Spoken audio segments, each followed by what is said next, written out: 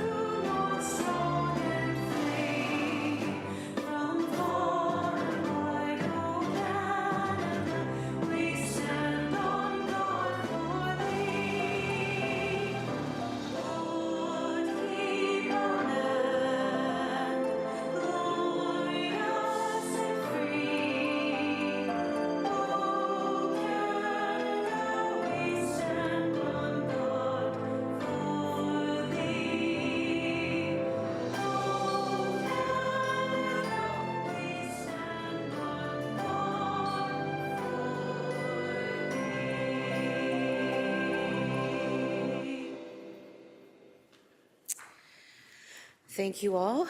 Please be seated.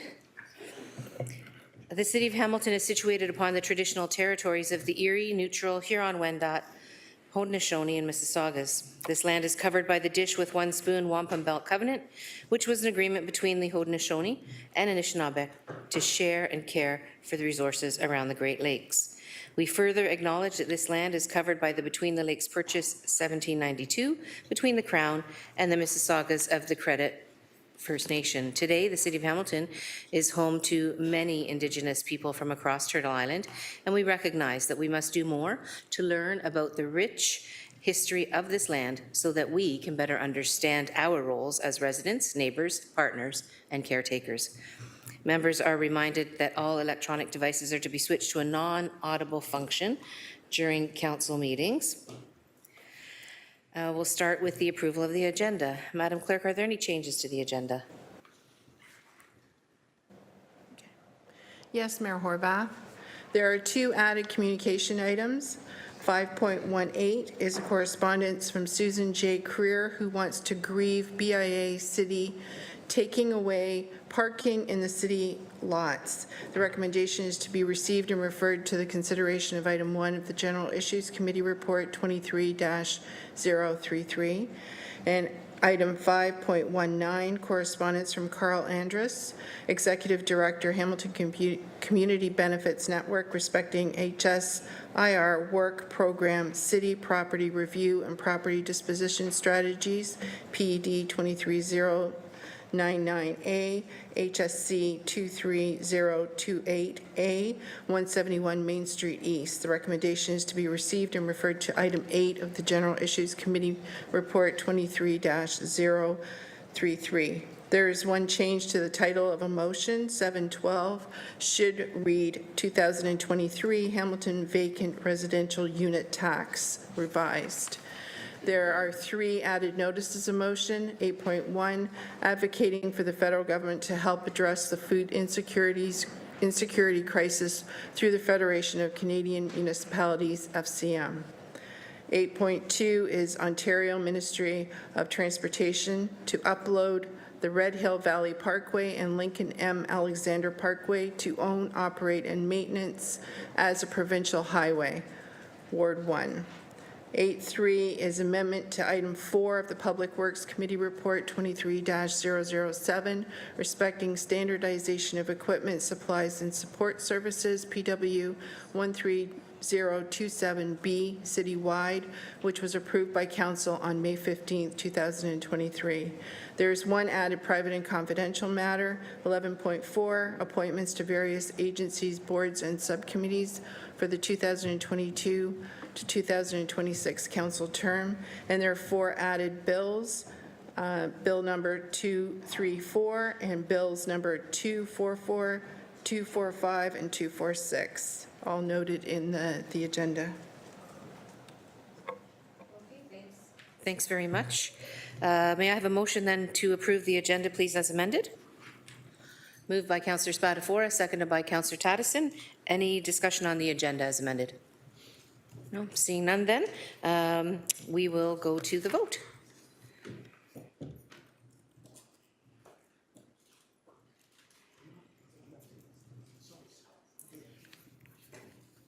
Thumbs up, McMeekin.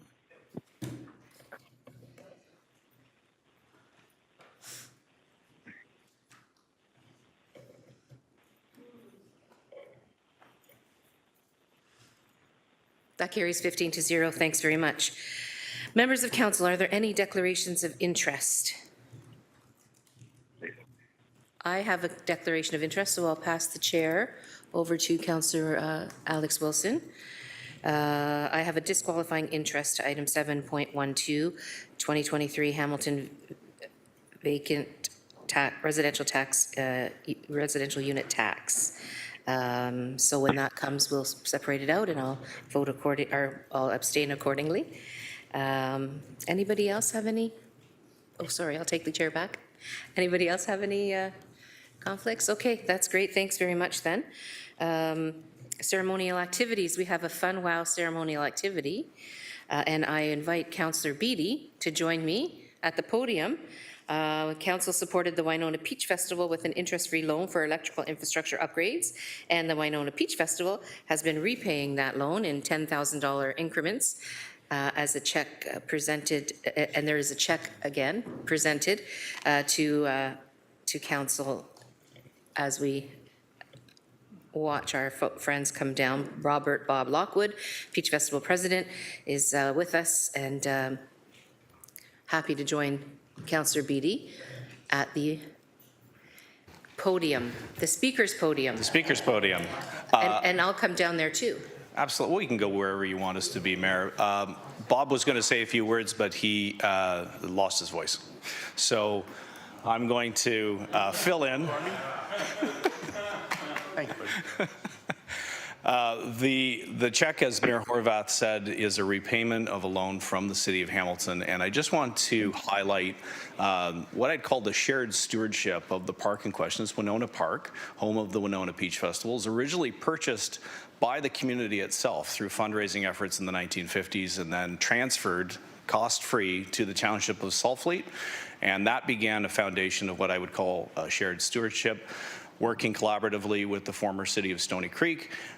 In 1998, 99, I think it was, Bob, the Peach Festival and the then city of Stoney Creek collaborated on a property purchase to actually expand the festival site through what we now call Winona Peach Festival Field, which is the annex, the adjacent soccer field. And over time, the festival has invested heavily in the infrastructure to support itself, and these loans have supported those infrastructure upgrades primarily for hydro purposes, to make sure that the electrical system is up to par. When you have 100,000 people come into a park, you have to be able to provide a certain amount of electricity for them. Not that the festival itself is not electric enough, but we do need hydro. So with that, anything you want to add to that, Bob? I just want to thank all the City of Hamilton for your support. Oh, sorry. I'd like to thank the City of Hamilton for your support in helping festival for over many, many years. Thank you. There you go. Where are we gonna? We'll go up to the podium. Over here? Yeah, Okay. we'll go around to the other side.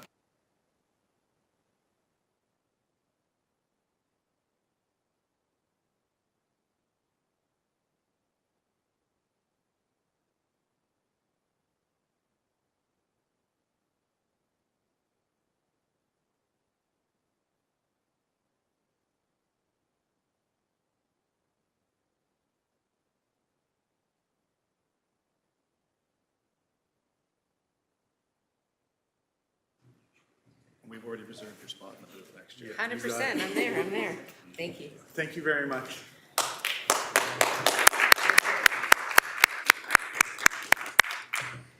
So I do have to say, I'm just a kid from Stony Creek, and the Peach Festival has been part of my life for a very, very long time. So this is doubly exciting for me to not only thank Bob for the check, but to thank Bob and all of the volunteers and vendors who make the Peach Festival such a fabulous experience for people far and wide. Hamiltonians and people from all over the province come to the Peach Festival.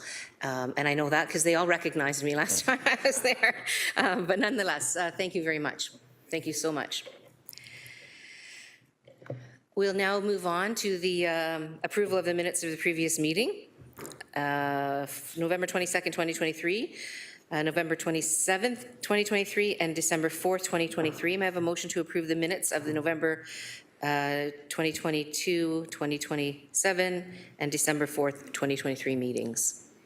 Moved by Councillor Spatafora, seconded by Councillor Francis. Any discussion on the minutes, folks?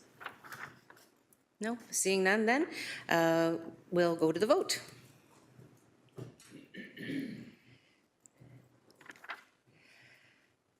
McMeekin, thumbs up. Thank you.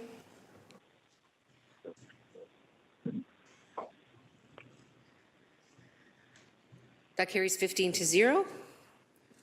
Now we're on to communications. Councillor Alex Wilson, may I have the motion on the communications items, please? You may. It's moved by myself and seconded by Councillor Craig Cassar that Council Communications 5.1 to 519 be approved as presented as follows.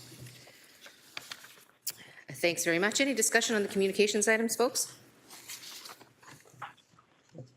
Seeing none, then we'll go to the vote on the communications items.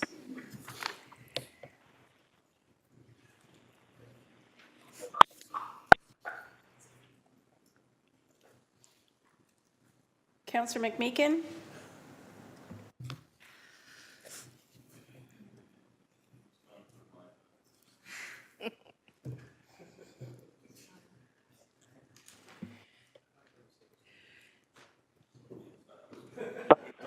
And 14-0, that carries. Thanks very much, folks. We're now going to move into committee of the whole.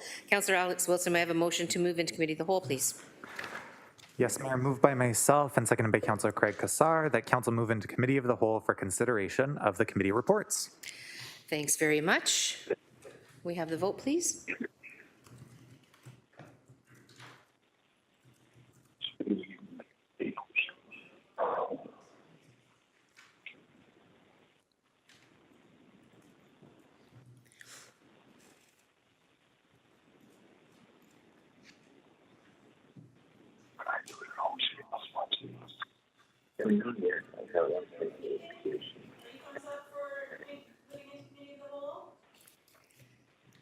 Councillor McMeekin, are you thumbs up for moving into committee of the whole? yes, Thank you.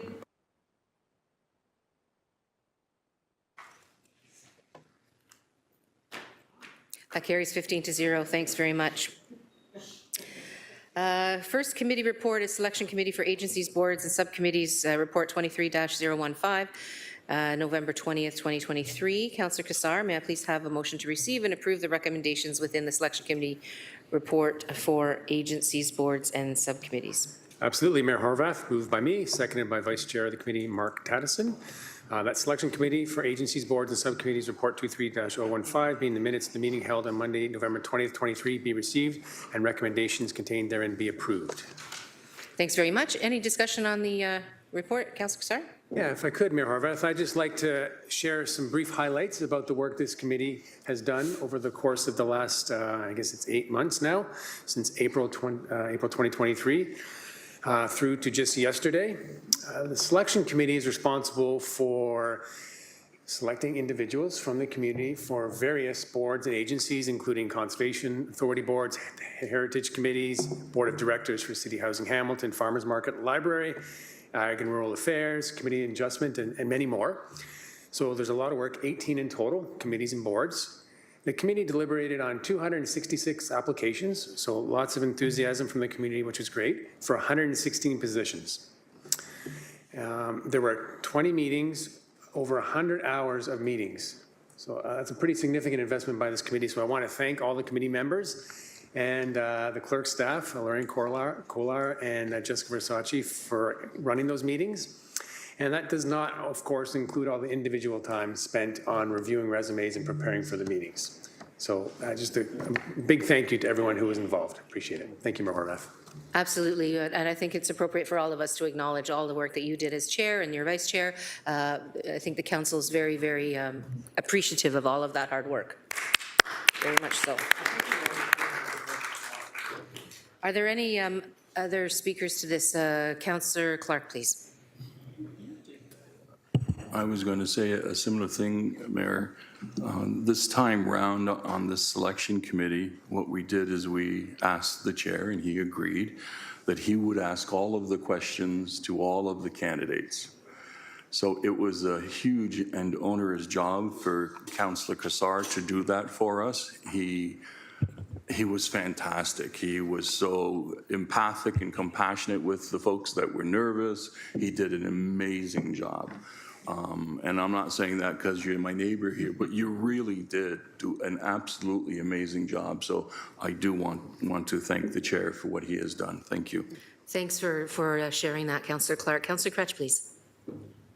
Councillor Clark took the words right out of my mouth. Just want to echo those comments. I was going to say the same thing. Just an outstanding job. It's very difficult to interview that many people across so many broad ranges of topics, to ask the same questions sometimes over and over again over a 6 or 8 hour day. Just an outstanding job. Thank you for all that service. It means a lot. Thanks, Councillor Cretch. Councillor Spatafor, please. Thank you, Mayor. Just a quick comment. I just want to, I'm not taking anything away from the chair, but a quick shout out to the vice chair sitting beside me. Thank you.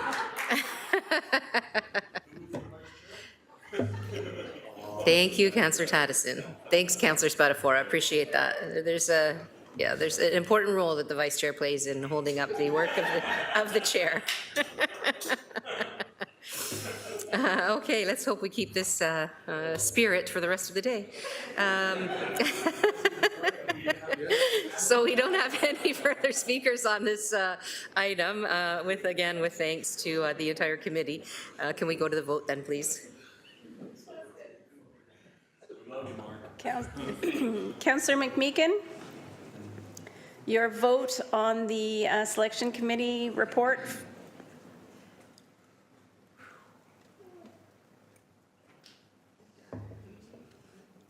Up, Beacon. Are you in Thumbs favor? up, Beacon. Yes. Thank you. And Councillor Francis.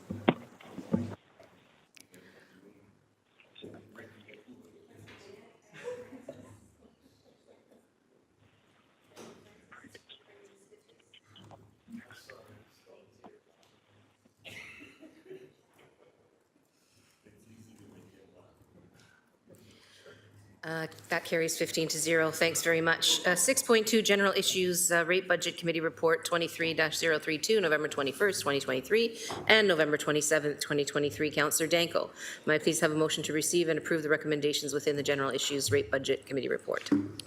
Thank you, Mayor. It's moved by myself, seconded by Vice Chair Councillor Maureen Wilson, that the General Issues Rate Budget Committee Report 23-032, being the meeting held on Tuesday, November 21st, 2023, and Monday, November 27th, 2023, be received, and the recommendations contained therein be approved.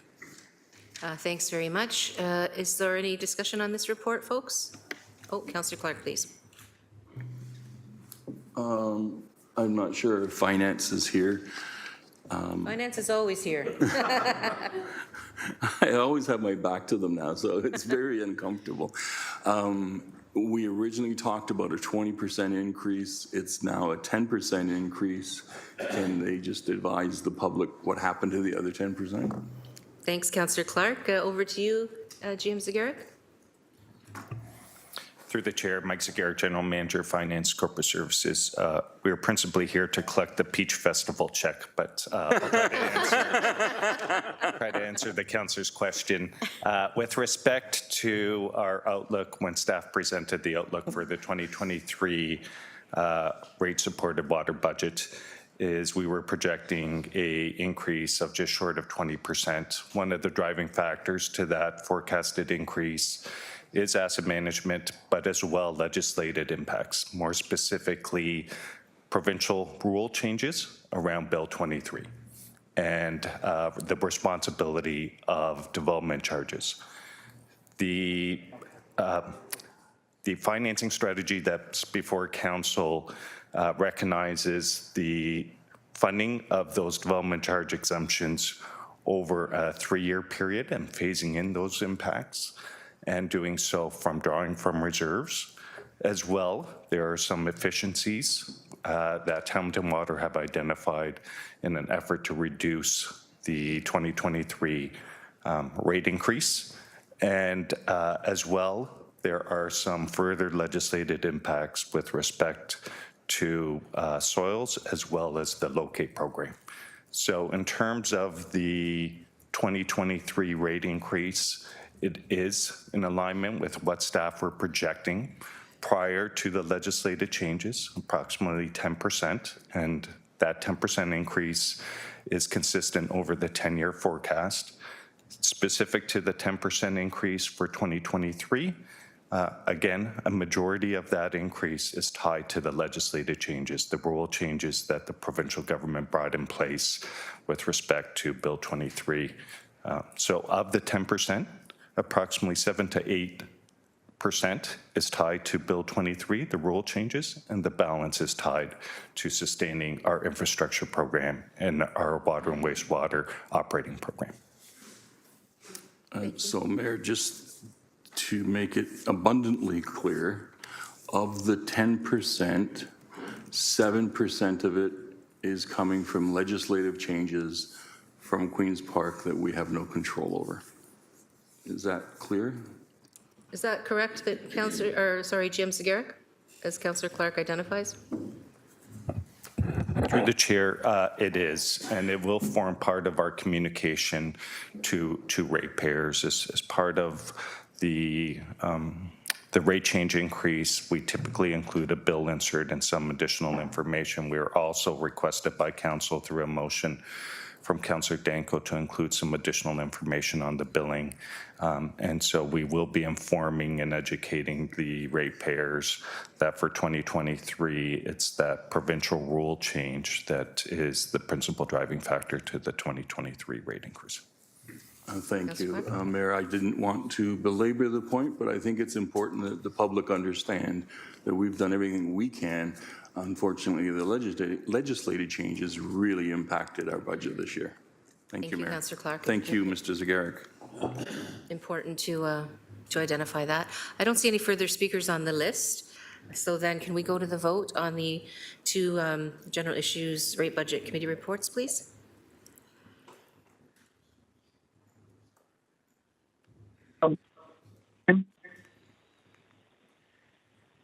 Are you in favor, Councillor McMeekin? Yes. Thank you. Thank you.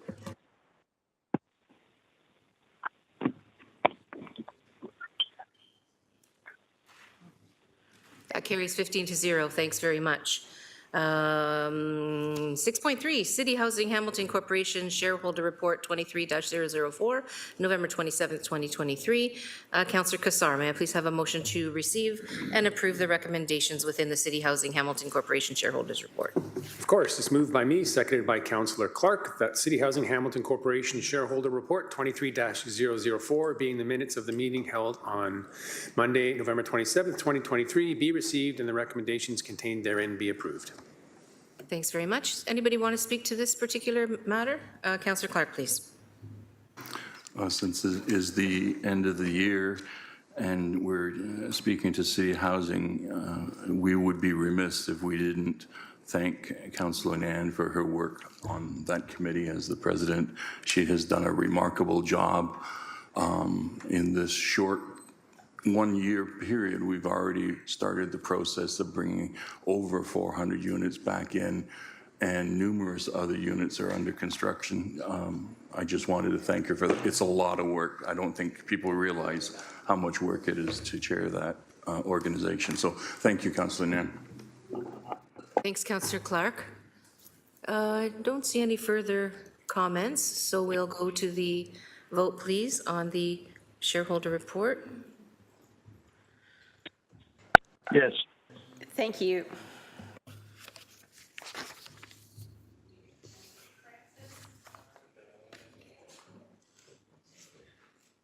That carries 15-0. Thanks very much. We're on to 6.4, Selection Committee Report for Agencies, Boards, and Subcommittees, 23-016, November 28, 2023. Councillor Tattison, may I please have a motion to receive and approve the recommendations within the Selection Committee Report for Agencies, Boards, and Subcommittees? Moved by myself, seconded by Councillor A. Wilson, that the Selection Committee for Agencies, Boards, Subcommittees Report 23-016, being the minutes of the meeting held on Tuesday, November 28, 2023, be received and the recommendations therein be approved. And I would like to say, Mayor, that despite the joyful banter, I took my duties as Vice Chair very seriously. And on those rare occasions, over 20 meetings, when the chair could not be present due to personal matter, illness, or a conflict, I was most willing to step forward and fill in his big shoes. Thank you. And I'm sure you did an amazing job at that, Councillor Tattison. Thank you for fulfilling your duties as Vice Chair so stellarly. Is there any further comment on this particular report? Seeing none, we'll go to the vote, please. Councillor McMeekin on the Selection Committee report. And Councillor Cretch. Thank you. Councillor McMeekin. Yes. Thank you.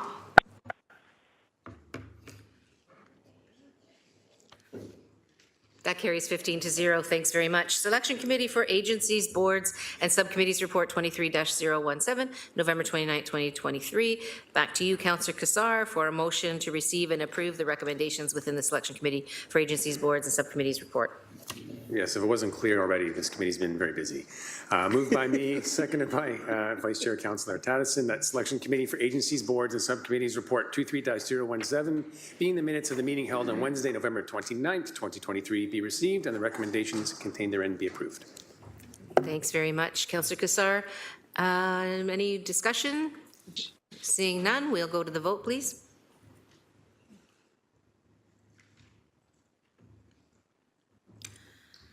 Yes. Thank you. That carries 15-0. Sole voting member of Hamilton Farmers Market Report 23-004, November 30th, 2023, item 6.6. Councillor Tattison, may I please have a motion to receive and approve the recommendations within the sole voting member of Hamilton Farmers Market Report? Moved by myself, seconded by Councillor M. Wilson, the sole voting member of the Hamilton Farmers Market Report 23-004, being the minutes of the meeting held on Thursday, November 30th, 2023, be received, and the recommendations contained therein be approved. Any discussion? Seeing none, we'll go to the vote then, please. Yes.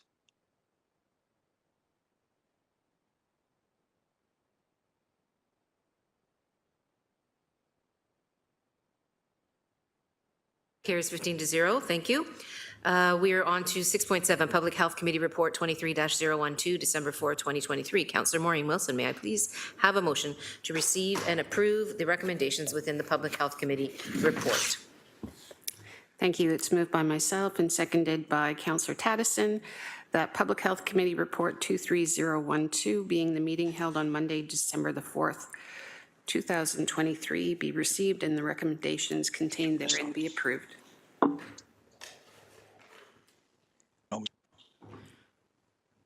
Don't see any. Oh, Councillor Clark, please, sorry. Item 2 on the agenda, Mayor, it is the third-party air monitoring regarding Green for Life, Stony Creek landfill. I think they call it the Stony Creek Regional Facility now. This motion is being received well in my community. We are getting the information in terms of how we would conduct that air monitoring in the spring when there's a melt. The snow, once the snow melts, it will increase the amount of percolation through the landfill, which ultimately increases the amount of leachate, which is what the ministry and the company has indicated has the foul odor. They are working their way through building a pre-treatment plant and are getting the designs for that.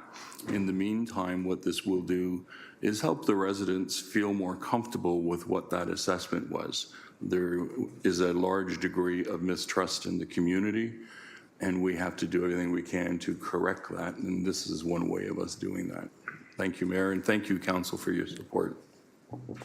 Thank you, Councillor Clark, and I know some of your neighboring councillors of your ward are also very much affected, and so I'm sure they're very grateful too for the lead you're taking on this on behalf of the residents of that area. So seeing no further speakers, we'll go to the vote, please. Yes, McMeekin. Thank you, Councillor.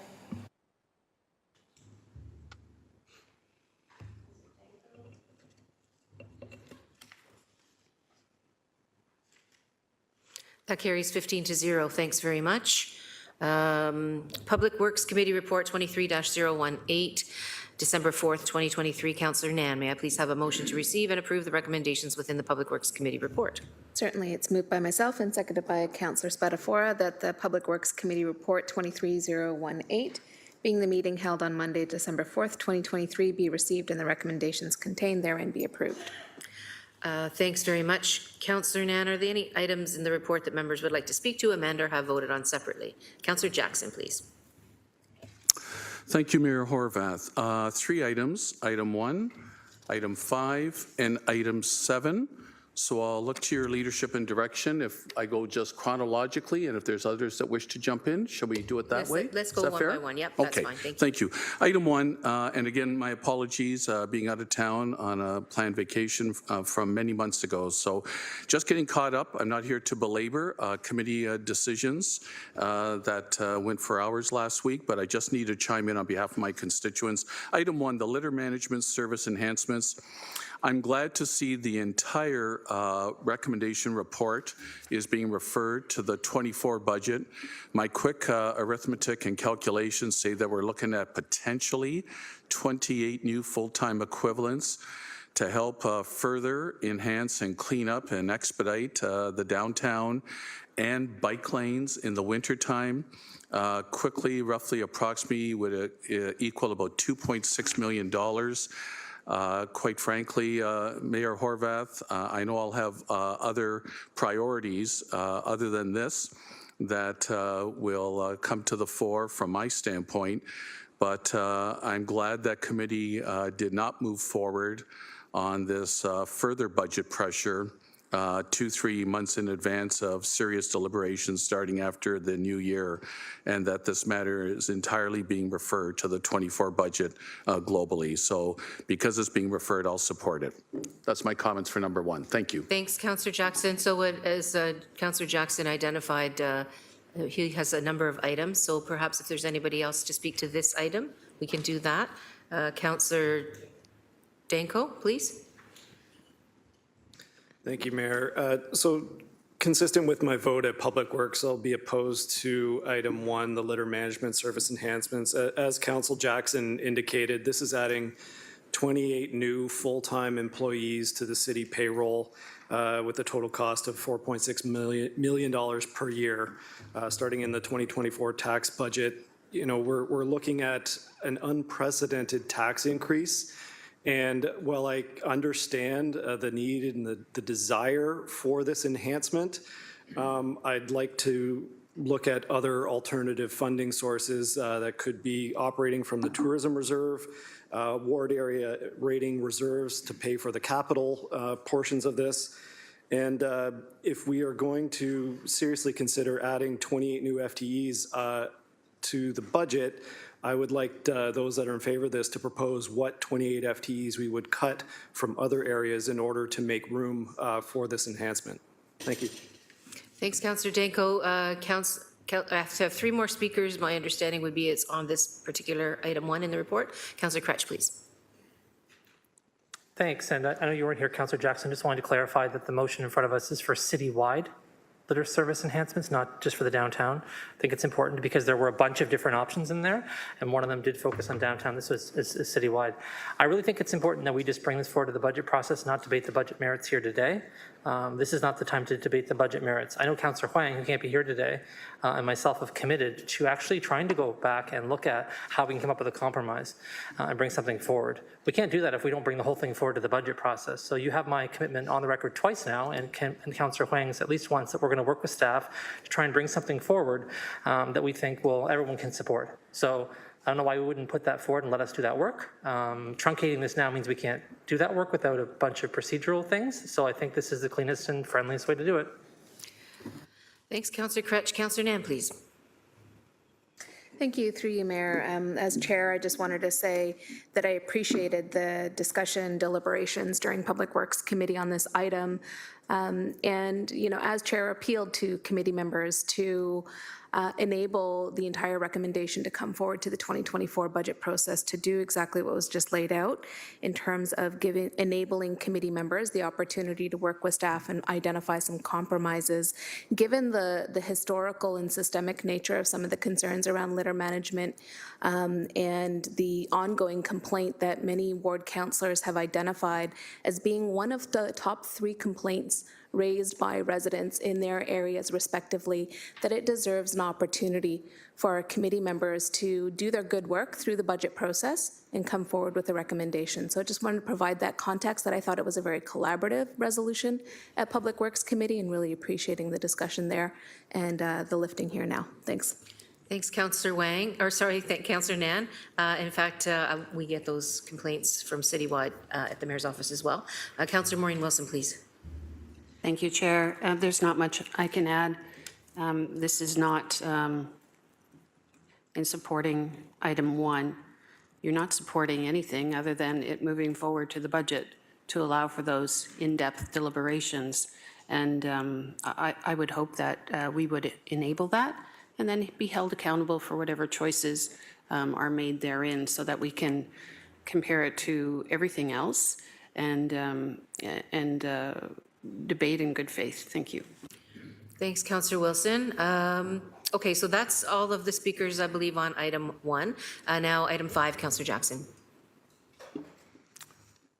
Can I presume Councillor Danko was ultimately wanting a separate vote then on 1, or I'll leave that to you then, Mayor Horvath? So we're having the discussion, and then when we go to the vote, we'll pull those items. Thanks, Mayor Horvath. My apologies. Thank you. I just didn't want to lose any colleagues' requests.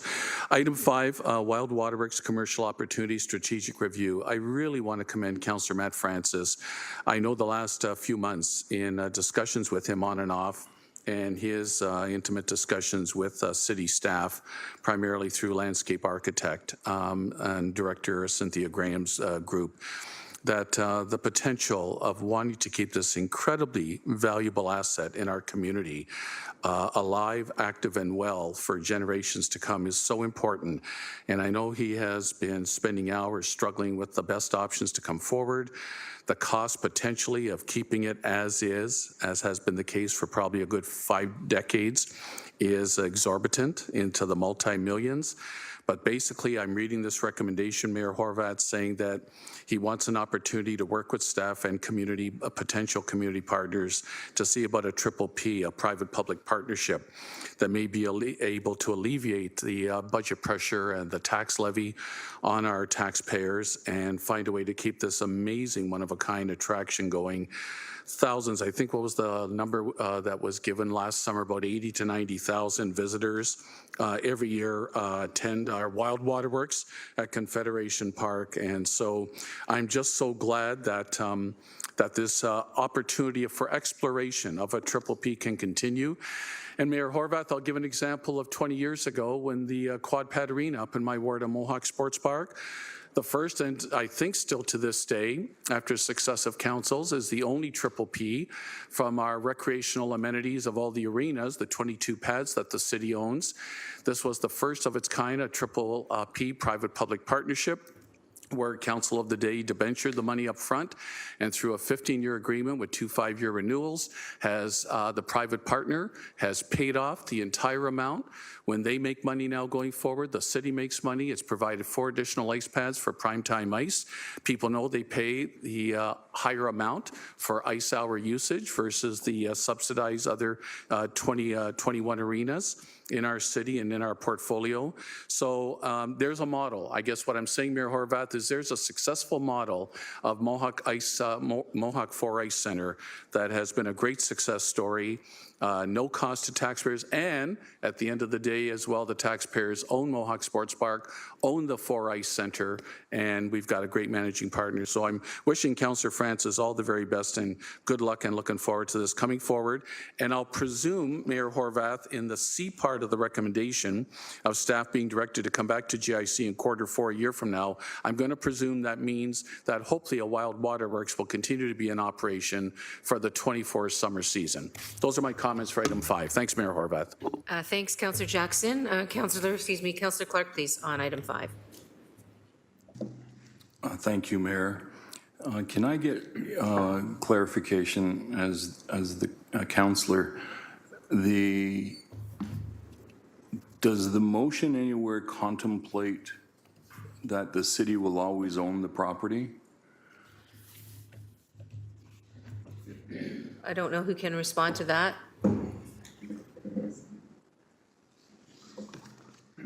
Jim Can? Acting City Manager?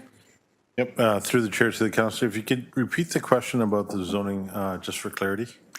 So this is with regards to item number 5. Yep. It is the Wild Waterworks. My understanding is the city of Hamilton owns all of that land down there, which is very expensive land. I would be concerned if we're talking about selling that land to the private sector, so my preference would be that we would maintain ownership. Can I get clarification if that is the case? Through the chair to the councillor, that's definitely the case. We have a master plan that's already in play. This report looks at the future use of the Wild Water Works area that's defined. The city will make every effort and bring forward a proposal where we maintain ownership of that land, and in no way, shape, or form, working with our colleagues in PD, would we contemplate selling those lands. Thank you for that.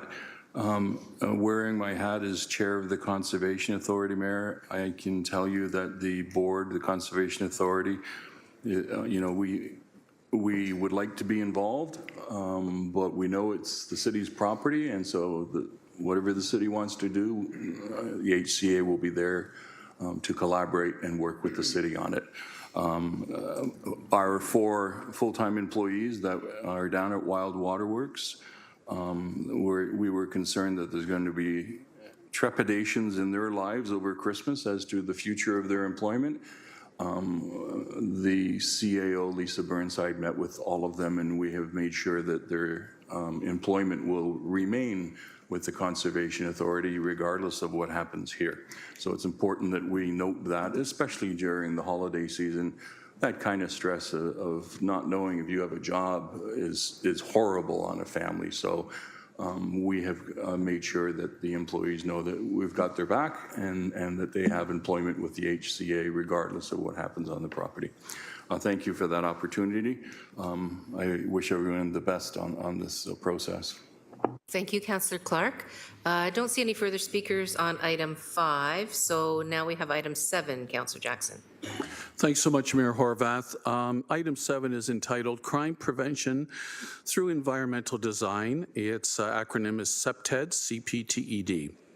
The recommendations in appendices B, C, D, E, F, basically those appendice alphabetic numbers, alphabetic categories are about the 5 escarpment stairs that we have across our mountain and lower city, to the Public Works Committee, that this matter be referred to the 24 budget, $254,500 operational dollars, and $165,000 capital dollars be referred. Now, again, folks, apologies, I wasn't here at Public Works. I definitely would have chimed in very strongly at Public Works, and please, Public Work colleagues, no criticism whatsoever.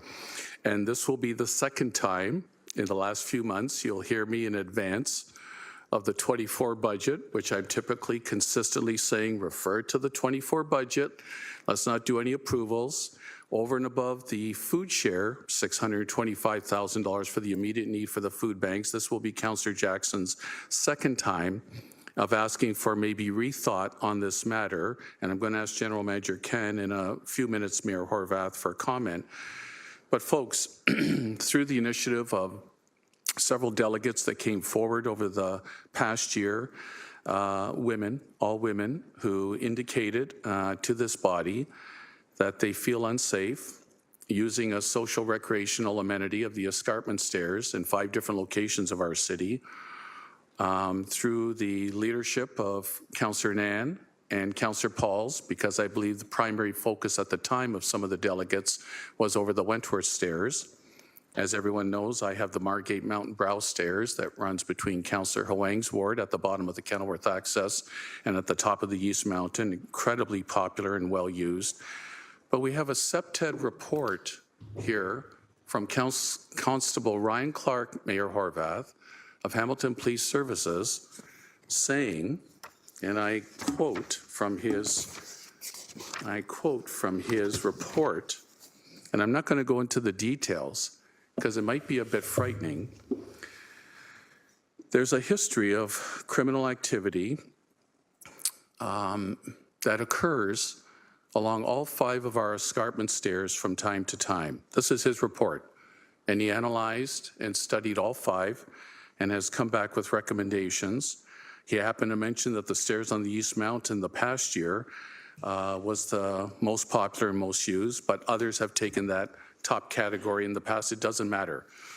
All 5, I'm very proud of the escarpment stairs that connects our peoples, our wards, from top to bottom. And I guess I'm a little bit befuddled and disappointed that this matter for $254,500 in our $2 billion corporate budget and $165,000 capital be referred to the 24 budget. So we're going to wait another 3-4 months, and if we hopefully say yes through the 24 budget, we're going to tell the users, primarily women who came and expressed their concern and fear from time to time for them and primarily their children using the stairs up and down, that there's a real problem. And please, council, address it. And I looked at the 165,000 and roughly the 10 wards, top and bottom. I'll ante up my 17,000 if I'm not putting any obligation on my colleagues, but I'll at least ante up my 10th share of 17,000 to get the capital moving. So all that preamble through you, Mayor Horwath, to General Manager Ken as to, was this staff recommendation? Was there not surpluses within existing public works budgets that we could get on with this, I'll call it small amount, to make our escarpment stairs safer for the majority of our population that are of the gender of women and females? Through you, Mayor Horwath, please. Thanks, Councillor Jackson. GM Can, please. Through the chair to the councillor, absolutely, Public Works and everyone in the city, we take public safety paramount, second to none. The recommendations in the report, working with a number of stakeholders, including Hamilton Police Services, recommends how to mitigate and how to move forward in terms of designing and constructing and making these stairwells safer. Director Graham and I, we've had a number of conversations, and she's on the screen right now. She will advise that we are looking to implement these should we get the budget approval, notwithstanding the fact that we're entering what I would call the winter season. So any of that construction really couldn't start for the next probably 90 days, maybe upwards of 120 days. That gives us time to, 1, go through the budget process, but 2, make sure that when we do have a plan in place that we are able to expedite it should we secure the funds. Director Graham, if you'd like to add to that. Thanks, General Manager Ken. Director Graham, good to see you. Any further comment, please, through you, Mayor? Thanks, Councillor Jackson. Go ahead, Director Graham. Thank you. Through the mayor, Cynthia Graham, Director of Environmental Services. Yeah, so GM Can has outlined the situation. Much of the work of my team in parks operations would be vegetation removal, trimming back and increasing visibility and sightlines. That work would need to be done in the spring, so the budget process doesn't interfere with that work to be moving forward. The one piece that could be expedited possibly is the piece about hiring additional security staff identified on page 5 of the report for $219,000. You know, with timelines for hiring, that there would be some lag in implementing that.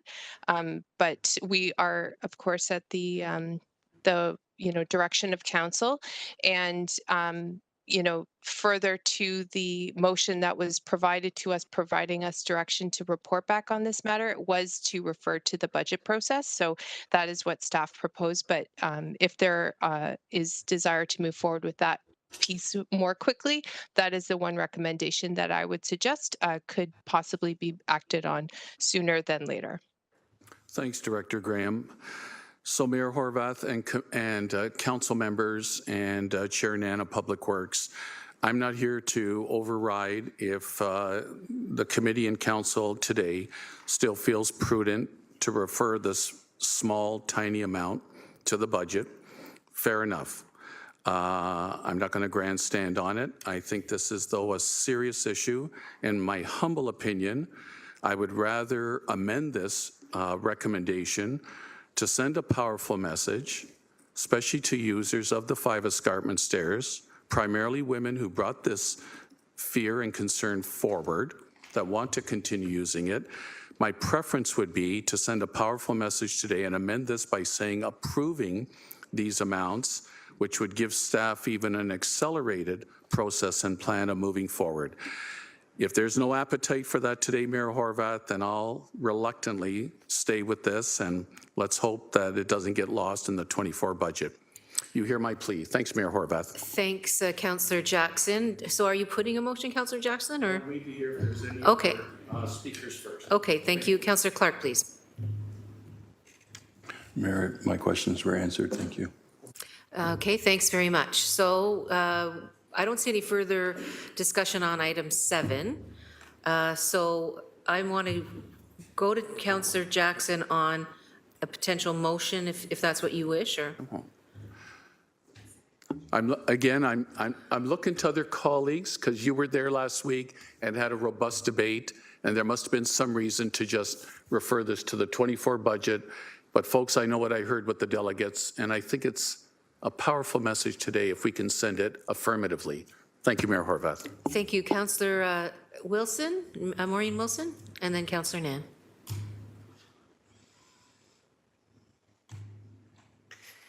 Thank you, Mayor Horvath. This is kind of a difficult item to debate publicly, and I am always appreciative of Councillor Jackson's allyship on matters when it comes to violence against women. Always, he's consistently always there as an ally. But let me be clear in my comments. This city and all cities are absolutely always dangerous for women. Every design, everywhere, every place. And I do appreciate the sending of strong messages. I would just ask that we send that message consistently, constantly, all the time, everywhere, on matters of design, on matters of public safety, on matters of housing, on matters of road use. And it's much of the work can be done in the spring, but it is, for me, it's a practice, it's an approach, it's a lens, it's a priority. It's looking also at the stairs as not recreation, but a necessary mode of transit for most of our users. And too many women are of low income that are forced into using those pathways. It's the intentional application of those principles and that lens in everything that we do. And that's why I am so grateful, Mayor Horwath, for this council's unanimous support for the gender audit that sees the way our city is built and operates from the view of gender diverse persons. And that's why I'm very grateful for the unanimous, resounding support for Councillor Nan's motion on declaring gender violence an epidemic. It is a public health epidemic. So I'm all for sending strong messages. My plea is, let us always send a strong message on every item and look through our actions through the vulnerability that is of gender diverse people for the very reason of who they are. Thank you. Thanks, Councillor Wilson. Councillor Nan, please. Thank you. Through you, Mayor, I also want to thank Councillor Jackson for raising the item and for his steadfast allyship, as Councillor Wilson has mentioned, when it comes to issues of sexual violence experienced by women and non-binary folks. I think part of the deliberation and importance for my support and also appreciation of staff who embarked on carrying out the direction from the motion and also bringing forward the recommendations in their totality is recognizing those recommendations in the context of what folks with lived experience would prioritize as being the most necessary intervention for their safety on the staircases. And that's where this work intersects with the good work of the motion that came from Emergency Community Services Committee that Councillor Wilson brought forward and that you seconded, Councillor Jackson. So from my perspective, I think it's important to invest well. I think it's important to invest fully in order to address the systemic design challenge. And I think that we need to center the voices and experiences of those who've been surviving violence in our community to tell us, is this the priority? Is more security the priority, or is there something else in the design also? And I think that needs to be factored in, and the recommendation as it was laid out by staff helps us get there in the new year. Thank you. Thanks, Councillor Nan. Okay, so I don't see anybody else on item 7. We are okay then, Councillor Jackson? Mayor Horwath, I appreciate the counsel and wisdom from Councillor Maureen Wilson and Councillor Nan. I was, if there was appetite, I was simply going to amend it to say, instead of being referred, that it be approved. But I'm hearing from the two other women colleagues of mine on council that this 3-month process might even help make it better. And then I would just remind everyone, put a big asterisk beside this item when it comes to budget time. Thanks, Mayor Horwath. Thank you, Councillor Jackson. So we've had items 1, 5, and 7. Are there any other items that people want to speak to in this report? Seeing none. Okay, so then we're going to have a separate vote on items 1 and 5. Is that my understanding? Or just one? Just one. Okay, then. So let's put up the vote. We're voting on item 1 in the Public Works Committee Report 23-018 regarding litter management service enhancements.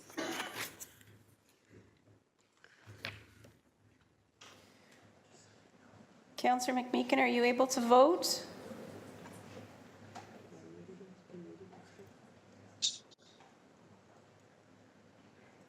Sorry, did you say yes?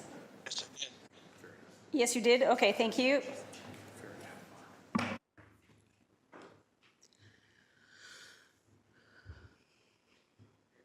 That carries 12-3. Thanks very much. We're on now then to the balance of the report. Put the vote up, please.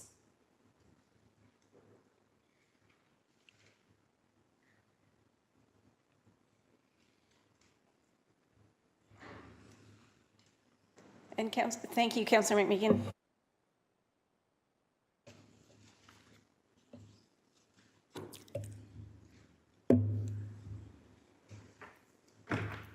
That carries 14-0.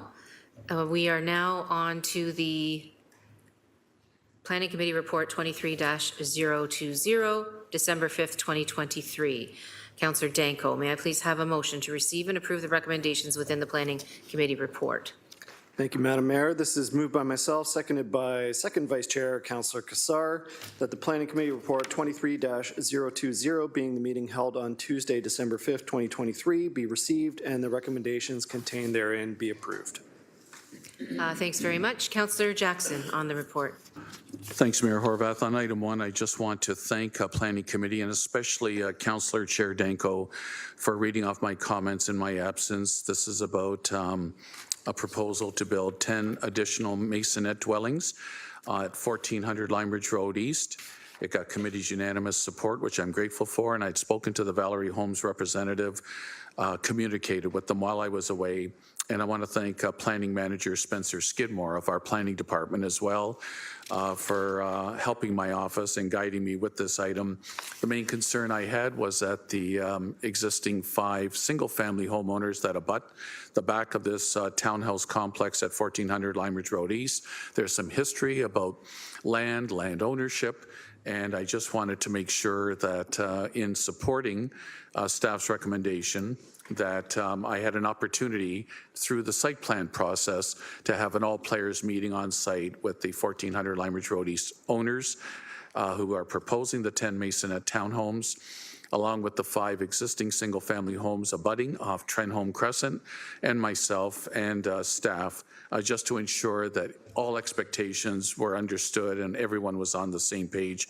Again, I really appreciate Chair Danko reading off my comments, fully supportive. Thank you, Mayor Horvath.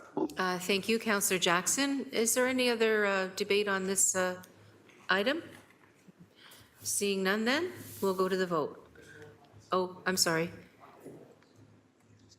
I'm sorry, I don't know what you're saying, Sal? Oh, okay. Councillor Maureen Wilson, items 8 and 9. Thank you, Mayor Horvath. Items 8 and 9 reference activity with respect to the taxi industry.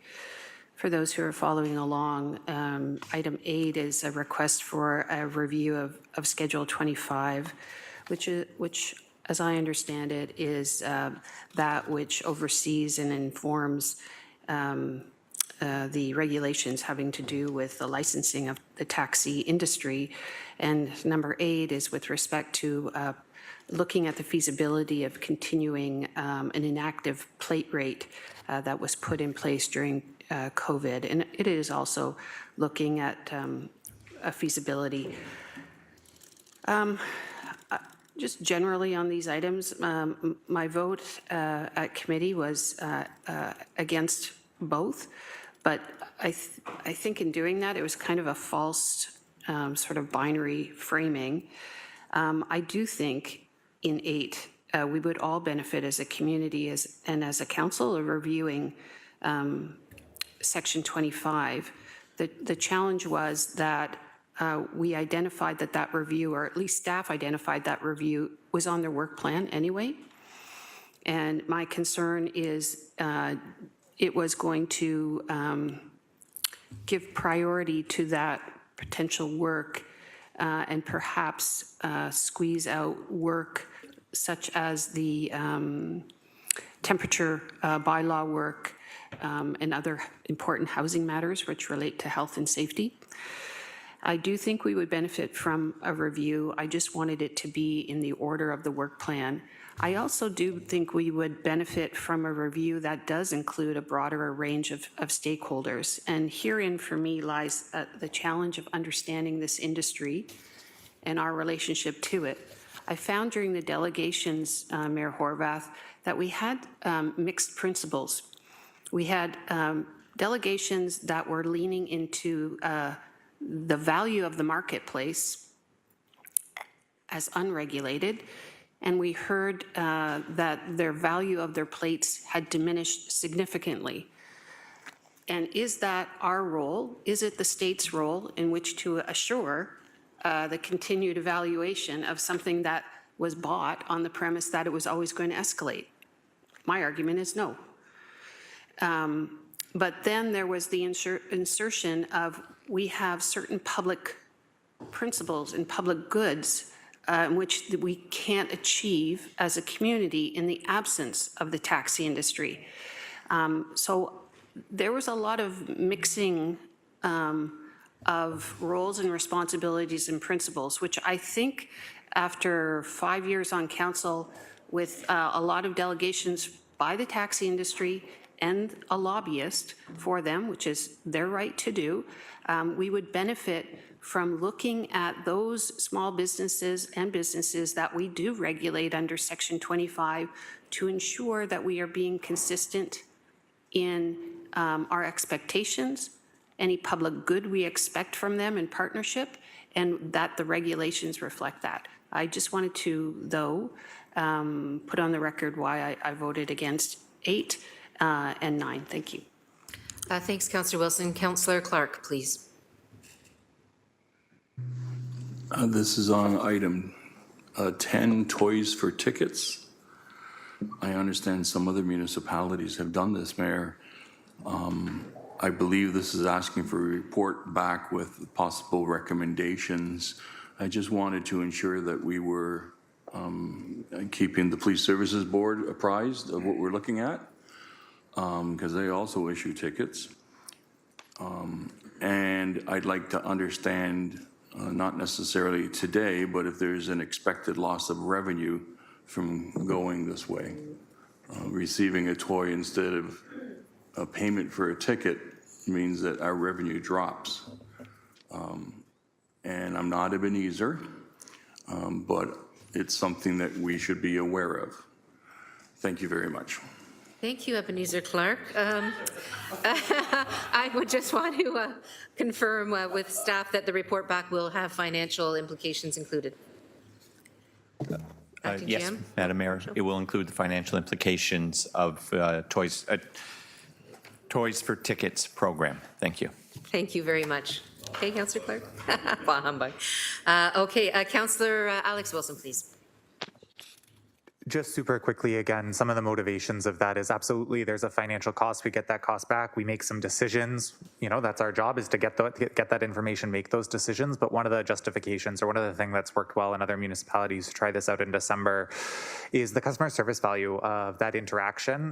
Parking ticket is not necessarily something, as people are doing their holiday shopping, et cetera, that's a positive experience. And so part of that civic culture, part of thinking about how we're supporting our BIAs, could be part of that mix. And so when that information comes back, looking forward to a holistic decision, but appreciate the question and appreciate that we're going to get that information. Thanks very much. Councillor Jackson, please. Different item? Different item, but same report.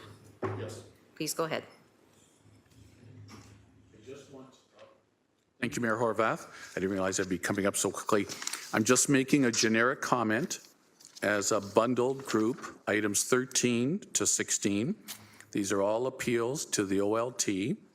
I don't have familiarity with the various wards and the projects, but on the periphery, I can imagine, Mayor Horvath, these are about, I suspect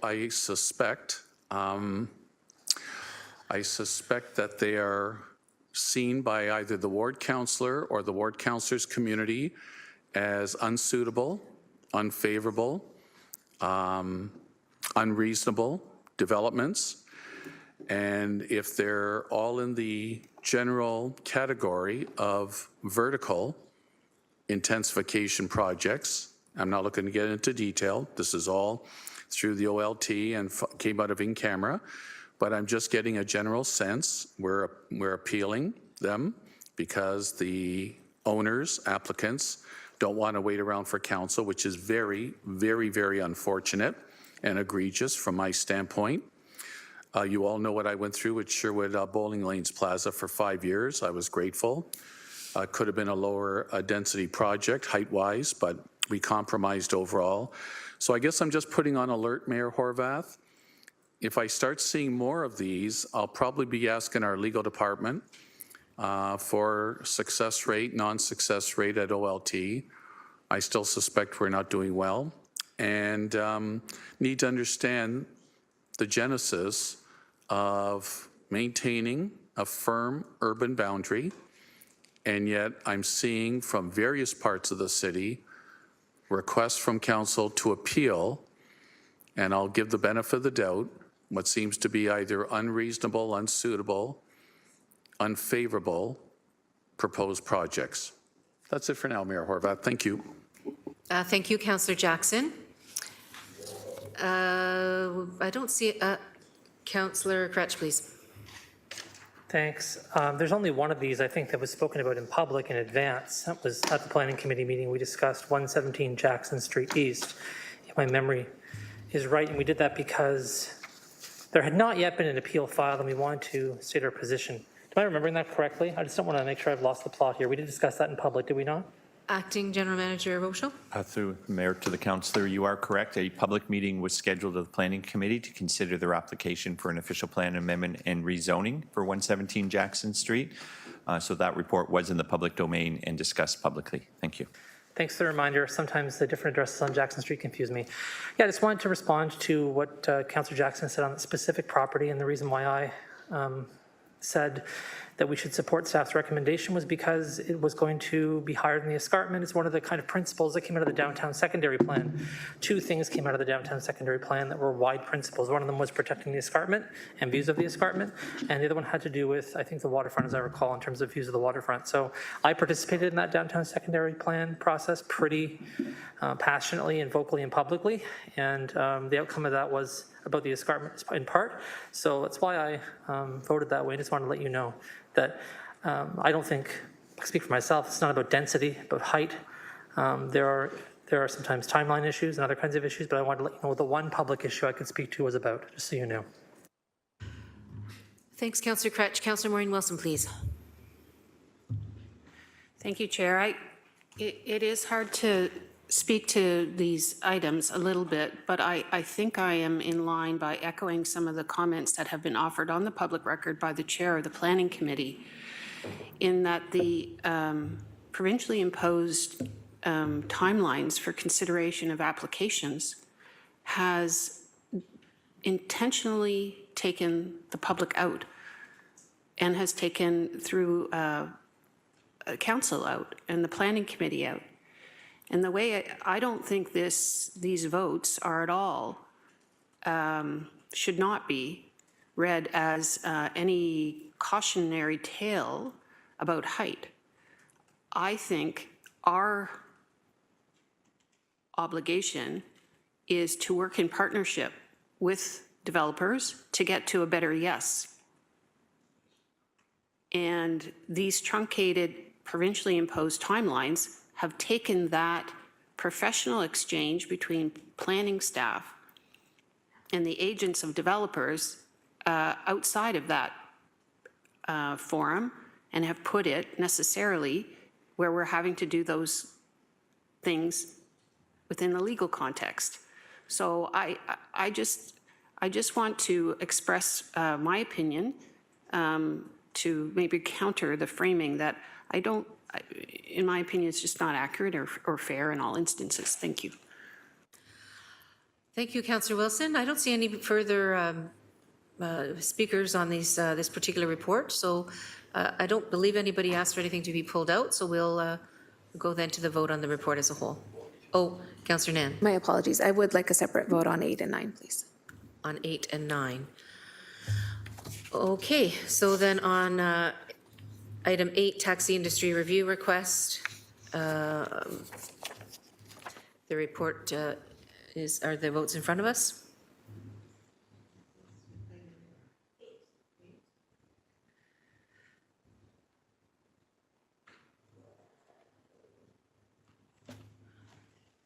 Councillor McMeekin on item 8. Thank you.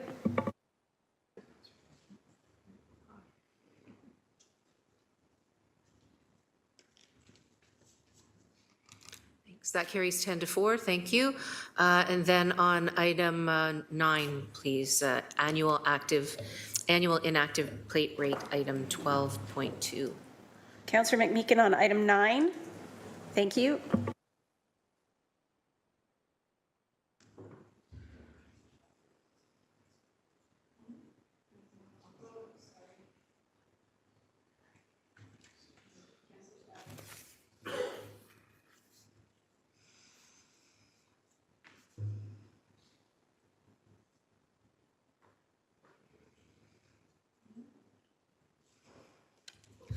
That carries 11 to 4 as well. Thanks very much, all. We're now on to 6.10. I'm sorry. Mayor Horvath, the balance of the planning. Oh, sorry, committee the balance report? of the planning committee report. Can we have the vote up, please?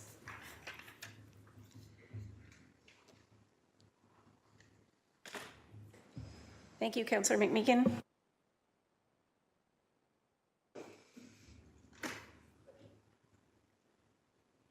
That carries 15 to 0. Thank you. And now we're on to the item 6.10, Hamilton Police Services Board Selection Committee Report 23-006, December 5th, 2023. Councillor Nan, may I please have a motion to receive and approve the recommendations within the Hamilton Police Services Board Selection Committee Report? Yes, it's moved by myself and seconded by Councillor Spatafora that the Hamilton Police Services Board Selection Committee Report 23-006, being the meeting that was held on Tuesday, December 5th, 2023, be received and the recommendations contained therein be approved. Thanks very much. I don't see any. Oh, Councillor Clark, please. Can any members of the Police Service Board Selection Committee enlighten us as to what was the issue that we're calling in the Integrity Commissioner for? Councillor Nan? Mayor, that's being dealt with at a separate agenda item later in our council meeting, and be happy to talk about it at that time. Okay, thank you. Thank you, Mayor. Seeing nothing further then, we'll go to the vote on the report.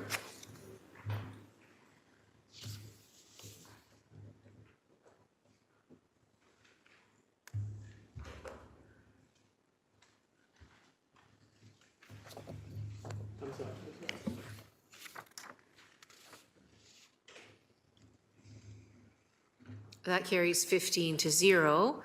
Thanks all. We're now on to 6.11, General Issues Committee Report 23-033, December 6th, 2023. Councillor Alex Wilson, may I please have a motion to receive and approve the recommendations within the General Issues Committee report? You may, and I'll remind everyone that this was everyone's favorite General Issues Committee of the term so far. Moved by myself and seconded by Councillor Cassar that the General Issues Committee Report 23033, being the meeting held on Wednesday, December 6, 2023, be received and the recommendations contained therein be approved. Thanks very much. I see a speakers list starting. Councillor Francis, please, on item 8 in the report. I believe it's item 10. I'll have to double check with the clerk Okay. on this. It is item 8, sorry, you are correct. No problem.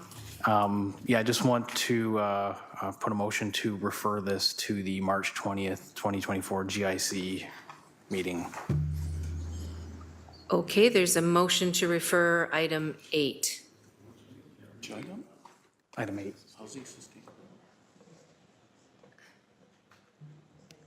Mayor Clerk Horvath. Pilon? Yes, Mayor Horvath, there is another section in the information section, J2, that also it's being deferred. And I believe Councillor Francis wants that referred back as well. I've sent him the motions that he has to put forward. First, he has to lift J2 from the information section and add it as item 19. Then he has to put the item 19 on the floor, and then there's an amendment to refer both item 8 and item 19 to staff. He has the wording that he's asked for. Okay, so we have a motion to refer with instructions. Is that what we have then? A motion to refer with instructions. Councillor Francis, do you have a seconder?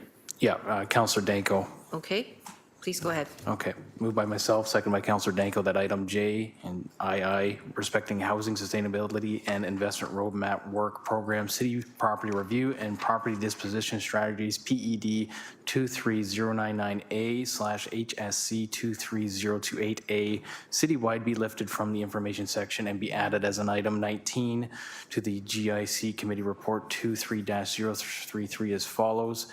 19, I'm going to be here a while if I'm going to read all this out. the Housing Sustainability Investment Roadmap Work Program, City Property Review and Property Disposition Strategies, PED 23099A/HSC 23028A citywide. Okay. So, I, D, and E are included here. okay, and so the motion to refer is not debatable, but the instructions are debatable. Clerk Pilon. Mayor Horvath, because there's another section for that report that Councillor Francis wants referred back to staff, we have to lift that item from the information section. So that's the motion that Councillor Francis just put forward. Okay. To lift it To and lift make it, it okay. item 19. Thank you. And then item 19 goes on the floor. However, he wants to move a motion to refer that back to staff. Okay, so then the motion to lift is moved by Councillor Francis and seconded by Councillor Danko as well? Yes, okay. Councillor Clark? Mayor, I don't know if this is the time to ask the question, but I'd like to understand the instructions. This is just to lift it, and then it can be referred. So it's just to lift it out of the report. So I'll support lifting it, but I would like to hear the instructions. I'd like to understand why we're doing this. Thank you. Councillor Wilson?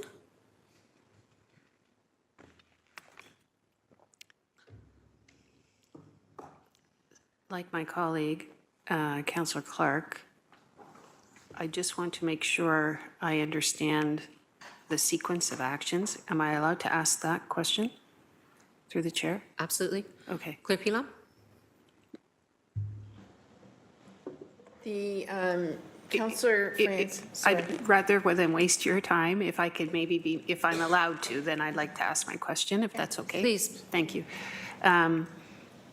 My recollection at GIC was that there was, by a majority vote, already a referral, I'm sorry, I still get those things confused, with respect to two items in the report, which were D and E, until February of next year. So those items are already been pushed ahead to allow, I believe the councillor wanted to engage in some consultation. So I'm just trying to make sure I understand the distinction between that action, which received the majority support of committee, and what is being proposed here through, which will be enabled here through the lifting and then the subsequent ask. Thank you, Chair. Clerk Pilon? Through the mayor, when I was asked to prepare the motion to refer the item back to staff, I informed the councillor that there's another section within the information section regarding that same report, and he advised me that he would like to refer the entire motion back. The entire report or motion? The entire Discussion item. recommendations back to staff. If I could ask clarity, Mayor Horvath, the entire discussion, do you mean the entire item 8 as it appeared, A through whatever? Yes, A through E, and then J2, which was a deferral. He'd like to refer that all back to staff. He would be able to speak to why he wants referral. Okay, so on the lifting of the report then, I see a speaker's list, or lifting of the item rather, in the report. I have a speaker's list, and I just want to confirm that that's what people want to speak about. So Councillor Francis, Councillor Wilson, Councillor Cassar, Councillor Kretsch. So Just so I can clarify, Mayor, the reason we're doing this is so that we can have a vote on the entire discussion item that we discussed last time. We're not ready to, clearly we're not ready as a council to move on any of these parking lots. And I want my parking lots in Stony Creek to be included in this. So my subsequent motion to refer after we do this is a procedure matter. My subsequent motion to refer is going to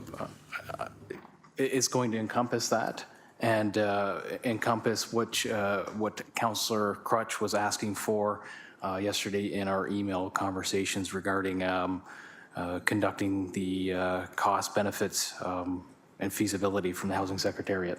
So this is lifting this item with the intent then to refer the entire matter back to staff for a follow-up report at GIC in Q1. In March 20th, 2024, as per Councillor Crutch's request. Okay, all right. So is everybody clear what the intent is here? Excellent. Okay, so we have the motion then to lift item 8. We had Councillor Francis, we had Councillor Wilson, Councillor Cassar. Are you on the, you're on the list? Mayor Horvath, it's to lift item J2 from the information section and add it as item 19. Okay. Does everybody, Councillor Cassar? Yeah, it's not to speak to the lifting, but I'll go back on when we deliberate. Councillor Crutch? Same? Oh. Yeah, I would like to speak to the specific instance. So I don't understand, just to be clear, I put forward, to clarify what Councillor Francis is talking about, I asked that there be, I have an amendment here that's in advance, specific to the 171 Main Street East parcel as an amendment to this. So how can we do all of these things? What I'm saying is you told me I didn't need to lift to make this thing happen, which is a separate amendment. So what I'm wondering has happening here is I in advance said, hey, I want to amend this thing. I tried to get on the speakers list first, but you know, this is the way that robots operate, right? You click the button, he clicks the button, so clicks the button. So now we're in this weird situation as far as I'm concerned, where I'm trying to amend something that we're trying to lift, but we're not going to do the amendment. We're going to just lift it. Like, I don't get it. Go ahead, Clerk Pilon. Mayor Horvath, through the mayor. The reason why you didn't have to lift that item is because it's in the actions section already. If we're dealing with an item in the information section, because we only received the information section, and if we want to vote on it separately, it has to be lifted and added as an item. So Councillor Francis would like to refer item 8, as well as that piece that's in the information section. So we have to lift item J2 from the information section and add it as item 19, and then he is going to put forward a referral motion on item 8 and 19. Thank you for articulating that. I guess what I'm asking is, so then what happens to my amendment? That's my main question. So what happens to the amendment I'm trying to put forward in light of that? So I guess what I would say is that if he's successful in the referral, the amendment would go to that process, if he's successful in the referral. Okay, so let's do one thing at a time then, okay? Let's get the motion that's on the floor, which is to lift the information item J into the report as item 19. Moved by Councillor Francis. H. Councillor Nam, please. Thank you. I apologize, Mayor. I just want to be super clear. So I have the understanding that item 8.1 that's on the report before us, or sorry, item 8, is amendable by Councillor Crutch, which is what he's proceeding to do. And Councillor Francis is trying to lift the entirety of the information section of the item that included the 2 properties in Ward 5 in order for that to be deliberated and discussed today. That's what you're hoping to do? Thank you. Okay. So Clerk Pilon. Through the mayor, Councillor Crutch, as far as your amendment, is the Councillor Francis is intending to refer it based on your directions in your amendment. So he's referring the whole matter based on those directions. So your amendment is taken care of. So it does, so it looks to me like there's some concern around the council table about getting this right, because it's our first kind of big effort in this regard, and I think it behooves us to get it right. And so that referral then helps, I think, to address any concerns that various councillors would have, so that we could move forward, or that's my understanding. So the referral is on, the lifting is on the floor. We've had the discussion, so I think we're ready to go to a vote on lifting that item in the information report to the main report.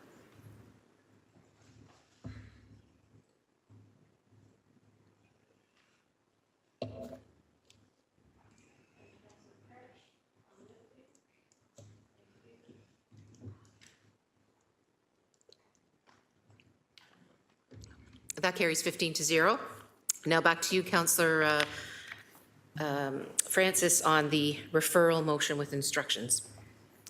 Is this the second part of the Word document you sent me, Clerk? Sorry, clarifications, because this is deferral here. You can go to the last. Okay, gotcha. There we go. Okay, very good. So moved by myself, seconded by Councillor Danko, that item 8 and item 19 of the General Issues Committee report. Sorry, this is the last one.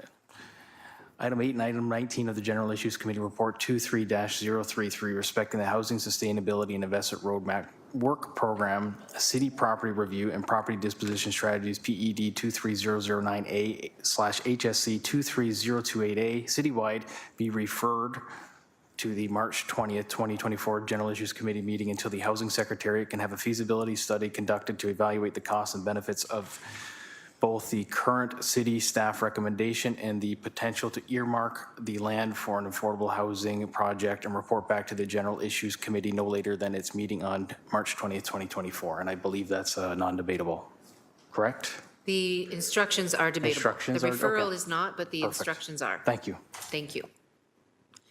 So then, on the instructions, Councillor Francis, did you want to speak further to the instructions? Councillor Nan. Thank you. The instructions don't make sense to me, and I'm looking for clarity, Mayor, because from the way that it's laid out here, there is a general statement being made about specific properties and then generally about properties. Whereas I understand that there is a legitimate amendment that is required for item 8A that many councillors have been working on as it relates to item in Ward 2 that Councillor Kretsch is bringing forward for an amendment that is direction to staff. This motion prevents that direction from being integrated moving forward. So this direction, unfortunately, isn't one that integrates everybody's interest in pursuing a comprehensive strategy to implement come in a couple of months. So, sorry, you're interrupting me while I'm talking, and I can't understand. If there's something you want to say, please add yourself back to the speakers list. So I'm seeking clarity in your direction because it does not specify specific properties, and it is generally saying potential to earmark the land for affordable housing when the original direction already includes properties that are earmarked for affordable housing, and a potential amendment for item 8A related to property 171 Main Street. I think this is too soon, Mayor, in terms of a totality of instruction without including the specificity that members of council have been working with staff on. So I won't be able to support the referral as it's laid out here. These instructions are not complete. Thank you. Councillor Alex Wilson, please. Thank you. Similarly, I think many folks are bringing forward amendments to make some changes to this report. I don't believe that a holistic deferral of the entire report gets us where we need to go, nor does it answer, I think, some of the concerns or questions move forward. I think that it's all about striking a balance between urgency and a crisis and making sure that we're not missing opportunities. I'd much prefer a fine-tooth comb approach than just a deferral of everything, because there are projects that can proceed that have not had any controversy. No one has said any concerns. I do not support the instructions to defer those. And I think that we can get to a very similar place by voting this down and then letting other folks amend the report that if amendments have been shared already. Okay. So again, it's the amendments that the instructions that we are debating. Councillor Clark, please. I don't have an amendment to the instructions, but I do have questions. May I ask those questions? To clarify the instructions? Yes. Yes. So I thought I heard, and again, it could be wrong, that the city clerk indicated that Councillor Kretsch's motion was captured in this referral. And I'm trying to understand how that happens. Clerk Pilon? Through the mayor, as per Councillor Francis' comment, he advised that he was referring the whole matter rather than just the one matter as per the directions in Councillor Kretsch's amendment. He would have to confirm that, but that's what Councillor Francis had said. And a further point of clarification, Councillor Kretsch has not put his motion on the floor, so his motion is not captured in the referral. We're doing a referral or deferral or whatever it is. Referral. Before Councillor Kretsch places his amendment, and if that is the case, then Councillor Kretsch's amendment would not be captured in this referral. Can I get clarification on that? Clerk Pilon, it seems to me that in order to codify the comments that were made by Councillor Francis in terms of his instructions, including the intent of Councillor Kretsch's motion, that needs to be included in the actual instructions of the referral, so that the referral does do exactly what Councillor Clark is concerned about. The referral instructions need to be amended to identify Councillor Kretsch's motion. And if I may, the challenge that I have is if we approve this motion the way it is, Councillor Kretsch's amendment will not be before staff for consideration. So Councillor Kretsch would have to move an amendment, then that entire item would be debated for a referral. Otherwise, Councillor Kretsch's information will not be captured in this motion. You can't capture his intent. We can only capture his words. So I'll leave it at that. It's in your hands, Mayor. Councillor Kretsch? Yeah, my name's been used a lot, so I'd like to speak to it. No, by all means. It's just a bit hilarious in a way. I put this motion forward and shared it with everybody in advance, and now the motion language I put forward is being used in another motion. Like, why is this not just being withdrawn? Allow me to put my amendment forward and do what you want to do. Be honest with you, I think that that's a problem. It's not the first time it's happened in this term of council either. I just think I've, in good faith, put this together, worked with staff, and to be transparent, collegial, trustworthy, I could go on. I sent it to everybody in advance saying, hey, here's what I'm intending to do. That was taken, and now something else is happening with it. It's everyone's right to do it. I just don't like it, and I'm saying so. On this issue of the lifting, that is not at all what my motion says. My motion is specifically talking to one parcel. To defer all of this defers good work that staff's trying to do on 9 Clarence Street, 70 Hope Avenue, 1126 Scarth Street, and so on. No one else raised these issues before about wanting to defer those properties.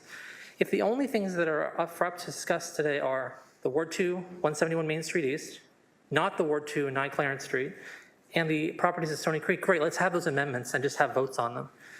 This, to me, does not make sense. We're not evaluating anything to do with these other properties. They've already been evaluated. The one that needs more evaluation, staff agrees that we could have a feasibility study, is the one at 171 Main Street East, which is why I'm putting that individual amendment forward. So I understand that it's all procedurally allowed to do. Whoever gets on the speaker's list first wins, but I don't think this is the way to do it. I don't think this is collegial and ethical. Thanks. Thanks, Councillor Crutch. Councillor Danko. Point of order, Madam Mayor, is entirely ethical and within the rules of order, and I'd ask that Councillor Crutch apologize. Councillor Danko, I think that you've raised an issue that's important, and that is for us to remember that we shouldn't be suggesting any motivation of other members of this body. We need to deal with each other with some respect and not make assumptions about motivations or in any way cast aspersions on people's character. It's not appropriate, it's not professional, and so let's try not to do that, please.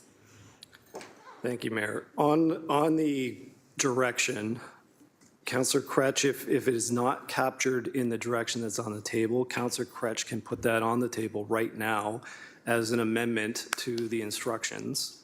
I think the intention is pretty clear that we're going to refer the entire report with all of the recommendations, with all of the sites, back to staff for an additional report back, because obviously with 3 out of the properties that are in the report of having concerns with moving forward, that we as a collective need to take collective ownership over the decision and not parcel out specific parcels here. So by referring the entire report in its entirety, we get a reset and a rediscussion in March. The date was suggested by Councillor Crutch, and I think that's entirely reasonable. Thank you. Thank you, Councillor Danko. Councillor Kassar, please. Thanks, Mayor Horvath. Comment and a question. What I understand in the original report, there were 5 properties total. 4 were recommended for affordable housing, and 1 was not for best and highest use. At that best and highest use property was 171 Main Street East, and Councillor Clark's amendment, or Councillor Crutch's amendment, was to review that as use as affordable housing. So that's my understanding. I'd like to ask staff to confirm that, please, and then also to comment on what other work would be done or is required on 4 properties that have already been identified as appropriate for affordable housing, if I could, Mayor. So I think we're wading into the actual report as opposed to the instructions on the referral. And I really want to get back to the instructions on the referral. So the referral instructions, can you put them up, please, again?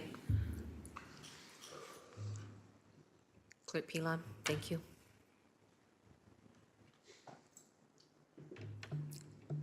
So this is what is in front of us.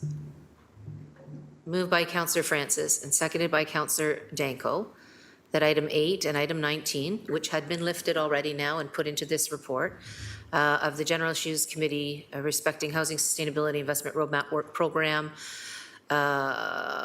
be referred to the March 2024 General Issues Committee meeting until the Housing Secretariat can have a feasibility study conducted to evaluate the costs and benefits of both the current city staff recommendation and the potential to earmark the land for an affordable housing project, and report back to the General Issues Committee no later than its meeting on March 20th, 24. So, March 20th, 2024. So there's problems with the language, frankly, already. And I think that there's a problem with the intent not being clear about all of the projects being reported back. Is this something that you're concerned about, Councillor Kassar? Yes, and if I may ask Mayor Horvath, am I allowed to ask a question to staff if this feasibility work is required or if it's already been considered by staff? No, it's really not on the, really what we do is have something in front of us. We're debating what's in front of us, and what, if there are things that people want to see in terms of amendments to these instructions, now is the time to make those amendments. Then we vote on the amendments, and then we vote on the main motion as amended. So I see somebody's amending them as we speak.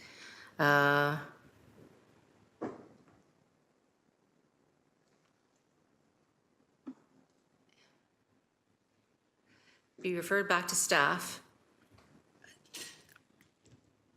in order that, in order that the Housing Secretariat can complete, or in order that the Housing Secretariat can complete a feasibility study conducted to evaluate the costs and benefits of both the current city staff recommendation and the potential to earmark the land for an affordable housing project, and report back. I just think it's pretty convoluted, unfortunately. I don't really know what we're getting at here. If what the instruction is to send the whole ball of wax back to provide a more detailed cost-benefit analysis of all of the properties in the report, including the potential of looking at 171 Jackson Street, what is it? 171 Main Street. Main Street, in your streets. Main Street for potential affordable housing, then that makes sense. But the way it is right now, I can't really make heads or tails out of it. So that's a concern. So I don't know where to go from here. I don't know whether the mover of the motion wants to clean it up, the instructions, wants to clean up the instructions, or if we're just going to go forward.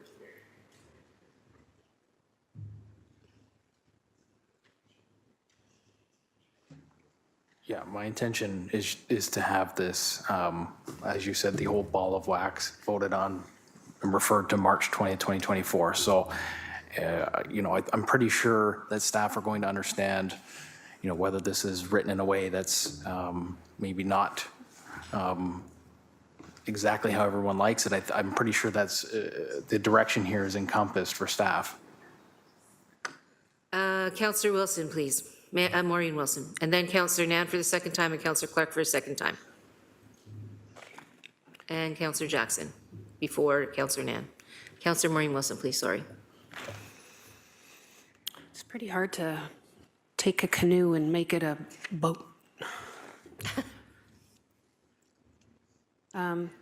Once more for me, can I have some, please, clarity on what the parameters in which I'm allowed to speak to this motion?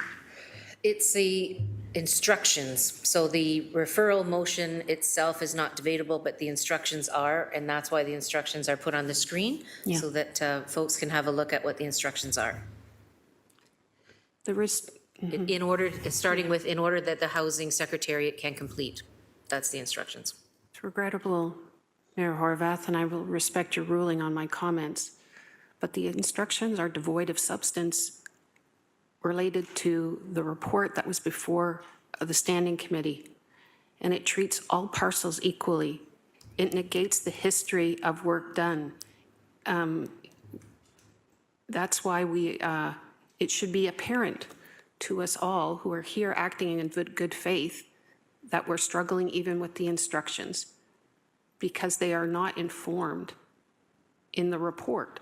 The substance, the information, the facts that were afforded to a standing committee.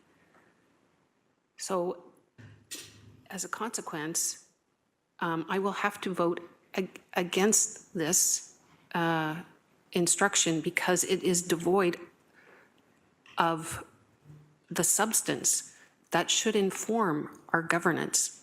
Thank you. Thank you, Councillor Wilson. Councillor Jackson, please.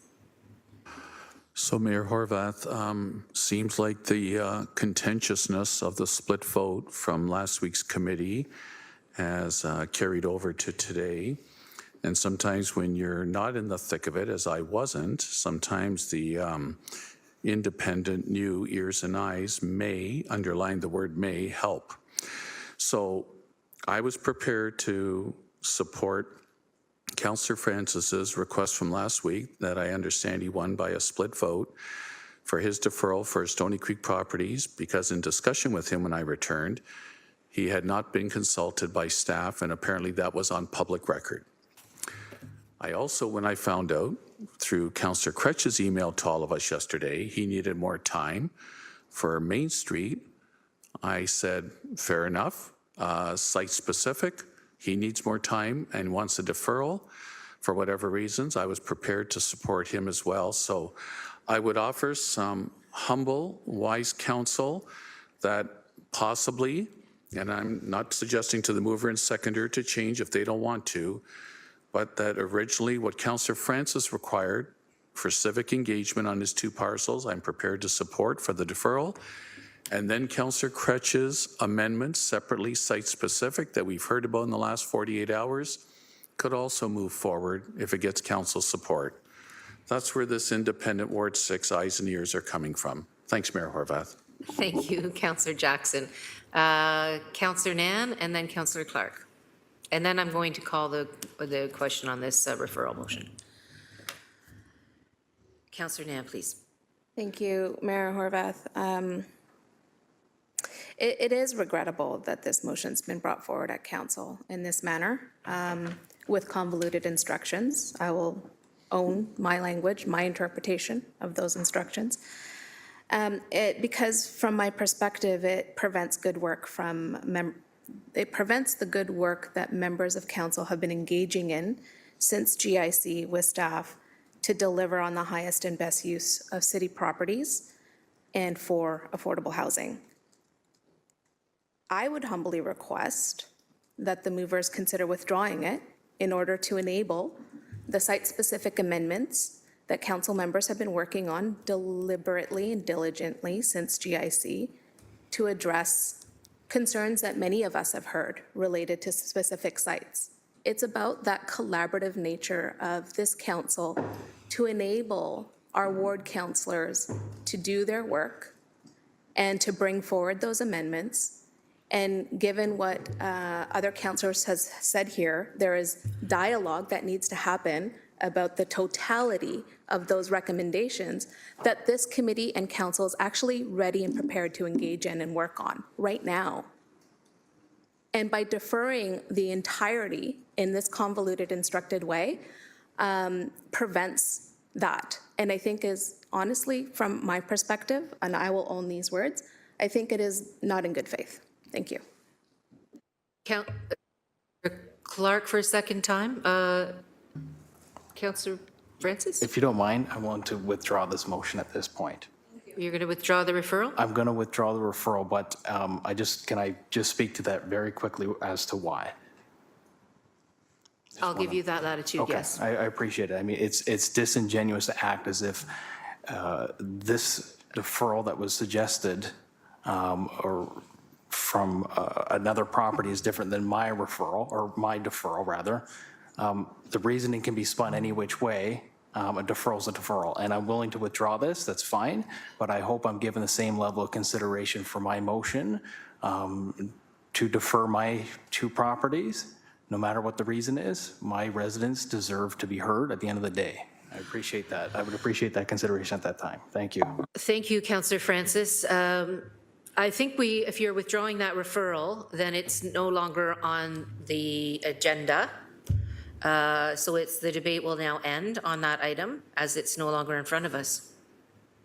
Item 19 will have to be voted on separately. Which is, well, I can put that up on the screen. It's the deferral from the information section. Item 19, which was J in the initial, one second. Item J, which was the Housing Sustainability Investment Roadmap Work Program in its entirety. J2. J2, which is the Lake Avenue properties. Okay, so after all of this, we still have the report in front of us. The report is now amended to include that piece, because we've already done that. We've already lifted it and put it into the body of the report. And now we have a motion from Councillor Kretsch. Thank you. So my motion, which is on item 8, because we lifted and deferred this one, already. That's done. Thank you.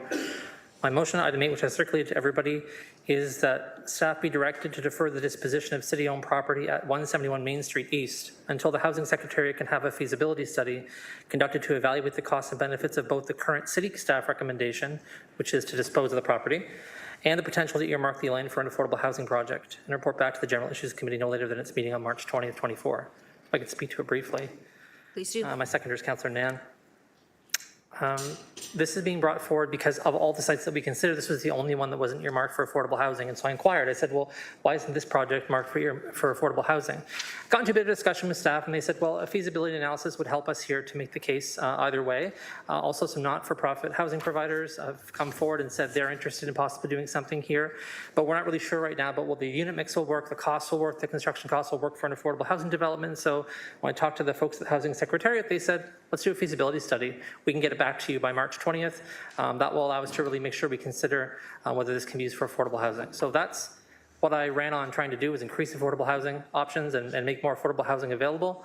And if that's possible and feasible and the staff report comes back saying so, that's the way I want to go with this. But we need that report back first. That's all this is trying to do.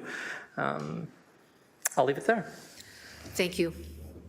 That's seconded by Councillor Nan. And is there any further conversation on the amendment by Councillor Kretsch? Councillor Nan, please. Thank you, through you, Mayor, and appreciating the amendment coming forward. I had reached out to Councillor Kretsch as after GIC had adjourned and after looking at the list a little bit closer. And it was interesting to me that that one property was identified for disposition. It is on the LRT corridor. We have a previous mandate as a council to really assess the properties that are within municipal ownership along the LRT corridor in order to enable the most affordable housing solutions along the corridor. So from that perspective, really appreciating that the feasibility can take place, gives us a little bit more data and information for us to deliberate on as a council and hopefully land somewhere that enables us to maximize the amount of affordable housing that will be developed on the corridor, and if not, ensuring that those the disposition strategy is very clearly understood under the roadmap as it exists today. Thank you. Thanks, Councillor Nan. Councillor Alex Wilson, can you take the chair for a minute, please? Yep.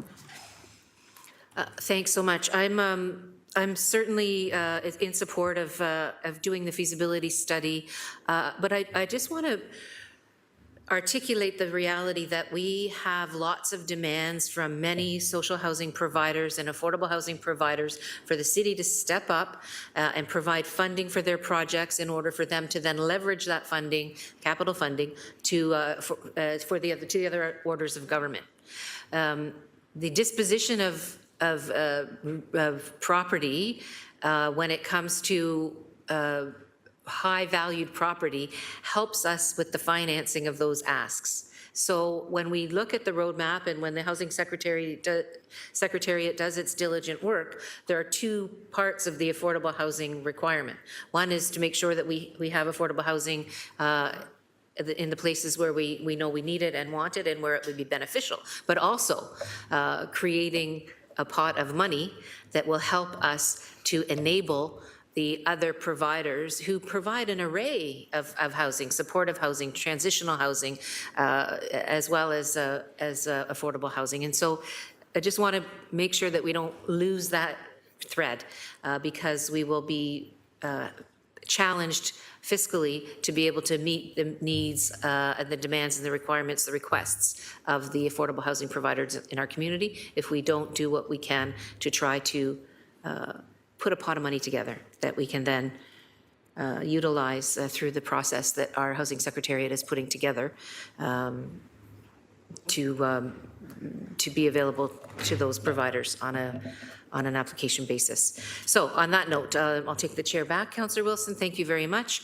I don't see any other comments on the amendment that's in front of us, so we'll vote on the amendment, and then I think we have to vote on the other issue.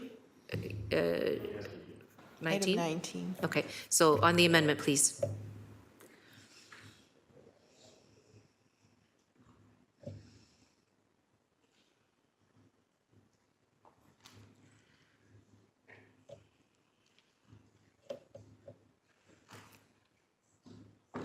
That carries 15-0. Thanks very much. And then item 19, which was moved into the body of the report.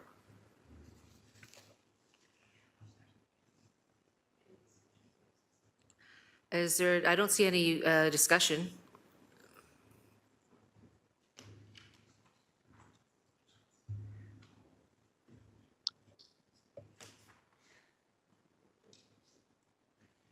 Councillor McMeekin on item 19. Thank you.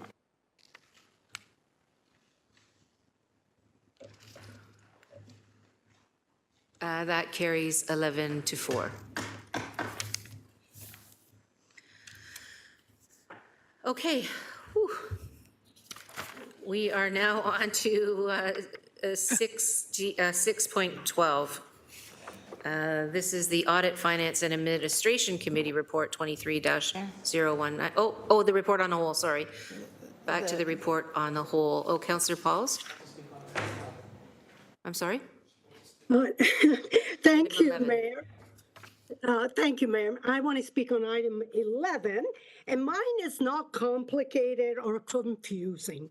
And also, you promise me that? What's that? You promise? I promise. Okay. Actually, I love your comment at the end, which lead way to my comments on Ontario Priorities, Housing Initiative and Poverty Reduction Funding of 1540 Upper Wentworth, the Kiwanis. It's in my ward. I'm all excited about it. This is a partnership with Kiwanis, City of Hamilton, Hamilton Community Foundation. We are building a 126-unit mid-rise apartment building. 51 units are deeply affordable. And I'm proud to say that 100% non-market rent. So this is 36% of the city annual affordable housing target of 350 units a year. Investment is $60 million. And I'm proud to say all three levels of government investment. Kiwana is the largest investor of over 65% in equity and mortgages.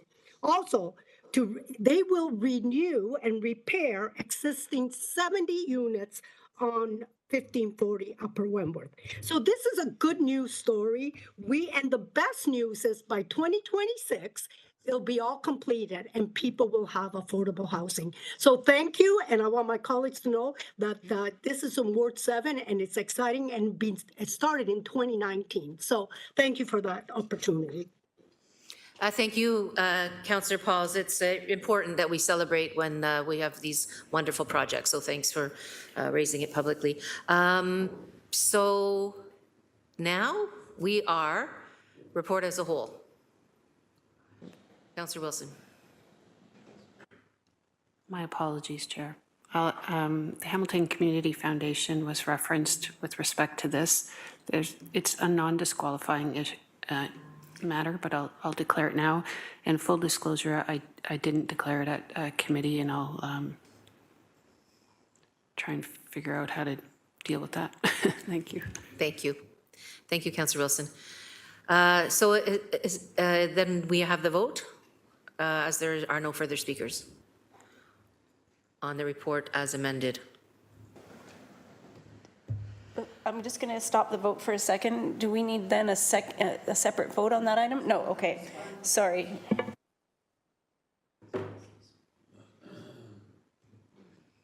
Apologies, if you voted, you will have to vote again.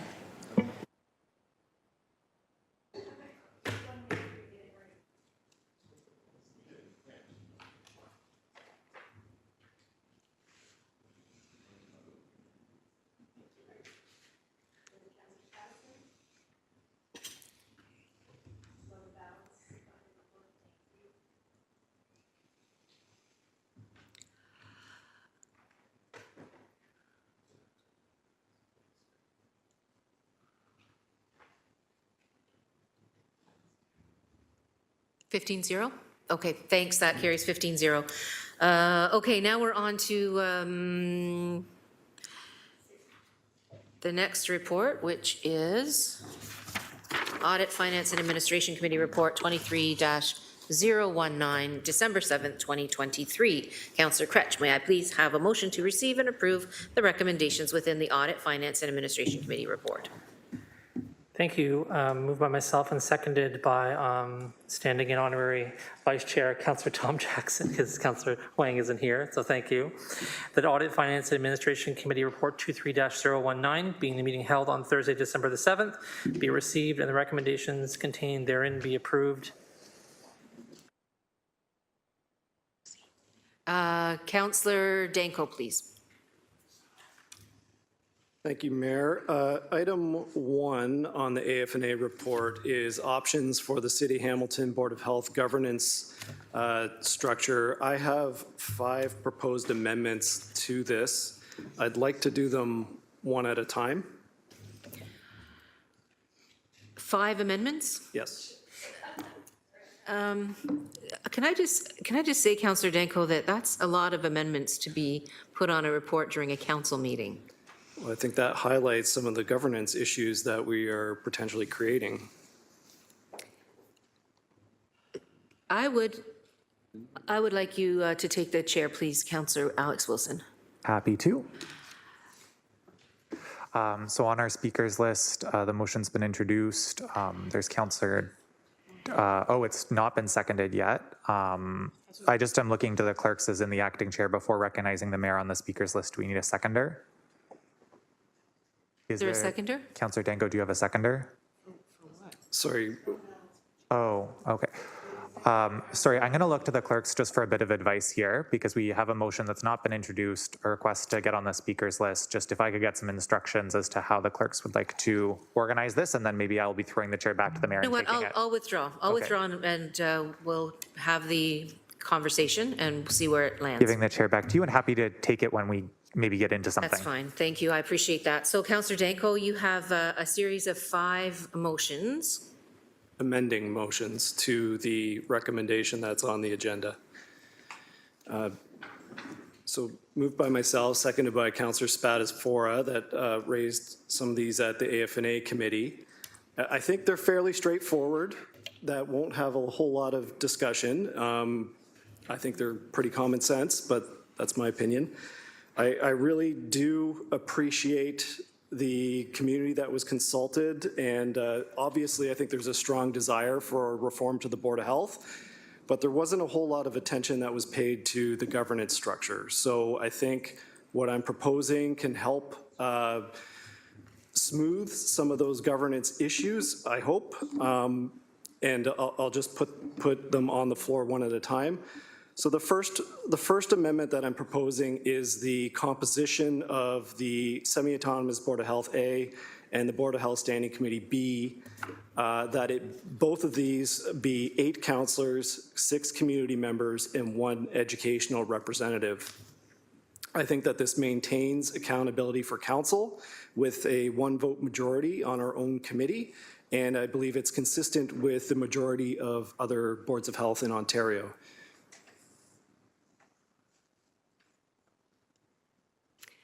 So we're going to go one by one? Yes? Did you want me to introduce them all together? That's fine. So on this amendment, we have had Councillor Danko. Councillor Jackson, please. I'm overall. You're overall? Okay. Councillor Kretsch, please. Yep, just want to state that I think we spent a tremendous amount of time on the governance of this issue. Not only did we commission a report from Mass LBP to look at the governance, we had someone come here specifically, a highly trained professional, to make a huge presentation on the governance issues. I just want to say that up front, that I don't think we could discuss the governance of this Board of Health anymore if we tried. People may disagree with the outcomes, that's totally fine, but there's been a really robust discussion. What I'll also say is, I don't think this does actually follow what the rest of the public health units do. As far as I understand it, we're proposing a semi-autonomous model. A lot of the autonomous models do not have a majority of councillors on them. In fact, it's usually made up of provincial appointees citizen representatives and some members of council. So I don't know the statistics on that like perfectly down to every public health unit, but I'm saying I don't know that that's necessarily true because there's so many different models that are out there, autonomous, semi-autonomous, what we do, what Halton does. And so I just don't know that to be the case. And I'm not challenging that that's true. I'm just saying that here's some other information. I'm not sure. I'm not going to ask staff to deliberate. I'm just putting my 2 cents in. Thanks. Thanks, Councillor Crutch. Councillor Clark, please. So may I ask, I guess through you, Mayor, to Dr. Richardson or anyone that has knowledge about this process, are we supposed to, when we ask for a change to our private act, the City of Hamilton Act, are we supposed to indicate how many members are going to be on the Public Health Committee and how many citizen members, or do they leave it to us after they give us the authority to make the change? Does that make sense? Dr. Richardson? Through you, Mayor, in looking at Ottawa and what they had done, our understanding would be that we would ask for the specific numbers at the time of application, but there could be discussion, after that fact. I think if we were clear about that at the time of application, that would make things smoother. And for clarity, what this option is doing is giving direction to staff and to the mayor to reach out to the province and make those amendments. So it would be important that we clarify what the numbers of the committee members would be prior to making that request. That's, I believe, what Dr. Richardson has said. She's nodding her head, yes. Thank you very much, Mayor. With regard to the interim solution, I'm trying to understand the rationale for moving to that interim solution prior to getting the approval from the executive committee to move forward with that act change. Can I get the rationale for that? Dr. Richardson, please. Through you, Mayor, I did just take a moment to look up the City of Ottawa Act, and I'm not correct about that. The way they set it up was that the city would, by bylaw, establish the board size in accordance with the act. Okay, so it's not necessary that we make a decision on the numbers prior to getting the approval.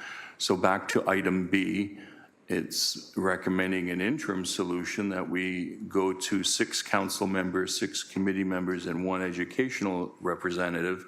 So I'm trying to understand the rationale as to why we would move in that direction with item B prior to getting the approval to the legislation to make the changes.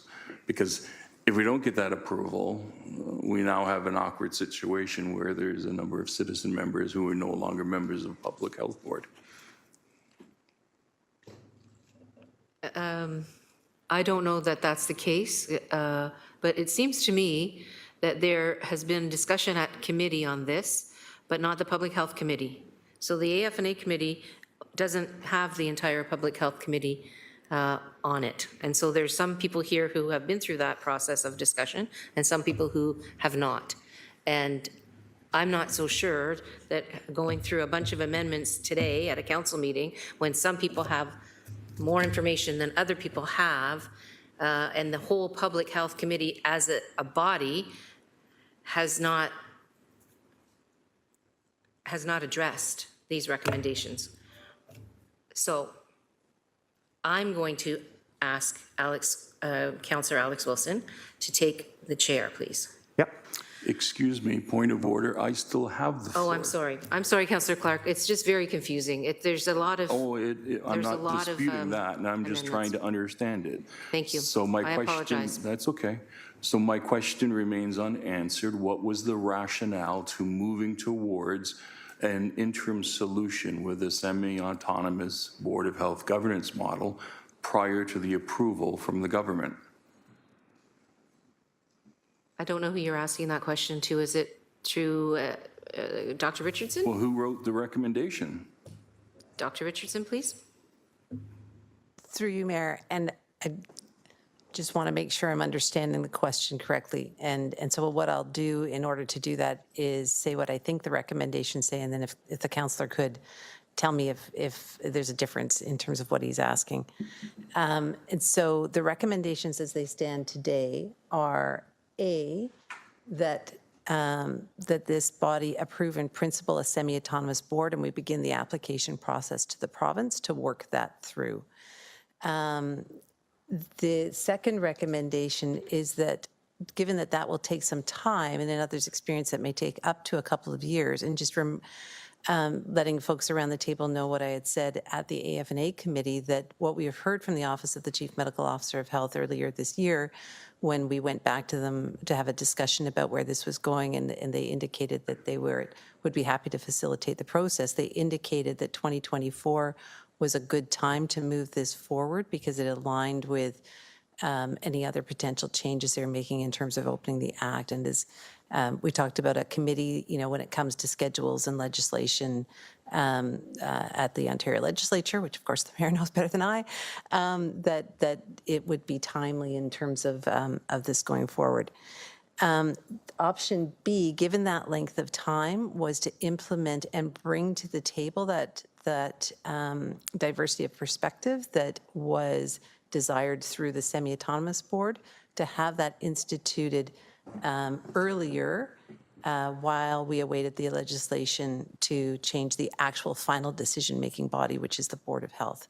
So that was the rationale for bringing forward an interim solution to change the composition of the Public Health Committee, to have that change that was desired through the consultation earlier on, with final decision-making on issues related to the responsibilities of the Board of Health still occurring at Council during that interim period. Thank you, Mayor. That's very helpful. I think we're on an amendment right now, are we? Or okay, so at some point, and I'm not sure when I can ask this, I thought we had some discussion at that committee about the need to have some of the members of that in the interim or the board that we do get in the future, that they would be experts with medical skills from different regulated health profession colleges. I'm not sure when I ask about it, but I don't think it's about this amendment. So I'm just putting it on like a little sticky note up there. And thank you, Mayor. I'll try to remember it, Councillor Clark. I'm having a hard time today. Thank you. Thank you. Councillor Nan, please. Thank you. I won't be supporting any amendments to this report. I think staff have done an incredible job over a number of years now in bringing back reports originally to the Board of Health and then to AFNA, and with 2 terms of council now and deliberations around. I think ultimately responding to very sound, good faith feedback from citizens and community representatives from our city in general and broadly about ways in which our decision-making as it relates to public health matters could be more integrative and responsive to the needs in our community. And the staff recommendations do a very good job of balancing out the structure and, as mentioned, emulate 2 successful models in other municipalities here in Ontario. And I think it's really important to keep that in context while we deliberate any amendments to what's being brought forward here versus what staff's recommendation was. So I wholeheartedly support staff's recommendations in the report and will not support any amendments. Thank you. Thanks, Councillor Nan. I don't see any other speakers on the list, but I am going to ask Councillor Wilson to take the floor, to take the chair rather, so that I can make a few comments. It seems to me, thank you, Councillor Wilson, it seems to me that there's a problem when we have a committee report and significant number of amendments coming forward at the council meeting, to me says that the work needs to be done at committee, not around the council table when there's that many amendments. It's concerning to me as the mayor. So I'd like to refer this so that the Public Health Committee review the recommendations of the AFNA report so that everybody has the same information and the decision can be made by the entire Board of Health Committee. So it sounds like Mayor Horvath is introducing a motion to refer. With instructions. With instructions. Before we move forward, Mayor, do you have a seconder to your motion? I do not. Councillor Councillor- Clark is looking to second, so that is in order and on the floor. Do you have instructions for a committee in terms of the deferral? It sounds like Public Health Committee is the intention maybe Q1 or January. Yes, Q1 of January, as quickly as possible in January. First Public Health Committee in January. Perfect. This needs to be addressed, but it needs to be addressed so that everybody is on the same level of understanding of what we're doing, because it's a huge change, one that I support wholeheartedly, but it needs to be everybody on the same page. So that's been properly moved and seconded. Could we just get a quick comment from staff about the feasibility of January? Any concerns with that? I anticipate someone will just get on the speakers list to ask a question. So as chair, I'm going to do that for us. Through you, Chair. No, staff are thoroughly prepared. If this is to come forward at the January Board of Health, as the mayor has indicated, January is preferable from both a timing perspective, timeliness perspective, but also we anticipate a very heavy February Board of Health meeting. And so it would be good to deal with this in a timely way. It would be helpful to know whether you would like me to engage the consultant again to come and be there for questions as well, or if staff are sufficient. I'm seeing the mayor nodding. I'm going to take that as part of the instruction. And so the kind of the working instructions are now deferral to January Public Health Committee, moved by the mayor, seconded by Councillor Clark. I'm not seeing anyone on the speakers list. A reminder that only the instructions themselves are debatable. Councillor Clark. Thank you, Deputy Mayor Wilson. So it's being referred back. The consultant will come in. Are we capturing the amendments This in the report, instruction? So it's this report. The good counselor to my right has not moved his, well, he moved one amendment, but he has 5. So are they, is that a part of the instruction that that's what that committee will look at? I mean, ideally, that's where it should have happened. I agree with the mayor. the Public Health Committee, Yeah. the Public Health Committee. Okay. Thank you. I'm looking at Councillor Danko. I'm seeing nodding there. So I think we're okay with making sure that that communication, I think all council members, while I'm in the chair, would appreciate a heads up as to what we're hoping to discuss to prepare at that Public Health Committee. This report is being referred to the Public Health Committee, including the consultant's presentation that was heard by the AFNA committee. Absolutely. Thank you. So I'm not I am seeing Councillor Kretsch on the speakers list. Thank you, Deputy Mayor. And thank you, Councillor Clark.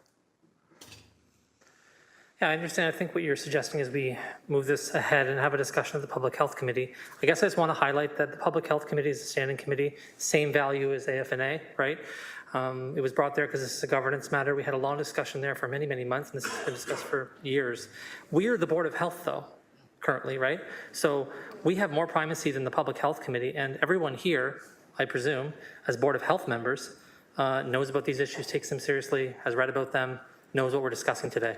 So I don't want to kick it off just for that reason alone. I think that when we have this weird situation, we have competing standing committees, that gets weird. Like, we're going to refer the AFNA standing committees to Public Health. Like, we're the Board of Health. So I'm happy just to get on with this today and get a decision made. It's been many years. Thank you, Councillor Crutch.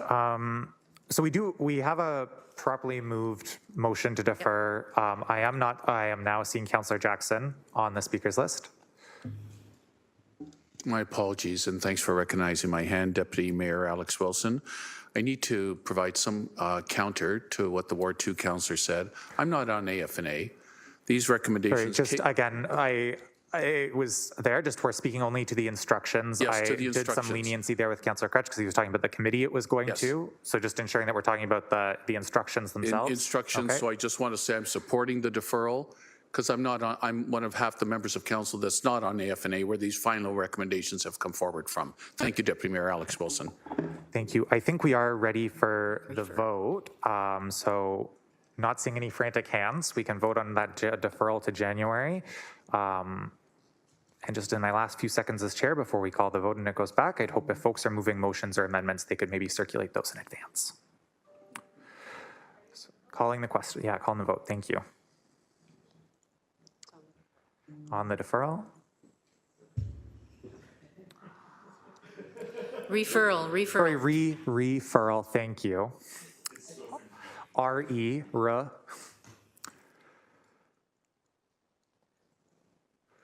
Okay, so that's carried 12-3. I think with that, I can hand back the chair. Councillor Danko, motions are now for January. Thanks Chair's very yours, much. Mayor. Thanks very much, Councillor Wilson.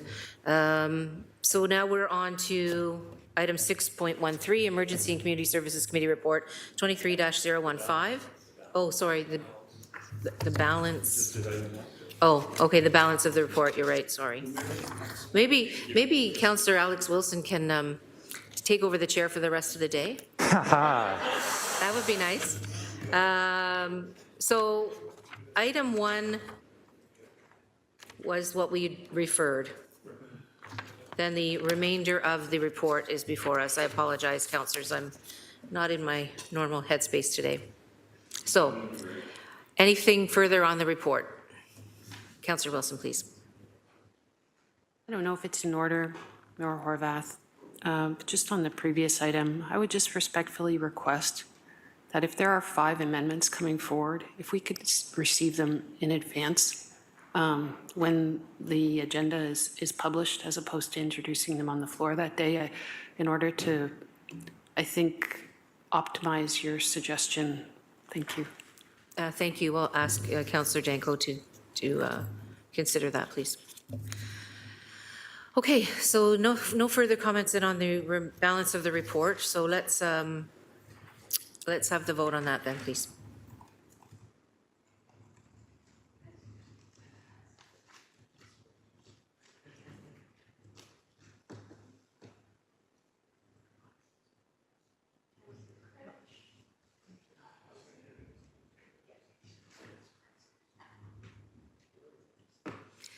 That carries 15-0. Thanks very much. On to 6.13, Emergency and Community Services Committee Report 23-015, December 7th, 2023. Councillor Clark, may I please have a motion to receive and approve the recommendations within the Emergency Community Services Committee Report? Yes, you may, Mayor. It's moved by myself and seconded by the eminent ward councillor from number 6, Thomas Jackson, that the Emergency and Community Services Committee Report 23-015, being the meeting held on Thursday, December the 7th, 2023, be received and the recommendations contained therein be approved. Thank you. Thank you very much, Councillor Clark and Thomas Jackson. We have a speakers list here. Councillor Pauls on item 6, please. And thank you, Mayor. And mine's a good news as well. I'd like the last one. I just want to say that this is to support, seeking support to move the project of long-term care forward. I want to thank Director Hawley, Diodati, and the staff, because first of all, the care and love they have to our long-term seniors, both at Macassa and Wentworth Lodge. And this is going to be a big project, and it's not about how big it is, but how we care for people in the long-term care. So I just want to say that this is going to be 64 beds, 44 refurbished, and 20 brand new. And it's good to know that we are in constant contact with the Ministry of Long-Term Care to make sure this project gets more financing. And again, I want to say I'm so proud that of our staff, how well they respond to our long-term care residents. I know, in fact, that we have the two best in the city of Hamilton. And I don't know if you're aware, but just last week, Blackadar was closing 54 beds. So we need beds, and I'm so proud of the staff in Macassa Lodge. And so thank you, and I just wanted to bring that forward, and we passed it all with cheers, so thank you very much. Thank you, Councillor Pauls. I don't see anybody further on the list. Councillor Clark, please. Thank you, and I fully support this. I think this is excellent. The 20 additional new beds will be very helpful, and I agree with Councillor Pauls that the care that is provided at Macassa Lodge is excellent. So I fully support it. I just wanted to bring to Council's attention that during that meeting, we heard from staff that there is a backlog of 1,800 long-term care bed applicants in the city of Hamilton. So we don't have enough long-term care facilities in Hamilton, and it's frustrating that we're not seeing new ones being created while the province is encouraging hospitals to eject residents that are needing that type of acute care to long-term care beds that we don't have. So no wonder they're sitting in the hospital for so long, because there just aren't any beds available. So it's something that I know the mayor has been working on in her conversations with Queen's Park, but it's important that they get on with the establishment of new long-term care beds, because the way it is right now, we do not have enough. Thank you, Mayor. Thanks, Councillor Clark. I don't see any further speakers, so we can go then to the vote on this report, please.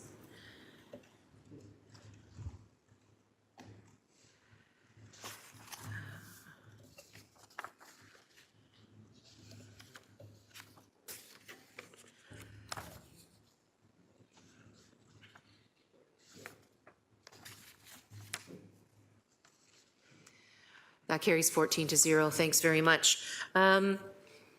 We've got a couple of more standing committee reports, and so let's get through those and then maybe break. Is that after we get back from committee of the whole? Okay. So 614, selection committee for agencies, boards, and commissions. Hold on, did I miss something? The waiving of the. Oh, we have to waive the notice first, right? Let's see, Councillor Alex Wilson, may I please have the motion to waive the notice provision to consider the selection committee for agencies, boards, and commissions reports 23-018, 23-019, and 23-020. Mayor, you may. It is moved by myself, Councillor Alex Wilson, and seconded by Councillor Craig Cassar that Section 5.82 of the city's procedural bylaw 21021 as amended, which provides that a minimum of 2 days shall pass before the report of a standing committee, the selection committee, or other committee that reports directly to council is presented to council to provide the adequate opportunity to be reviewed, be waived, in order to consider the selection committee for agencies, boards, and subcommittees reports 23018, 23019, and 23020. Thanks very much. It requires a 2/3 majority vote for the waiving, so let's go to that vote, please.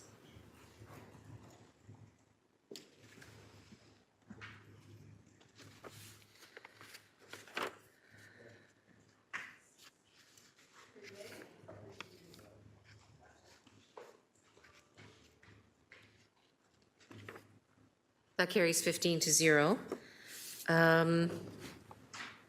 So we're on to the reports. Would you like to do them all at once? Okay, so 614, 615, 616. Are there any comments on any of those reports that people have? None? Okay, so with thanks to the chair and vice chair of the committee, we will We'll ask for the approval of these reports, please. Yeah, moved by me, seconded by Councillor Tattison, that Selection Committee for Agencies, Boards and Committees reports 23018, 23019, and 23020 being the meetings held on Friday, December 8th, Monday, December 11th, and Tuesday, December 12th, 2023 be received and the recommendations contained therein be approved. Thanks very much, Councillor Kassar. We'll go to the vote, and I don't see any questions or comments.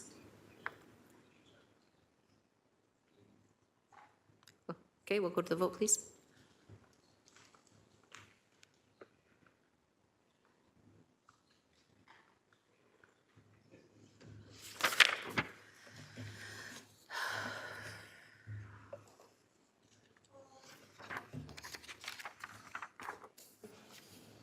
Councillor Pauls and Councillor McMeekin. Councillor McMeekin, thank you.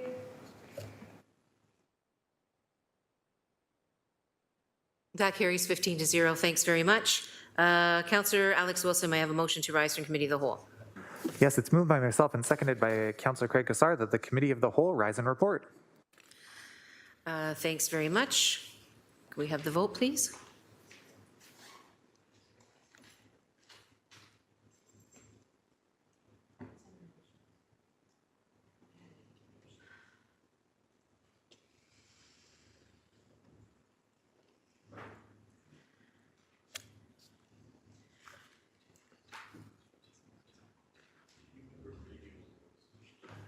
And apologies, Councillor McMeekin, thank you.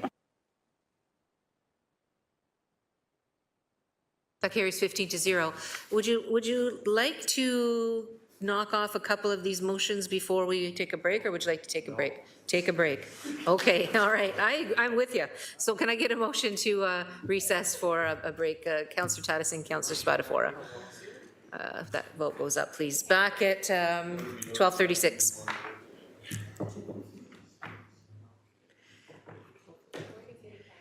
Okay, we'll go to 12:40. 12:40. I need it badly.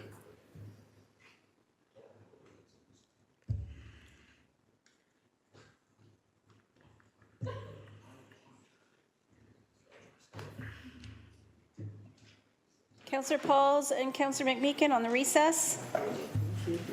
Thank you. Thank you. Carries 15-0. See you back at 12:40. Thanks, folks.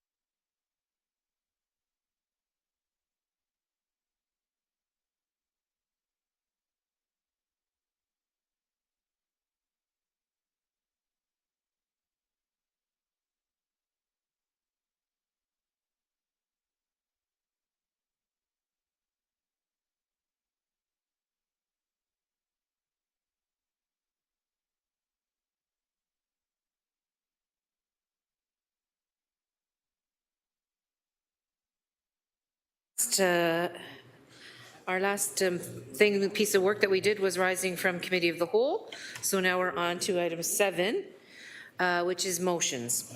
And we'll start with 7.1, reconsideration of a decision that was approved at the July 14th, 2023 council meeting respecting item 1 of the Public Works Committee Report 23-010, Hamilton Street Railway HSR fare policies, PW 23024A, citywide.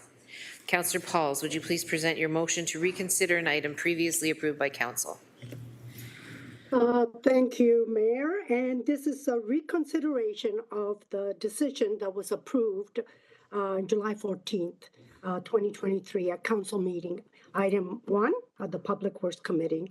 And I'm asking for the reconsideration motion, and I would talk about it after we have the vote. Who's your seconder? It's Councillor Taddison. Okay, moved by Councillor Pauls and seconded by Councillor Taddison that that we reconsider an item from a previous council decision. So the vote's up. I don't see that there's any discussion on the reconsideration. I think it takes 2/3 of a 2/3 majority vote, right?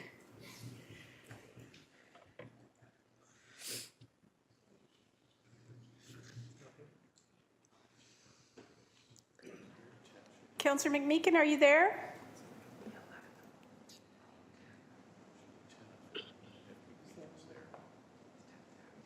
And Councillor Francis is not there.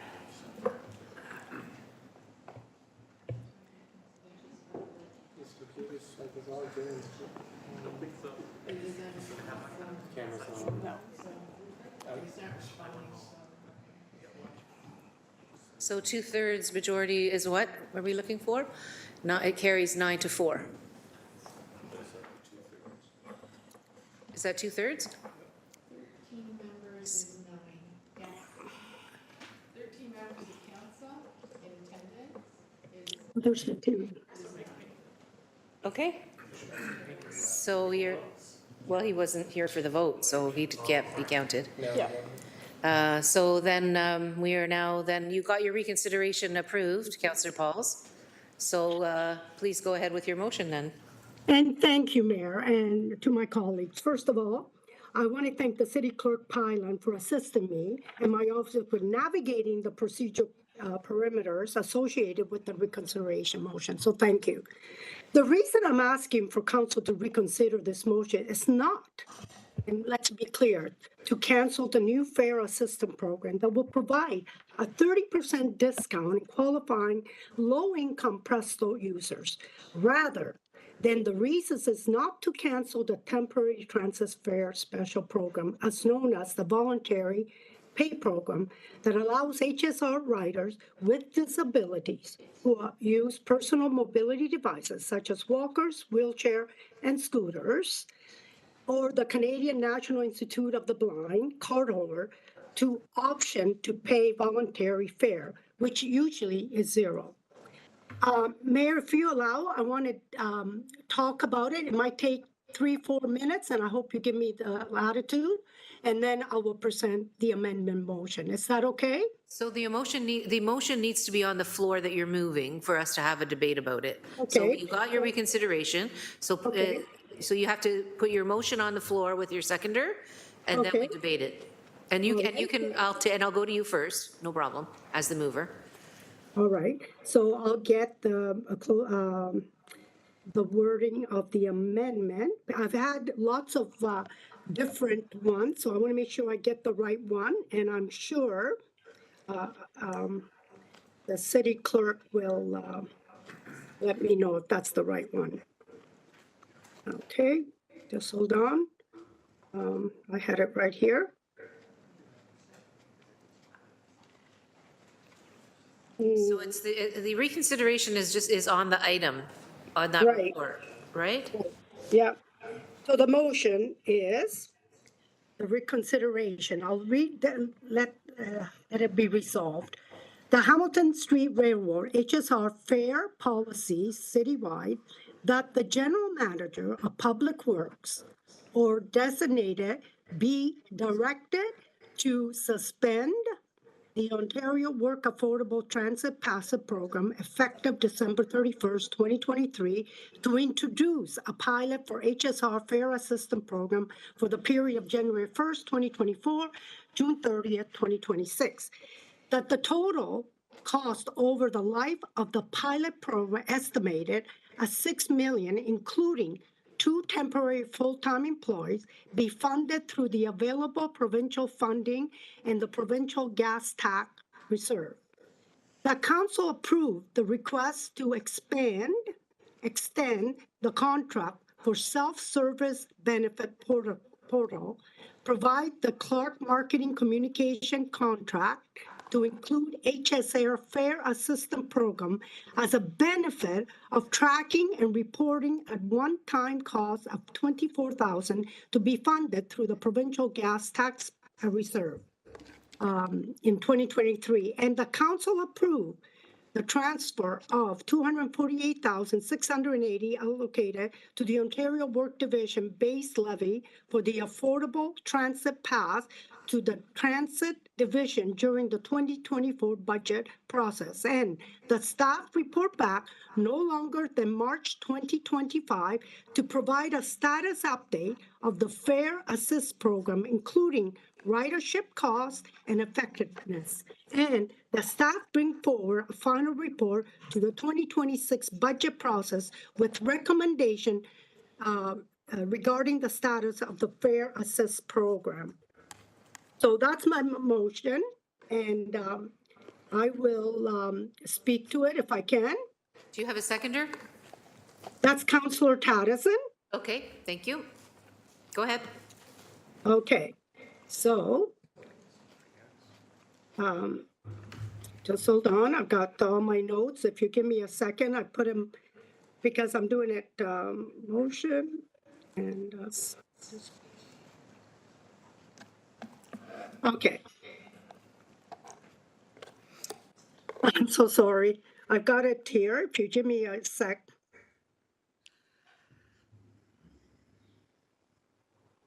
That's the motion. You're looking for your notes, Councillor Pauls? Yeah, I'm just, report December. Just hold on. I'm looking for my note. I had them all written down. So just hold on. Okay, just hold on.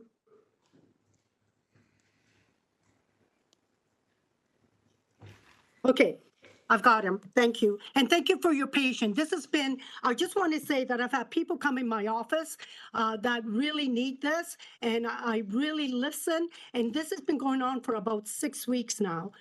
So I just want to thank you for giving me some latitude. Okay, although there are some areas which we do not, okay, I'll just, okay, so as you recall, the Temporary Transit Fare Special Program, as known as a voluntary pay program, allows HSR riders with disability who use personal mobility device, such as walkers, wheelchairs, and the blind. I'm not opposed, as I said before, with the Fare Assistance Program. So I, along with staff, have had several conversations with Director Cosensi, as I appreciate her candid feedback. Although there are some areas in which we do not agree, one thing that we do agree upon is how difficult it is for HSR staff to estimate exactly how many HSR riders make the use of the Temporary Assistance Transit Special Program and how many trips are taken, given that the majority do not pay anything and therefore are not tracked, at least not formally. Nevertheless, as previous report from Director Cosin Heath that came to council via Public Works Committee, as well as per numbers that our staff have crunched based on manual counts from HSR operators for a set period of time, they have projected out and landed on estimated 500 trips per year under the TATSP. Dividing 500 trips by 365 days equals 1,396 trips per day. And assuming an individual rides the HSR twice per day, this comes to 684 people. The estimated foregone revenue for these 684 riders is just under $1,100,000 annually, or when prorating the amount, it becomes $2.28 million for the 30-month trial period of the Fare Assistance Program. It is for this reason that the total cost over the life of the pilot project is now being estimated at $6 million instead of $3.28. I find it peculiar that we are using the concept of foregone revenue as dicey as it was to estimate it, formally fund the new Fare Assistance Program. What is to say that 100% of those currently using the Temporary Assistance Transit Special Program will automatically start paying the 30% discounted fare assist program. I believe it's naive for us to think that the foregone revenue will automatically materialize as the fare box in the fullest possible. To be clear, again, I remain supportive of the new Fare Assistance Program, but believe that it should not be funded on its own merit based on its own real cost and not on the backs of some of our most vulnerable Hamiltonians with disabilities. The blind and individuals with disabilities shouldn't be shoehorned into a new Fare Assistance Program, and we should not pit financial accessibility for the new Fare Assistance Program against actual accessibility with the Temporary Assistance Transit Special Program. One shouldn't trump the other. Are you finished? I've got about 3 more seconds. I'll finish it right to the end. I just don't want to do the fare assistance on the backs of our disabled or blind. But finally, I'll do the finally because I know sometimes it takes longer to put the thoughts through. But, you know, the last speaker, we took about an hour to do the talk. So I hope you give me the latitude. Finally, if council supports this reconsideration motion as we keep the Temporary Assistance Transit Special Program, which we should rename it, in my opinion, for the nuts and bolts perspective, I am sure that the HAR leadership will be able to work with Presto to facilitate the zero fare for this group. So, in conclusion, I hope my council colleagues will agree with me that this issue is not merely a financial issue. It is an accessibility issue, and we should not fund the new Fare Assistance Program on the backs of those who are blind or have physical disability. So, like I said before, I had 2-3 people come in my office very concerned. For years, they have not paid because they were blind, they had a card. So I listened to them and I thought about it, and I think we should, I hope my colleagues understand and will support it. Thank you. And again, Mayor, thank you for giving me the time. It's really hard doing the through WebEx. I wish I was there, but I'll explain why I'm not there later. But thank you again for your time. Not at all. No problem at all, Councillor Pauls. Councillor, so we do have a speakers list. Councillor Taddison, then Councillor Kretsch, Nan, Alex Wilson, Danko, and Clark. So, Councillor Taddison, please. Thank you, Mayor. As I listened to delegations and had dialogue with many members of the disabled community, I grew more uncomfortable and I had an unsettled feeling about the Fare Assist program as it now stands. If we are asking members of the disabled community to pay fares, even at all members of the community, to pay fares, even at a reduced amount, in terms of equity, which is one of our pillars of IDEA, I just want to put it out there that fairness is not sameness. Some members of the disabled community can afford to pay the Fare Assist, inside the Fare Assist, but others definitely will face accessibility challenges with the Fair Assist program as it now stands. Councillor Paul's motion ensures that no one will be left behind, and that's why I support it. Thank you. Thanks, Councillor Taddison. Councillor Crutch, please. Thank you. Sorry, just organizing my thoughts.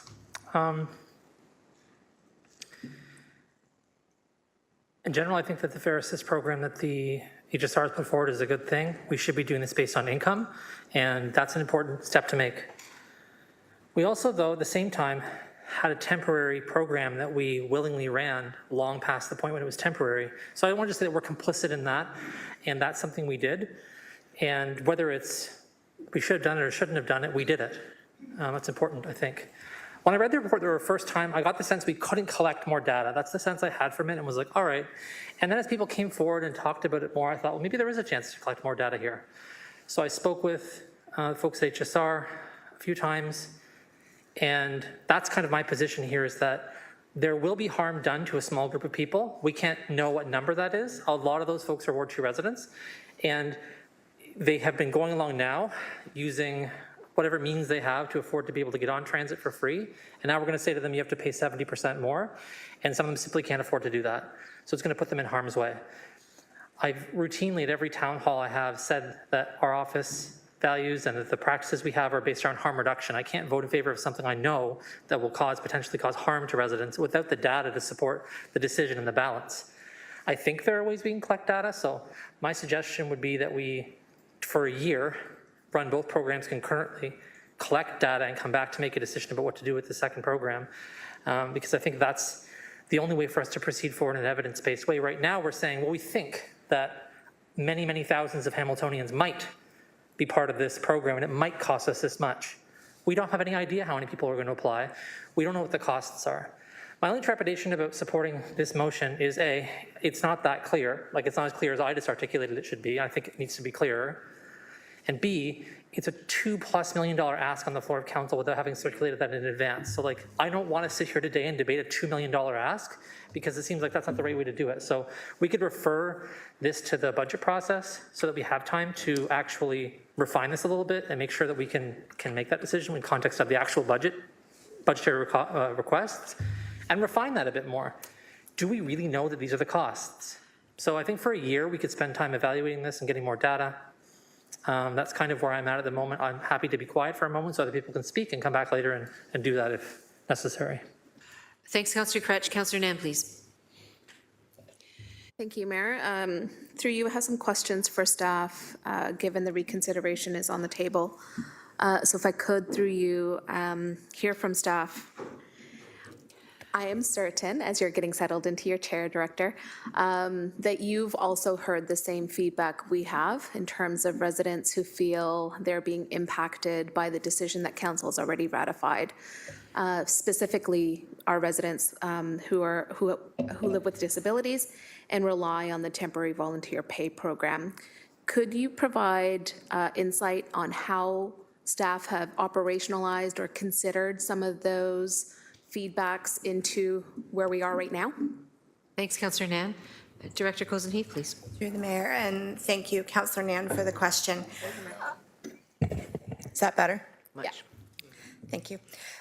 We have received feedback from the community through our customer experience team, via emails, phone calls. We have continued to engage with the CNIB, with ACPD members. We recently held our annual accessibility event and had dialogues with persons at that event as well. We recognize when we recommended the implementation of this program that change of this nature would be complex and it would be difficult. We've spent 6 months. We first brought it forward in April of last year and then brought the formal recommendation report after robust consultation and engagement. We brought forward the recommendation report in July. Since July, we've been working to prepare for the transition, and those steps have involved, public communication, engaging with our bus operators, et cetera. What we know now as the January 1st deadline approaches is the link is live, applications have started to come in, and there's much more that can be done in terms of encouraging people to apply for the program, a lot more education that can happen. One of our interim steps to kind of provide a bit more of a softer landing for a hard cutoff of January 1st is we've directed our operators to continue to use grace and customer service expectations in January, February, and March for 90 days additional, so that if there is anybody who's boarding in the first week of the new year, they're not caught off guard, they're handed a take one on the bus, they're informed how to apply, and they have an opportunity to kind of learn what the new program is and what the expectations are. So we know that we have that in place for the next 90 days. We've had people calling saying, I'm not sure if I qualify for this or not, when they're walked through the process and they determine that they don't qualify. We work with them on their travel patterns and help them find the best fair value for them. So for some, it's a monthly pass. For others, it will be Presto e-tickets. So we're having those kind of one-on-one dialogues with everyone who crosses our paths. We've also put out onto the street some of our customer experience people and our training staff at places like Eastgate and Frank A. Cook, as it is a change in how people board the bus, and Presto may be new to some people, so we've got boots on the ground helping the community migrate through the change. Again, we recognize that this is a change, a programmatic change that has real impact out there on the street. And so we continue to look for ways that we can support the community through the change, through education rather than strict enforcement. Thank you, through you, Mayor, for that comprehensive response. I really appreciate all the steps staff have been taking since we debated this and implemented it with a majority vote, particularly that interim step of that grace period, especially in the winter, where the getting on board is, a real accessibility issue for so many of our residents. My second question, through you, Mayor, would be, it was previously tabled to consider, or not tabled, but discussed around the table to consider running both programs concurrently. My question would be, how long would be an appropriate amount to enable data collection to help inform future decision-making? Through the chair. So originally what we have asked our operators to do in the 90 days is use a different button on the fare box to track uptake and track people that are saying, I can't afford to pay a fare, to give us some data. With programmatic change of a policy nature, really no amount of time is ever enough. Sometimes you have to make the hard decision to say we're putting in a due date, a hard due date.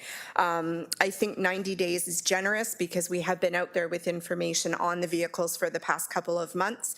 But given the programmatic change that it will create on the bus, maybe we look at 6 months. I think 6 months would probably be a realistic time frame for us to educate, receive some first set of data, and it would not have an overly significant additional hit on the budget.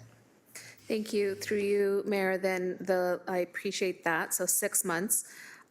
So given what was tabled in the reconsideration, I think we saw a potential move to $6 million impact on the reserve account coming from the gas tax. Would it be a half of that, or would it be a quarter of that?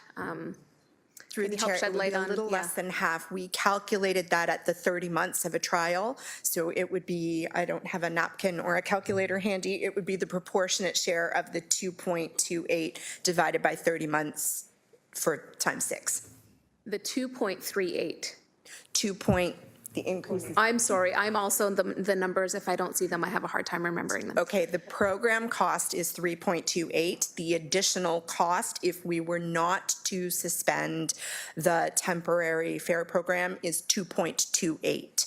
So if we went to a 6-month extension, then it would be 2.28 divided by 30 times 6 would be the cost. Thank you for the people who math. $450,000 is what I was, My apologies. what I was told. I appreciate those are my questions for now. I'll save my comments for later in the agenda, or debate. Okay, thanks very much, Councillor Nan. Councillor Alex Wilson, please. Thank you. I think Councillor Nan's actually taken a whole line of questioning ahead, so I'll just leave it there. Thank you. I can be much shorter. So Councillor Nan talked about the how are we going to pay for it side of things, but there's an operational issue here as well. This isn't fare free transit for folks with disabilities. This is fare free transit for folks who have a CNIB card and who use a mobility device. I think it needs to be said, because ambulatory wheelchair users on a Monday could be getting this program and on a Tuesday could not. There are folks who are hard of hearing, who have other disabilities, who are not receiving this program right now. And so there's the financing, there's the how do we pay for it, there's the how do we bridge people that have had this exception.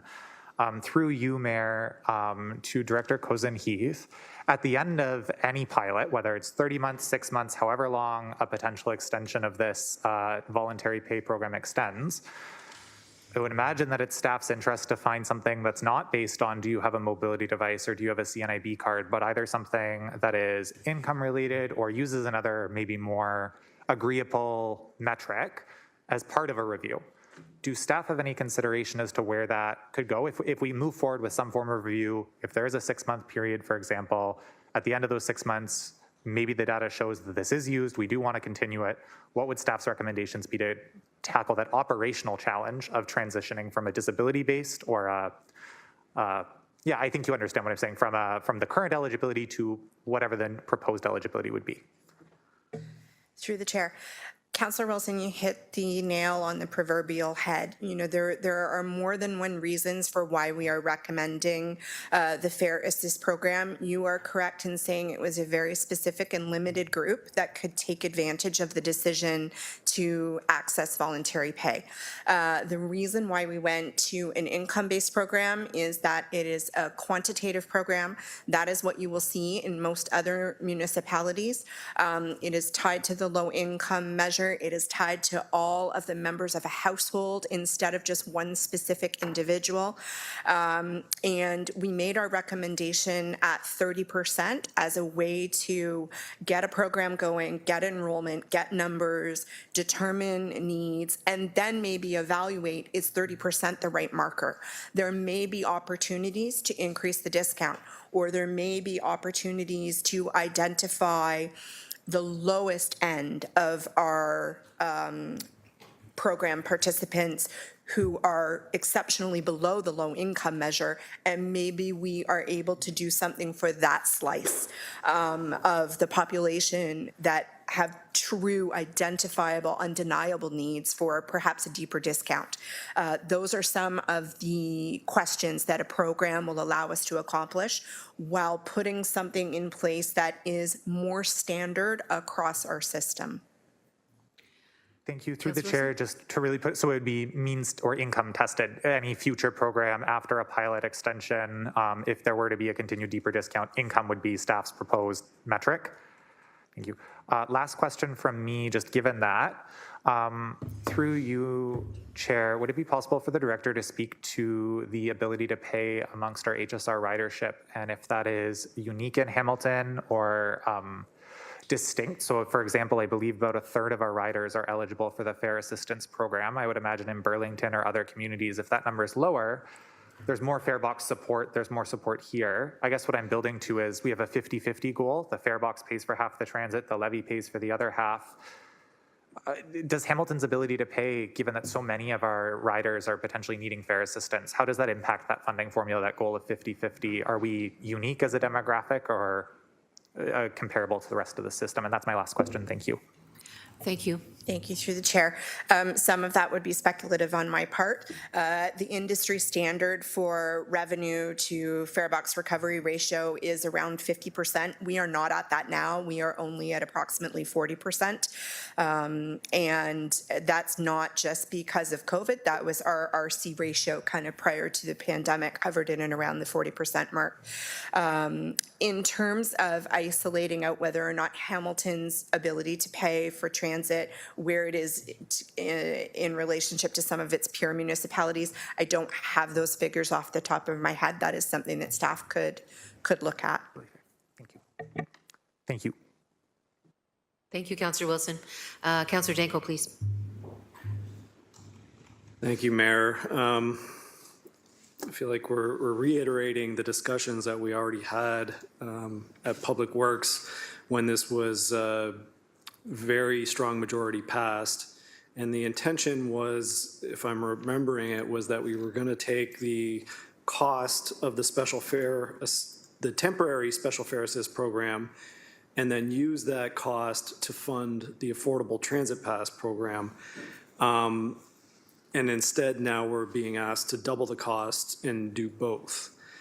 So my first question is, the Special Fare Assist program was a temporary program that was always intended to be temporary. Have we done a legal review of possible issues that could result of us continuing with the Special Fare Assist program? And are there, I don't want to ask what those legal issues are, but are there potential legal ramifications from the decision before us today? Director? Through the chair, there could be in some regards. Thank you. So obviously we can't delve into that any closer in open session, but there are some fairly substantial legal considerations here that should be taken into account. So Councillor Wilson asked about the inequities between the people that qualify and how they qualify versus having a means-tested program. Are there any other municipalities in Ontario or anywhere that have the same thing, that if you have a mobility device or a CNIB card, you're eligible to ride transit for free? Director Cozen-Heath? Through the chair, I think you'll find other municipalities do offer free transit to people with CNIB cards, and I'm not aware of any other program that provide free transit for people with mobility devices on conventional service. Thank you. So I guess bottom line for me is I'm still supportive of the original direction that was passed at Public Works. A long or a significant amount of debate and discussion and staff effort went into that decision. I am sensitive to a phase out period because we don't want to have anybody that's caught out. Also options for continuing the CNIB. I think there's also some legal implications of that. But having a specific phase out grace period, I think makes sense. An opportunity to gather more data, but I'm not going to be supportive of what's on the table today of doing both programs at the same time indefinitely. Thank you. Thanks, Councillor Danko. Councillor Clark, please. Thank you. Just some clarification on the policy through the director, please. If a person was getting on the bus with a cane under the current program, do they pay a fare? Director? Yes, they do. A walker, do they pay a fare? Through the chair, no, they do not. A wheelchair, they don't pay for fare either, correct? Correct. Do we, or have we, and I'm not even sure it's possible, tested people's disability as to whether or not they need that walker? Or That they would just be a get human on rights- board? That would be a human rights issue, I think. That's what I kind of thought. And so, The director's nodding as well. so we're both, okay. Can I ask the director, have you ever heard of anyone getting on the bus with a walker and then walking away and folding up the walker and walking down the street? Chair, yes, we are aware that that does occur. I'm glad it was noticed because I noticed it when I was riding the bus. I thought that was interesting. Came on with the walker, got off with the walker, and as the bus pulled away, he goes down the street with a folded up walker under his arm. So that's, we're trying to find a way to accommodate people who truly are handicapped and disabled, but we don't have the ability to ask them about their disability. So what the city of Hamilton or HSR has done is they've enabled their operators to make the decision as the person gets on the bus, either with a wheelchair or with a walker. The person, if there is a person pushing the wheelchair, does the person pushing the wheelchair get on for free as well? Director? Yes, the attendant would ride for free. Okay. Now, if I can just ask the director, the switch in the program that has been recommended and was supported at Public Works, I believe, was an income-tested program. Correct? Correct. And so that would mean that the folks who are in a wheelchair or have a walker, they could apply for the program, but they would have to verify their income. Through the chair, that is correct. Thank you. My last question, please. Other municipalities that are operating transit systems, this program that you're proposing, that your staff are proposing, I don't want to put it on the feet of the director, are other municipalities, do they have a similar program where it's income tested? Director? Through the chair, yes, they do have income-tested programs in other municipalities on transit. Fascinating. So I think the original recommendation was sound. Thank you. Thanks, Councillor Clark. Councillor Jackson, please.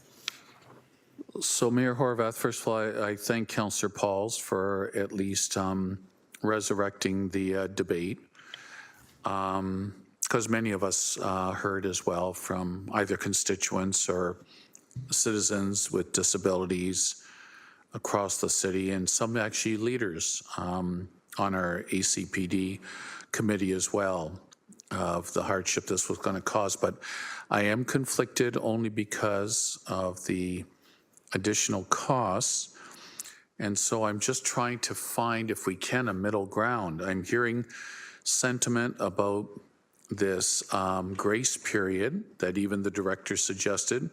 She's already saying that staff are implementing about a 90-day, and if I heard her correctly, Director Cozen, he said could be up to 6 months.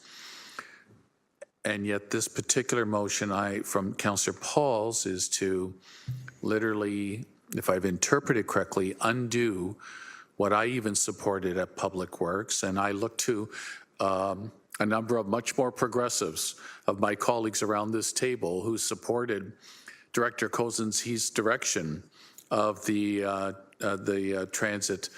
new transit program, fare program, that would accommodate a larger scale and a larger number of citizens across our city in need. So I look to the progressives on council who, if I recall, were more or less, Mayor Horvath, supportive of Director Cozen's direction back 6 months ago. And yet I'm hearing now a little bit of some discerning differentiation in messaging. So I guess I'm just looking to see how we're going to land. I don't want to undo what we supported 6 months ago, what I supported 6 months ago. I followed the lead of the HSR new plan, but I'm sensitive to maybe expanding the grace period. But I'm not on for spending another $2 to $3 million to completely undo what we supported 6 months ago, and then have that additional, even though it would come from the gas tax reserve, that money could be earmarked for other important priorities as well. Thanks, Mayor Horvath. Thank you, Councillor Jackson. We have a couple of second-time speakers, including Councillor Pauls, who's next, and then Councillor Taddison, and then Councillor Danko. Yeah, I just want to say that on the issue of fraud, a few bad apples shouldn't result in abandoning the program. And although a bus driver shouldn't be able to ask rider if they're really disabled, the city should come through an application program similar to what ATS does for DARTS. So I just find it kind of sad. It is too, and I want to ask, is foregone revenue really an expense that we're going to pay? It's something that you never had before. So that's, in my opinion is we should keep this for the 30 months. We're not adding really 2.2 million in 30 months. It's just foregone revenue that we never had in the first place. So I really don't understand. I don't understand when people come to the office and say, I haven't paid for 20 years. My father didn't pay for 30. He was blind. I have a card. And we have to say, well, no, we want to make it better for people that can't afford it. And we're going to do it on your back. And I think it's wrong. So that's my 2 cents. I spoke, and they live in my ward, few people, and they've come. And I understood that they hadn't paid. And what makes you think that now they're going to pay 70%? Maybe they won't ride the bus because they can't afford even feeding their dog that they need. And one, I don't know who it was, that's what she said. She doesn't have enough money for her ICN dog to feed the dog. So I just ask you, it's a pilot. It's a pilot for 30 months, 3 years. We'll have more information. Let's coexist together. We're really not spending $2.8 million. It's because it's foregone revenue. We don't know if they're paying or not. So let's get it right. So that's my opinion. And I hope Council really thinks about this. We are, like Councillor Taddison said, we are a city with equity. Talk about equity every word we say out of our mouth. And now we're saying, no, it's just people that can't afford it. But if you're blind, if you have a wheelchair, if you can't walk, you have to start paying. So to me, I just don't understand. The thing I don't understand is the foregone revenue. You think it's something we're going to spend. In my books, I don't do it that way. So anyways, thank you. Thank you, Councillor Pauls. I was going to look to GM Zagaric to give us a little bit of an explanation on the financial side.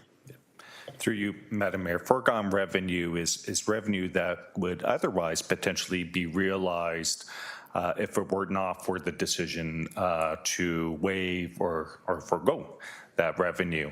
It is the city's practice where the city forgoes revenue. So examples is through a compassionate grant or with respect to development charge exemptions, that we fund that foregone revenue from some alternative funding source. And hence the reference to reserves. That's our typical practice, is to fill that hole, that revenue shortfall, through an alternative funding source. So it is, foregone revenue is revenue, potential revenue. And if it's the will of council to proceed with foregoing that revenue, it is reasonable in our practice to offset that revenue with an alternative revenue source, which again traditionally has been reserve funding. Thanks, Jim Zagaric. Okay, so we're now on to the speaker. You were finished, right, Councillor Pauls? You wrapped up? Oh, okay. You're near the end of your time, but go ahead. Okay, I just want to say, I just heard Mike Aziz say potential. And that's the word, potential revenue. That's what we're talking, potential. What makes us think that someone that hasn't been paying is going to pay now? Maybe they can't afford it, they can't do this. So that's the word that we have to really, potential foregone revenue. Thank you. Thank you, Councillor Pauls. The list is now Councillor Taddison for a second time, then Councillor Nan, then Councillor Danko. Councillor Taddison, please go ahead. I'm very sensitive to what Councillor Danko brought up about legal issues, and I wouldn't want the notion of what we're trying to do here to die because of certain things. But in terms of a grace period for 3 to 6 months, I could support that, because then I think that would allow issues like courtesy seating issues that, our bus people load from the front, and there's issues with, are we going to make everybody load from the front when that's against, the AODA recommendations that people load closest to wherever their courtesy seating is, and that could be worked out. in those situations. Rather than just implementing it, I'd be amenable to something that is conducive to gaining support from the majority of staff, or not staff, of council here. So I'll just leave it at that and then go to my board here and see if we can craft something.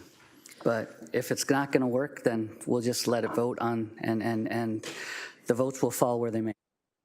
Thanks, Councillor Taddison. Councillor Nan, please. Thank you, Mayor. Appreciating the discussion around the table, and for me, I don't want to do anything that pauses the Fair Assist program from going forward on the approved date of January 1st. I would be also open to an extension of a grace period for the temporary Fair Assist special program in order to enable staff to help support individuals to transition into the new program. So if I could, through you, Mayor, if I were to bring forward an amendment to what's before us, my sense would be that I just want to figure out where I need to add the grace period into the direction that staff would be implementing, and also make sure that the costing reflects the grace period. And the last thing I would like to add would be a report back when the grace period ends on anything that staff want council and committee to consider moving forward. So those would be the three outcomes in an amendment to the motion here, and I'd look for support in putting together that language. Thank you. Thanks, Councillor Nan. So who's putting language together? Councillor Nan, where everybody's looking at you. In the meantime, we'll go back to the speakers list if that's okay. Councillor Danko, please. Yeah, I fully support that direction that Councillor Nan's going to put on the table as the Chair of Public Works, and 100% support there. I'd also add that at a future point in time, if we do get a report back at the end of the grace period, I would be very open to a deep affordable discount for people that are even below the low income threshold that would have a means tested qualification for free transit. It's probably a very small number of people, but I think that could be handled as a separate initiative through Public Works, in the next 6 months, presuming that we do move forward with the phase out of this current program, and then talk about, a deep affordable alternative in the future. Thank you. Thanks, Councillor Danko. Councillor Alex Wilson. Thank you. Maybe in an assistance in kind of bridging where Councillor Nan is going, through you, Mayor, I think ultimately if we're doing amendments, they are hopefully friendly with the mover. And so just maybe using my time to check through you with the mover if an amendment to a 6-month grace period would be friendly, as I think that's the only other, whether that just affects the next step. Thanks, Councillor Wilson. Councillor Pauls, you've been listening to the debate, and the question arises as to whether you would be amenable to an amendment that brings the 6-month grace period into play, as well as the other items that Councillor Nan mentioned. So you don't have to answer right now. You can think about it a little bit.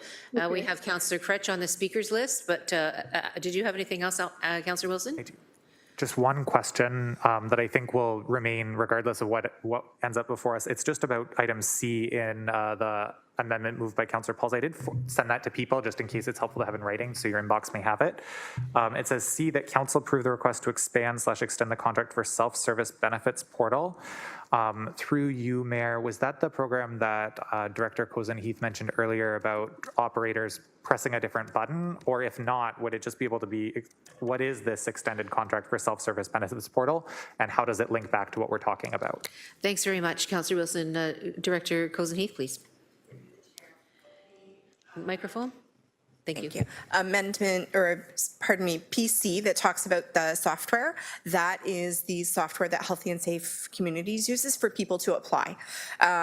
So the other piece that I was speaking of was, an action that our employees take on a fare box. So that can just be a direction from us to staff.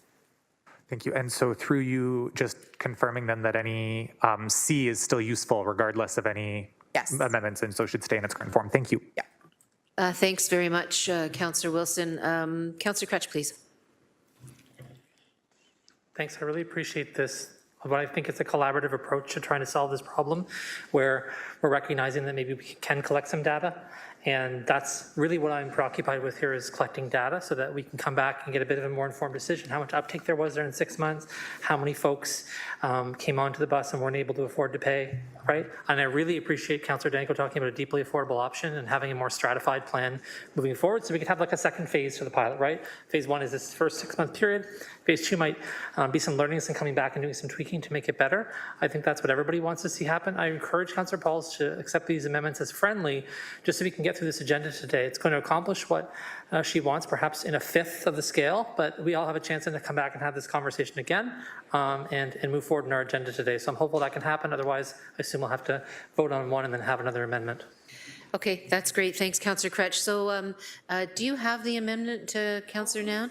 So Councillor Pauls, is that something you think you might be, without seeing the exact wording, is that something you might be amenable to? Councillor Taddison is shaking his head yes at you, just to let you know. Listen, of course I would do that, but I was wondering, I remember, I don't know which council, I think Council Couch said maybe a year. And the reason is the numbers, we got to track them correctly. And I think we should have a Presto card so that they can track numbers accurately. I talked to the director, and really, it's not accurate. We do not know. We do not know how much we are losing. We do not know what the real numbers are. So for me, that's a sticking point. And I want to say 6 months goes too quickly. It goes like a twinkling in an eye. So I think it should be a year. It doesn't cost as much. We're not putting money into it. Like I say, it's foregone revenue. And I think it's important. So I would be in favor of a year to look at the real numbers, figure out how we can do it, and to have a Presto card. So that's my... Okay, so I hear what you're saying. I appreciate your comments. I think we have to get down to a decision on this item now. So the amendment is before us. So can you put it on the screen, please? Oh, we're not quite finished? We need to finalize the numbers of the cost, of the revised cost.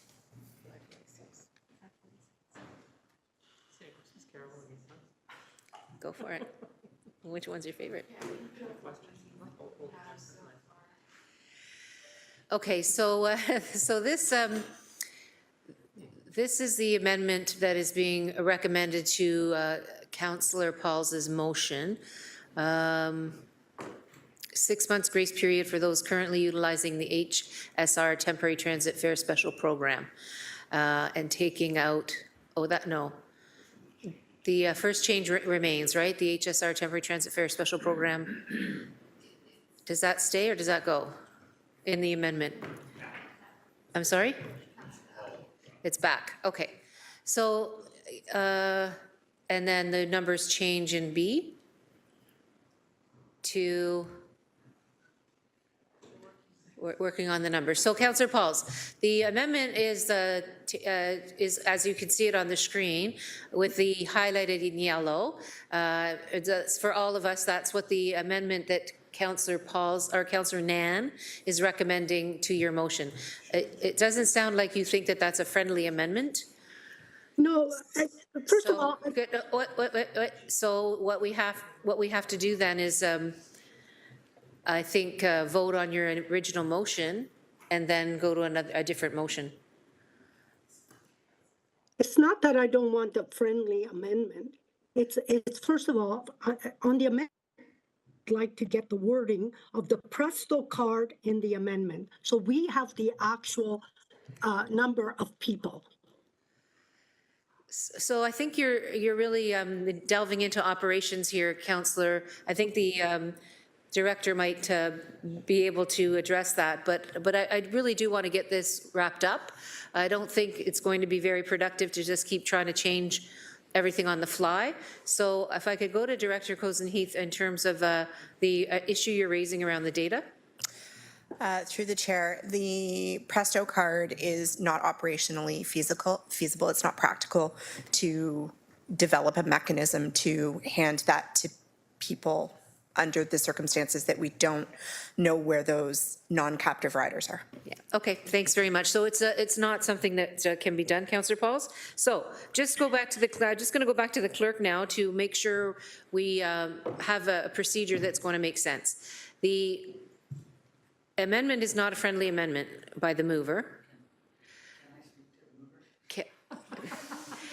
No, I think what we do then is because it's not a friendly amendment, we go back to the main motion and vote it up or down, and then we go to an amended motion. That's what I would say we do. So let's go to the original motion that Councillor Pauls brought forward, and let's go to that vote. We've had ample discussion. So this is on Councillor Paul's initial amendment. Can I just say something? I feel like I'm being... I know, Councillor Pauls, you can't. I've made a decision. We're voting on the motion, and then we're going to have we'll see where that ends up. And if it's not, if it fails, then we will. Well, I don't want then we will anything to entertain fail. another motion. Councillor Pauls, order, please. We're in the middle of a vote. I thought we were in the middle of a vote. Is somebody putting that vote up? The original, back to the original first. Councillor McMeekin on the original, down.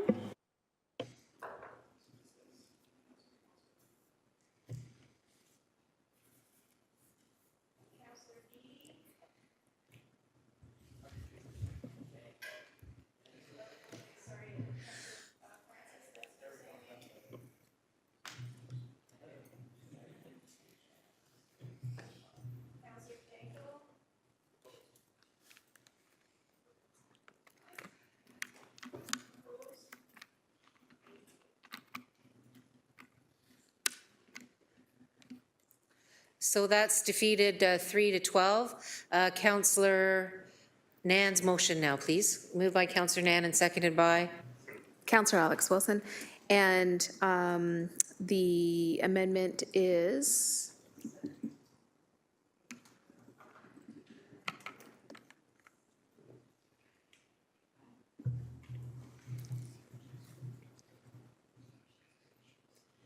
Is that up on the screen?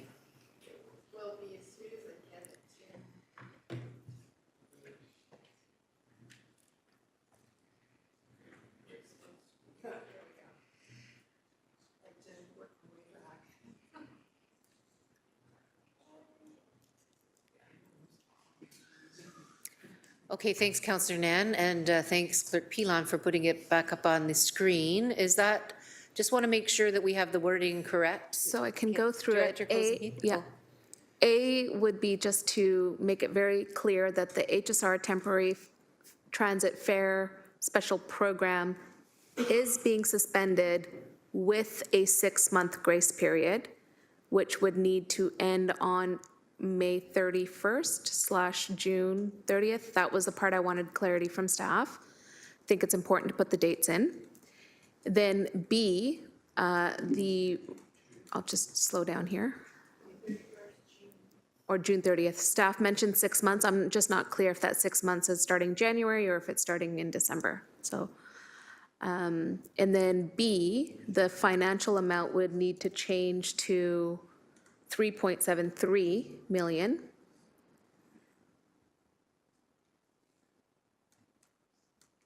So instead of 6, it would be 3.73. It's 3.83.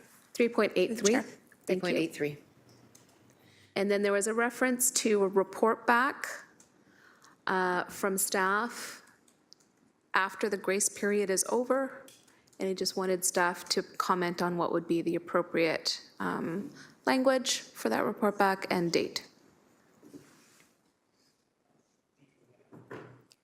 Through the chair. If we were looking at the 6-month grace period, then a report back timeline would likely be the September PW cycle. Okay, so it's June 30th, if I'm not mistaken? June 30th at the 30th, top there, correct. when you complete that thought. Clerk Pilon, we got to go back up to the top, sorry. Okay, so then you said something else, Councillor Nan. Is that what does that amendment reflect exactly what you were saying? The directed to suspend the HSR temporary transit fee special program. With a 6-month grace period. Yep. Yep. Is it good? That makes sense. Okay. B makes sense. It does just raise into question whether do we still need C, D, E, and F? If I could get that clarified by staff, and then I think we're there. C, D, E, and F. Yes, I would, through the chair, I would leave them. Yeah. Okay. All right, so that's moved by Councillor Nan, seconded by Councillor Alex Wilson. Any further discussion? Councillor Pauls and then Councillor Alex Wilson.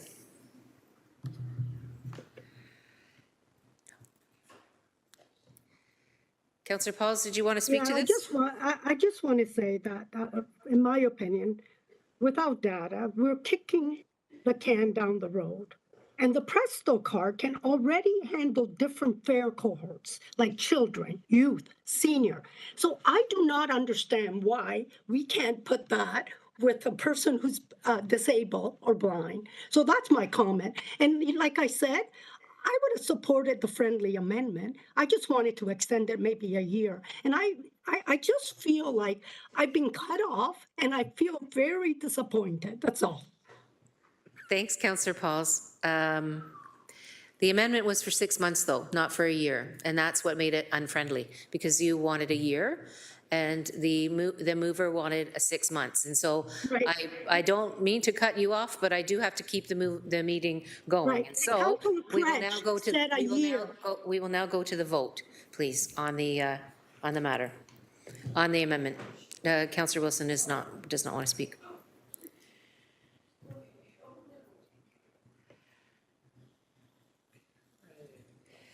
Wow. Where are we? Oh my gosh.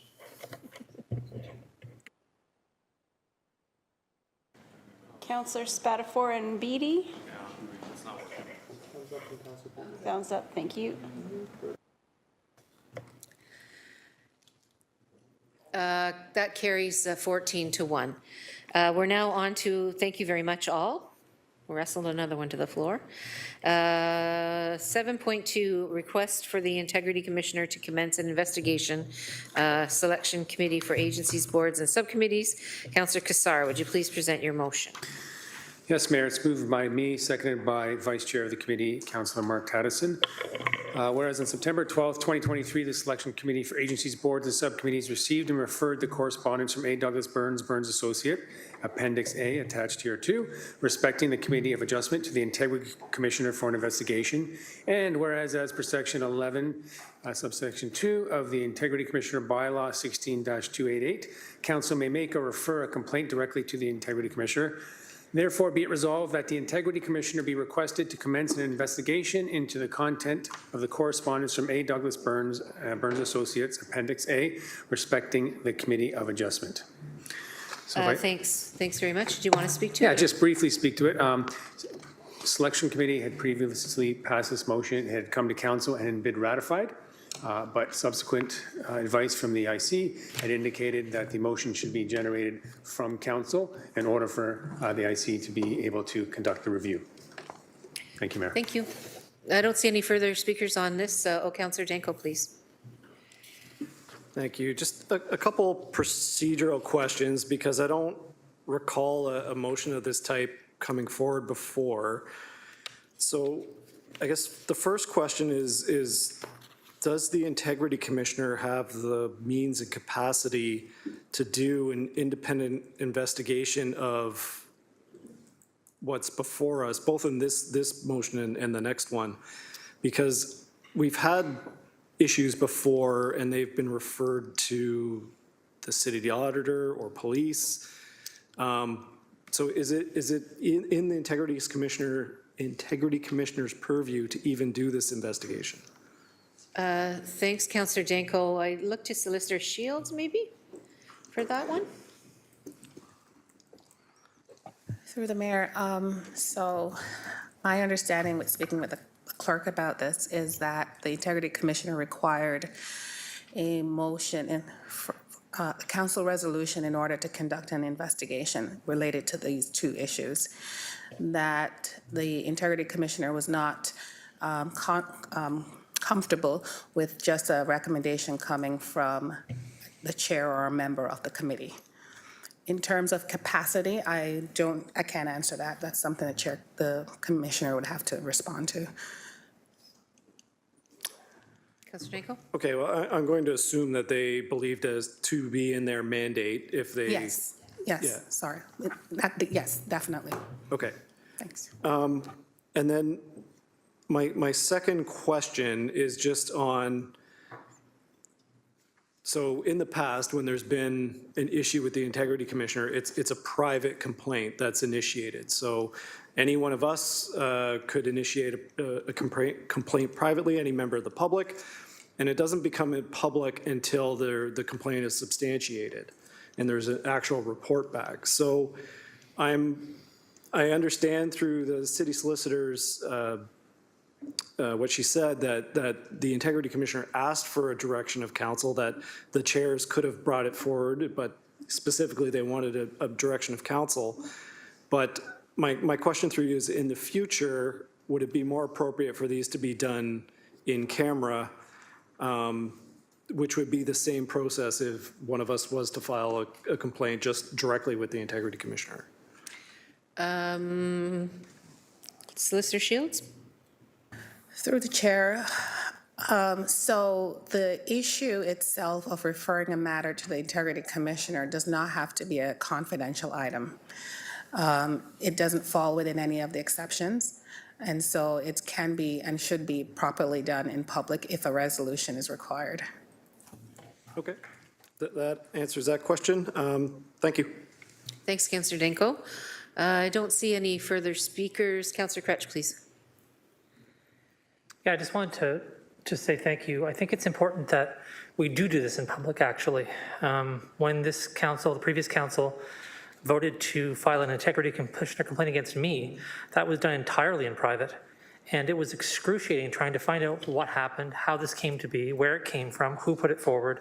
This is much more transparent. Everyone knows what's going on, no confusion. So anyone who would be subject to an investigation as part of this knows what's up, knows what's happening, and can see clearly where it's coming from. Thanks, Councillor Cretch. I don't see any further speakers, so we'll go to the vote on the motion.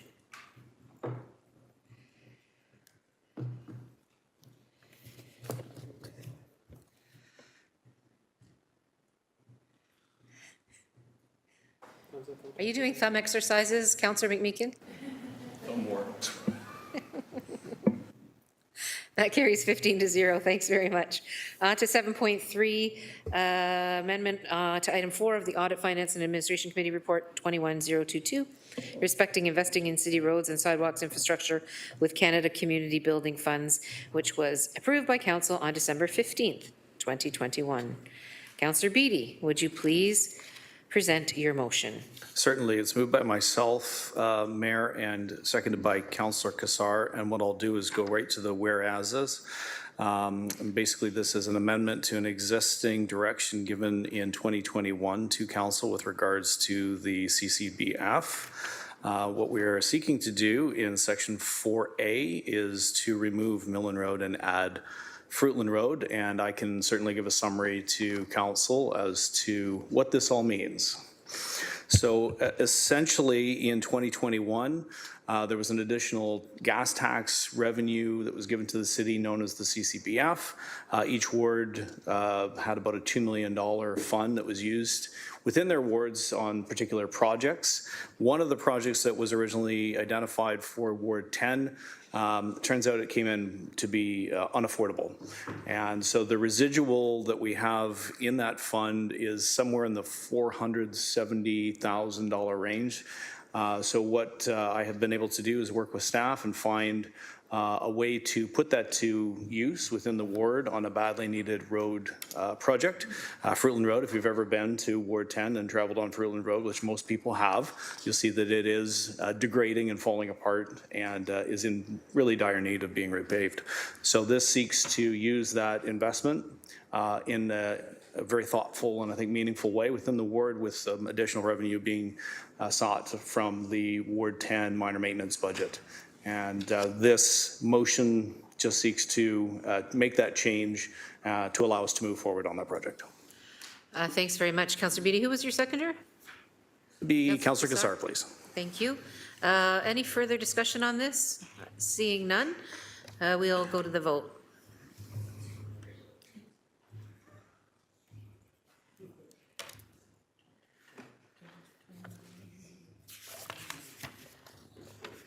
There's Councillor McMeekin with his thumb exercises.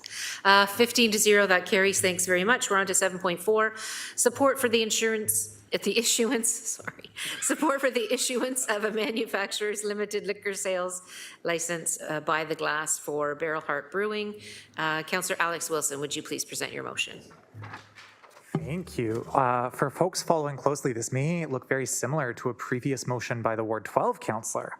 And I'll just read this out quickly, which is moved by myself and in fact seconded by that councillor, Craig Kassar, that support for the issuance of manufacturer's limited liquor sales license by the glass for Barrel Heart Brewing. Essentially, when folks put forward their applications to the ACGO, council recognition or council support notice from the council municipality is useful in that process and helpful. We're excited to be welcoming Barrel Heart Brewing to the downtown Dundas community in the former Village Bakery, hopefully. And this is just a step in getting them ready to go. Excellent. I don't see any speakers on the list, so we'll go to the vote.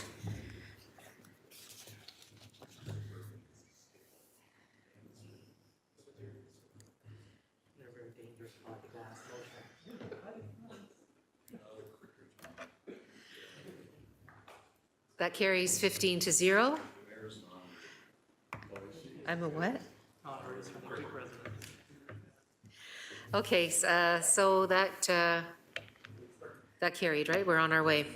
So at 7.5 is amendment to item 2 of the Public Works Committee Report 23-006 respecting automated traffic enforcement, new sites PW 23029 citywide. Councillor Nan, would you please present your motion? Certainly. It's moved by myself and seconded by Councillor Spadafora, and this is a housekeeping item to correct a report number that was inaccurately stated and approved. Oh, and the list is just piling on, all the speakers for this particular item.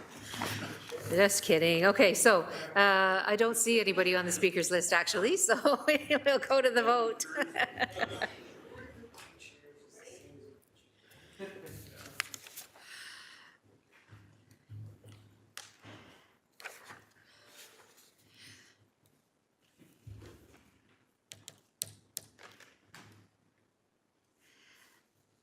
And that carries 14-1. Thanks very much. Oh, Councillor Spadafora. Ferguson Station fence improvements, 244 King Street East, Ward 2. Councillor Cretch, would you please present your motion? It's moved by me and seconded by Councillor Nan that we do some Ferguson Station fence improvements. The fence, it's in bad shape. We need a new fence. I'm grateful to staff for their preserving of the children's artwork that was along the fence. We kind of recognized in a site walk through, wait a minute, the fence is in disrepair, but all this beloved children's artwork was also suffering.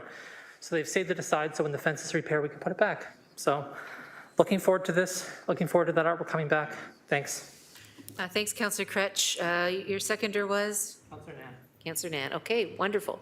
I don't see any speakers on the speakers list, so we'll go to the vote.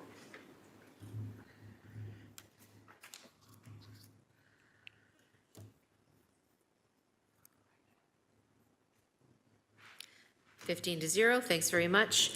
7.7, request for the Integrity Commissioner to commence an investigation, Hamilton Police Services Board Selection Committee. Councillor Nan, would you please present your motion? Certainly, it's moved by myself and again seconded by Councillor Spatafora.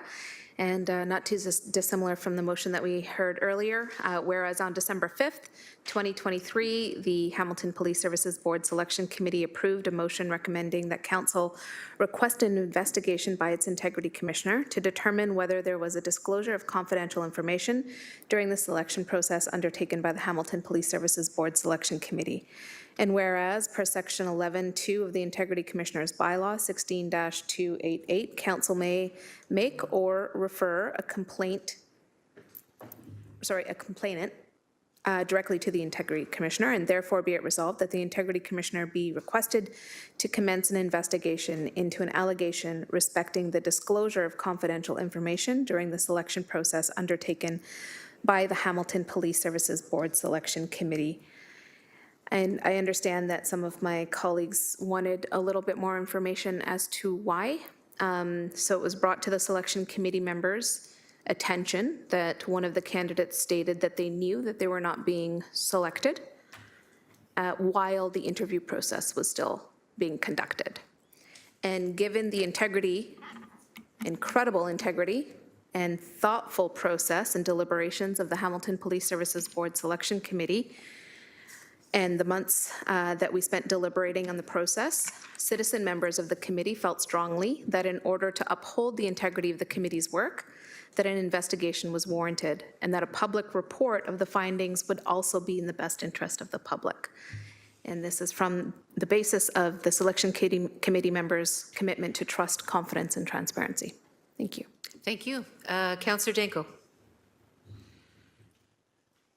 Thank you. So, two questions. I guess the first question is the basis for an Integrity Commissioner's report. So now we've shared something that was in camera. And how do we know that wasn't just the person's personal musings, that they were talking about something that they had information for? Councillor Nam? If I may, I'm not interested in making any assumptions about anything. And I think in order to uphold the integrity of this committee's work, the committee requested an Integrity Commissioner's investigation. They're concerned whether any information was breached in confidence. And the only way that we can determine that, rather than making any assumptions, is by engaging in the process that's available to us. Second question, Councillor Danko? So the second question is further to Councillor Kretsch's comments, and I think it's highlighted in this exchange, is that if we're going to end up having to move Integrity Commissioner complaints by a public discussion, then inevitably there's going to be some discussion of the validity of that complaint, which is not appropriate. That if a complaint comes forward, it should automatically go to an investigation. So I guess my question is this different just because this is an open investigation and not a specific complaint? I don't know whether anybody can answer that question. I look to the bench. I don't know if Acting City Manager Thorne or Solicitor Shields. So through the chair, I don't know in this specific circumstance, but given sort of the question on this one and on the previous one, we can certainly talk to the Integrity Commissioner in terms of their process for how these things should come forward, whether and in what circumstances it requires council as a whole to direct it versus an individual complaint. We can raise that with the Integrity Commissioner and let council know the results of that conversation. On this specific one, I'm afraid I can't speak to it. Anything to add, Solicitor Shields? Through the chair, yes. And I do take Councillor Danko's point, because discussing the issue that was discussed and closed could potentially expose us to a breach of that discussion. So I would like to take this opportunity maybe to go back to the Integrity Commissioner and just understand clearly what his expectations are and how he expects this council to bring forward requests for investigations. this is new for this council in terms of having a council resolution specifically on these particular types of deliberations enclosed. And so from my perspective, however, if we needed to discuss the issue that warranted the referral to the Integrity Commissioner, we could discuss that in closed, simply because it involves personal information or personal matters about an identifiable individual. And I would want to protect this council from inadvertent disclosure that could jeopardize those discussions. But I guess in sum, what I'm trying to say is that if councilors wanted to have more of a discussion around why this matter was going to the Integrity Commissioner, maybe that would be something we could do in close if you chose to do so, but also to get clear direction from the Integrity Commissioner around how we bring these matters forward for his consideration. So that's helpful. Anything further, Councillor Danko? No, and, you know, I'm in favor of supporting the recommendations today, of course, but, you know, I just think that, you know, having further discussion with the Integrity Commissioner is important because, you know, even in this instance, I think most of us know who we're talking about. The person that we're talking about probably knows as well, and they're inadvertently having their integrity discussed in public, which is, I think, a problem. Thank you. Thanks, Councillor Danko. Perhaps then, I don't know that there are any more of those today, but just for future, when we have them, until we get clarification, maybe we'll have clarification before another one comes up. I hope that is the case. But what we'll have to do is keep the motion pretty bland. And then if it goes to discussion, if there are questions that people have, we'll have to go into camera. Okay? So Councillor Pauls and then Councillor Clark. I just want to ask a question, actually. When we did the election, does the clerk tell the people that have applied that they're not going to be interviewed? Or do they wait? Because it's been a long time. It took, I don't know, 8 months to decide. So when somebody applies, do they know at that time they're not getting interviewed, or they wait till December, whatever December 5th was? Just on the Solicitor Shields? Through the chair, I'm just going to ask that we not answer that question. Again, it's discussing in-camera discussions around the deliberation process. I'm careful that we don't do that. Okay, so what we'll need to do is, if you want to move this item into camera, you're free to do that, Councillor Pauls, if we want to discuss the details. But the solicitor is suggesting that we don't have a discussion about the details in open session. Okay, my point was somebody could assume they're not elected because they didn't get a call. So Councillor Pauls, we're not having this discussion. Okay, can we go in Because camera then? If you're moving to go into camera on this, we will certainly take that motion. All right. And so you're moving this into, you're asking for this Yes. to be moved in camera? All right. Yes, please. Is there a seconder for that motion? Councillor Clark. And so then we'll need a vote on moving this into camera, but can I just ask when would be the appropriate time to go into camera on this? Should we do it, we'll move it to the in-camera section. We have council minutes. I don't think we have anything else, do we? Oh, yes, we have some, we do have some other items. Okay, so we'll take that vote then to go into camera? Or Councillor Clark? Thank you, Mayor. I seconded the motion to go in camera. I sat on the selection committee. We vowed to keep everything confidential, all the names confidential, the entire process confidential. Now we're in open session and we're moving motions to have integrity commissioners, and we can't talk about it in open session. And that's the problem. I think the council needs to know exactly what's going on and why those motions were being put before us. Absolutely. Okay, and so we're going to put that into the in-camera section, and I think we just need a motion on that.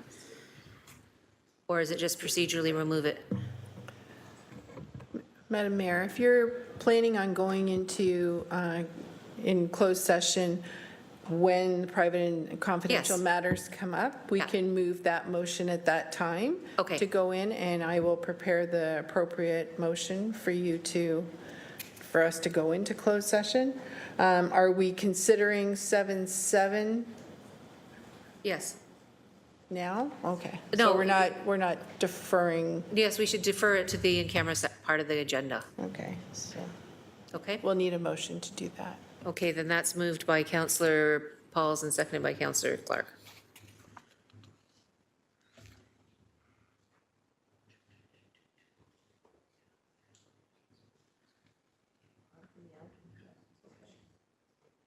We got your thumb there, Councillor McMeekin.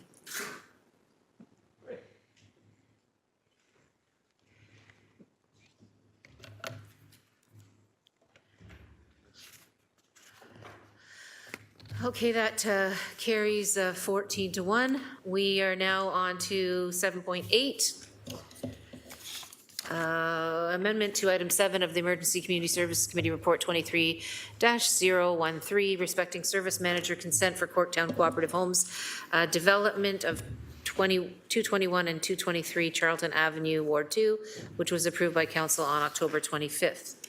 Councillor Kretsch, please go ahead. Yes, I'm moving this and seconded by Councillor Maureen Wilson, that we amend a previous motion just to add more conveyances. If you're excited by these conveyances, I encourage you to read the motion in its fullness. But this is a technical thing. We just need to approve additional consent. Thanks very much. I don't see any speakers on the list, so we'll go to the vote.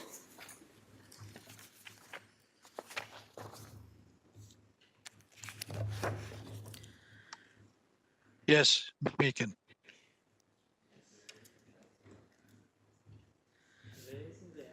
Councillor Pauls?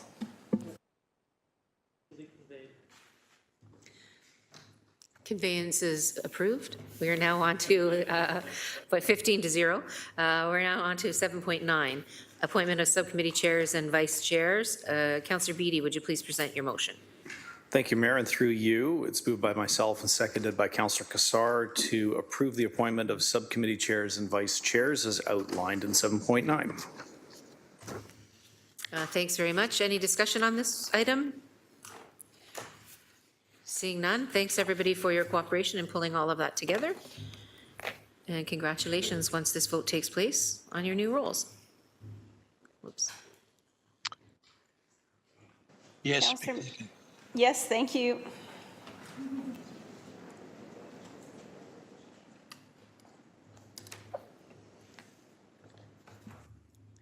That carries 15 to 0. The 7.10 or 7.10 is appointment of standing committee chairs and vice chairs for 2024. Councillor Alex Wilson, would you please present your motion?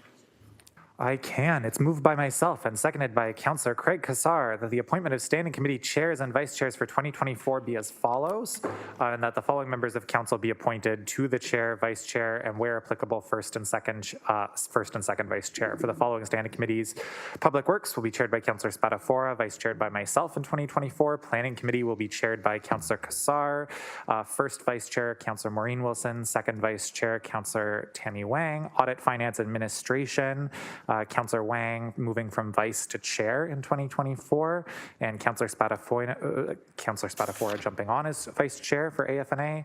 ECS will have Councillor Alex Wilson as the chair and Councillor Kretsch as the vice chair, and I have run out of pages, so I think we're done. Thanks very much, Councillor. Councillor Kretsch, please, go ahead. Thanks. I just want to say it again. I've said it once before, but I think it bears repeating. Just really appreciate the collaborative process around trying to do this. I've been pretty critical publicly before I was elected about how we did this. I think we've made a lot of improvements. So I want to just acknowledge the improvements, that we're trying to collaboratively make sure that as many people as possible have opportunities to be chairs and vice chairs. So thanks, and thanks to staff for supporting that. It's not easy to try and wrangle the selection and you know, from 16 people, so thanks for that. Thank you, Councillor Kretsch. I don't see any other speakers, so we'll go to the vote.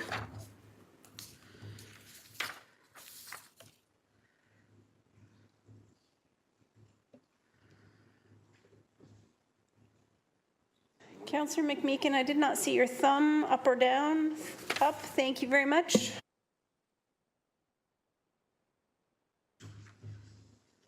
That carries 15-0. Thank you very much. We are on to accessibility investment in Bonetto Community Centre Auditorium, Ward 2, item 7.11. Councillor Crutch, please present your motion. Thanks. It's moved by me and seconded by Councillor Alex Wilson.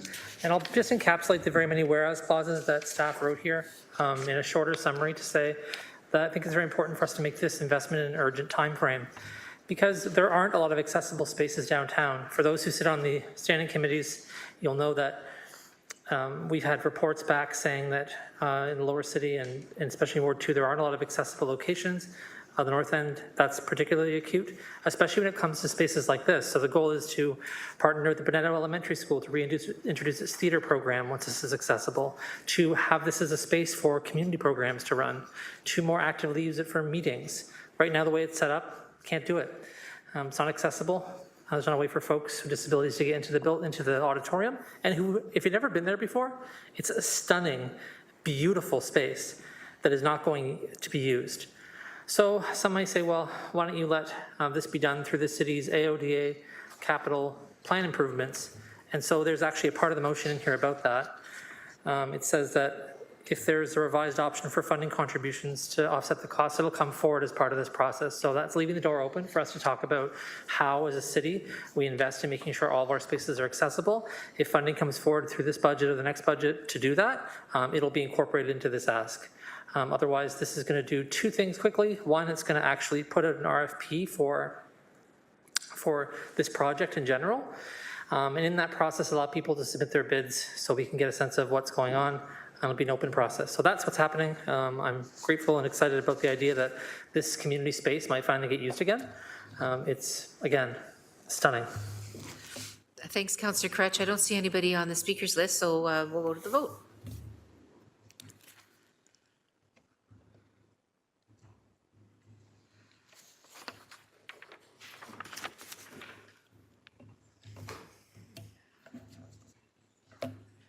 Just waiting for Councillors Pauls, thank you, and Councillor Taddison. Thank you.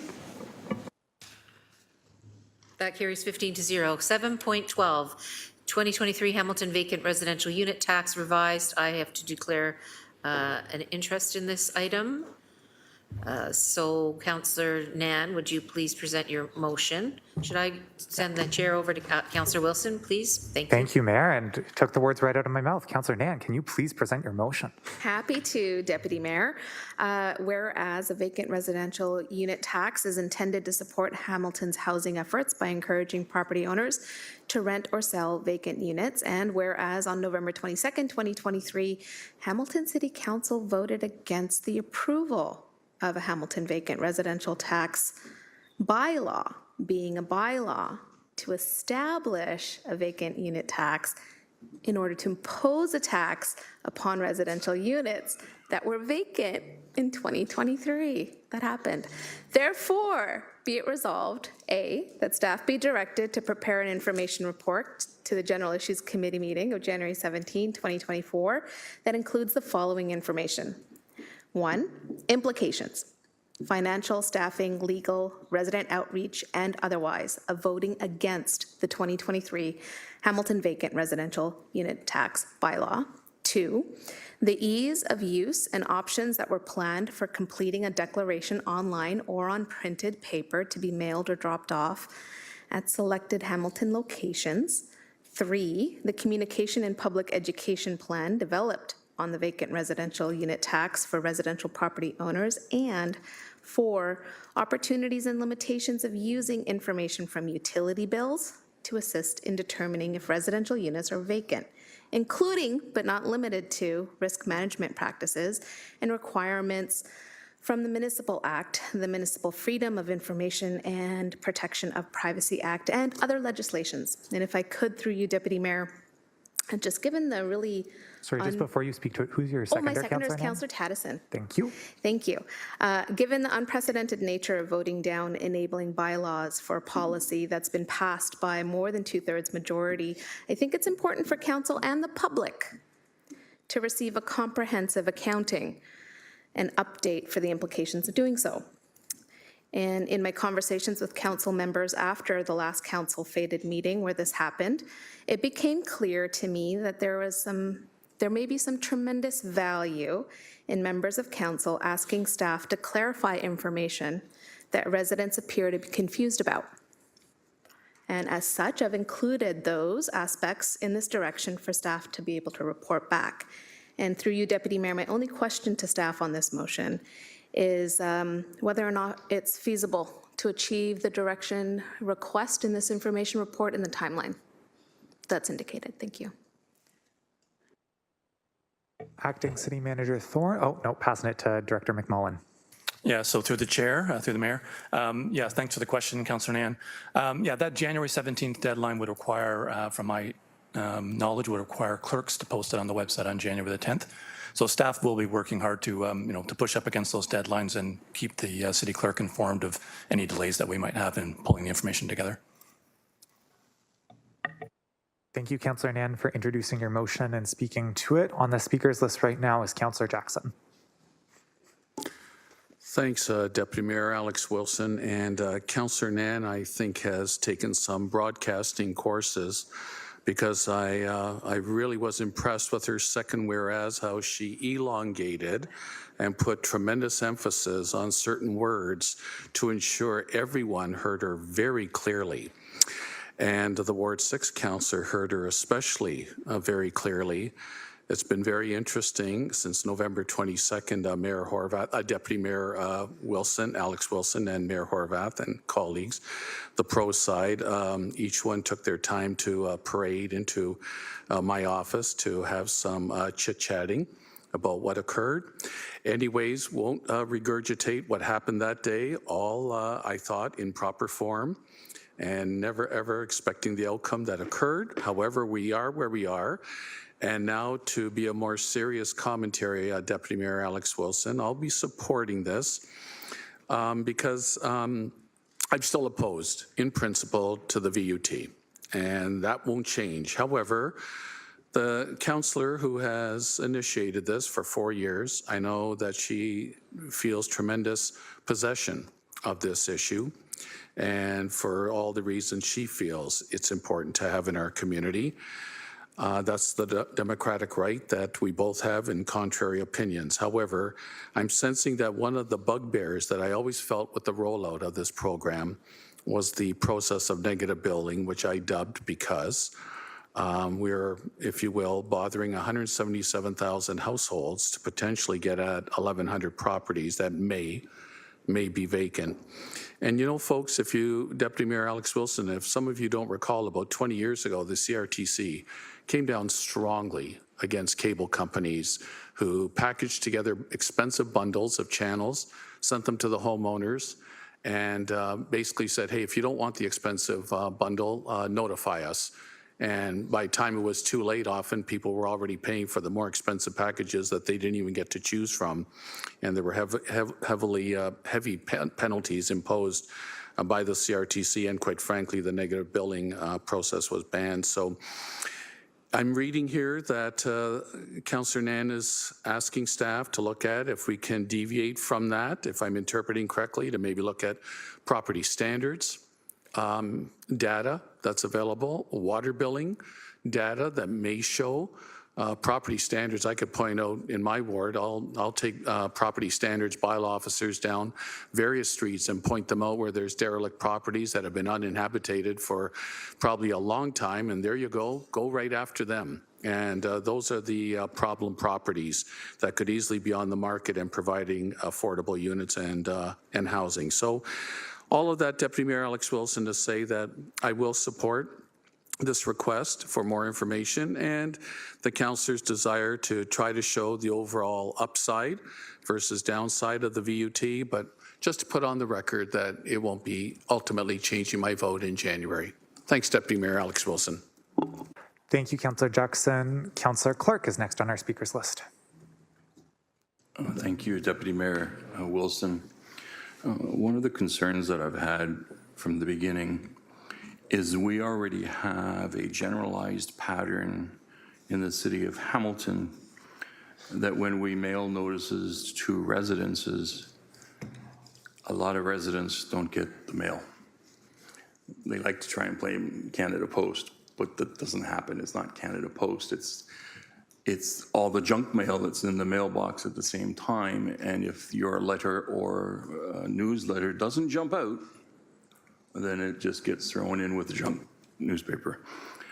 We saw this when we did the urban boundary expansion. After we did that survey, we heard from a clear majority of people say, I didn't get it, I didn't get it. And then there was even a survey that was done to see how many people got it. And I think it was like 60% said they didn't get it. And so we see this pattern. I see it I send out my newsletter twice a year, send out a lovely newsletter, Mayor, to residents in my ward. And then later on, I'm hearing from folks, I didn't get that. I didn't see that. So that's one of my concerns. So Councillor Jackson's commentary in terms of negative billing is appropriate in my humble opinion.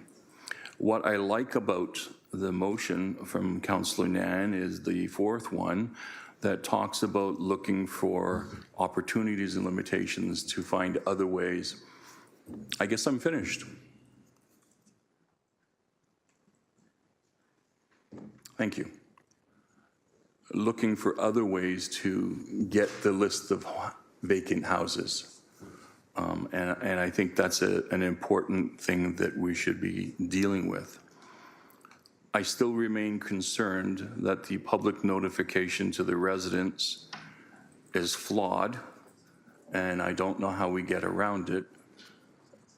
You want folks to actually see the document. To assume that they didn't see the document and you immediately put a 1% tax on their property, I'm not sure that's fair game. Lawyers' offices will tell you, yeah, you do registered mail to make sure people get these things. Someone knocks on the door and drops it off. We don't want to do that for the city of Hamilton. That's a very expensive proposition, but that remains to be the problem.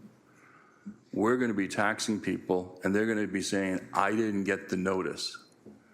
And the response is, too bad, so sad. 1% of your property assessment is a tax now. And that's the challenge that I've had with this from the get-go. I remain opposed to it. If we find other ways of getting that information and going after those vacant properties, I'd be happy to look at that. But right now, sending a letter to seniors in our community, we have no guarantee they're going to open it, and then they're going to get a knock on the door saying, you didn't declare, so here's your taxes. You got a vacant basement that you haven't rented out, things along that line. So I still remain concerned about that. I'm happy to support what's here from Councillor Nan, so we get all that information back with all the challenges that we have, and hopefully we can find a solution that we can go forward. Because Councillor Nan has worked very hard on this for a long time and has done a tremendous amount of research. And I'll leave it at that, Madam Mayor. I'll vote in favor of this resolution. Thank you. Thank you, Councillor Clark. We do have two more folks on our speakers list. Councillor Pauls is a first-time speaker, and then going back to Councillor Nan as a mover. Just a note from your chair, we do have 3 notices of motion and some closed session items after this. So far, it sounds like we're very agreeable on this item, so just maybe something to keep in mind as we're moving forward. But I do know, sorry, just appreciative of the comments, just the list keeps growing. Every time I look, there's new names. And so maybe if you want to get on now. Councillor Pauls, that wasn't addressed to you in specific as well. Sorry, Councillor Pauls, like, oh, Thank you. I wish I was there in person. Anyways, I guess beside the implementation that I think needs to really be looked at, is the cost. The cost is $4.6 million in time where we're discussing how much money our taxes are going up and not knowing how many actual property we have. So I will still be voting no, but I will vote for this so we would have more information. But like Councillor Jackson and Councillor Clark, I want to make sure that the implementation is right and the cost, there's a cost benefit for it. not losing money. Thank you. Thank you, Councillor Pauls. Councillor Nan, as our first second-time speaker and currently the only other person on the speakers list. It's all ready to me. Thank you, Deputy Mayor, for the second time. Thank you to my colleagues who have expressed support for the motion. I think it's like I said, really important for not only this council to understand the information as it comes back in the information report, but also for the public. I'm also appreciating that people feel that I feel very strongly about it. So I just want to put it back into context that it's not about feelings. It's about, deep research, looking intently intently at the housing crisis that was looming last term and that we find ourselves in this term, and making a commitment to residents not only in Ward 3 but across the city that we will pull every lever possible as a municipality to help address this issue. And the policy has evidence of standing its ground very firmly and effectively in many municipalities now across Canada, and is being sought after by other municipalities who are seeking approval by the province to implement this as well. Not only does it result in thousands of vacant units ending up being occupied by residents, it also does result in funding that can go directly towards affordable housing, perhaps for an acquisition strategy, perhaps towards supporting capital, perhaps towards supporting some of the social and wraparound supports that we know are much direly needed in our community and underfunded. Thank you. Thank you, Councillor Nan. First-time speaker, Councillor Beattie. Thank you, and I do apologize to the mover. Tried to kind of bump in there earlier, but I did want to ask if it would be possible, a number of good points that are outlined in the motion. I've heard from some nonprofit social housing providers that they may be negatively impacted by the current trajectory of the VUT. And I'm wondering if part of this could reflect back on a report back from staff, if that could be included in this to see what the negative impacts could be. Deputy Mayor, is that question directed at me or staff? Well, I will go back to the asker of the question for that. Sorry, every time I push the button, it would flash back at me. I could. Is your question essentially, would the mover be amenable to a friendly amendment to add a fifth request for information? That is the nature of my request, yes. Are you amenable to a hypothetical amendment to add a fifth clause asking more information? In order to do that, I would like to be evidence-based, Deputy Mayor, and ask our staff, isn't that already covered in the information in the initial policy in terms of exemptions? And then just keeping in mind that Councillor Beattie has the floor as we navigate this. Yeah. So through the Deputy Mayor, Brian McMullen, Director of Financial Planning, Administration and Policy and Corporate Services. So in the initial policy or in the framework and the bylaw, essentially there was, housing was covered off in that, and we've had discussions with our internal folks regarding housing. The specific regulation relates to residential units that have 6 units or less, right? So anything that is greater than that is not covered. They're not deemed to be applicable under this particular bylaw. But we can certainly discuss, if directed, discuss with Toronto, Ottawa, and Vancouver, the other 3 municipalities that have the specific framework and bylaws in place in their municipalities. Councillor Beattie, I turn to you. Thank you, and through you, it was specific to smaller units, single units, single family detached, semis, towns of that nature. Some of the social housing providers have indicated that they may have a negative impact on them, and I'm just wondering if those clusters could be discussed in the context of this information report coming back.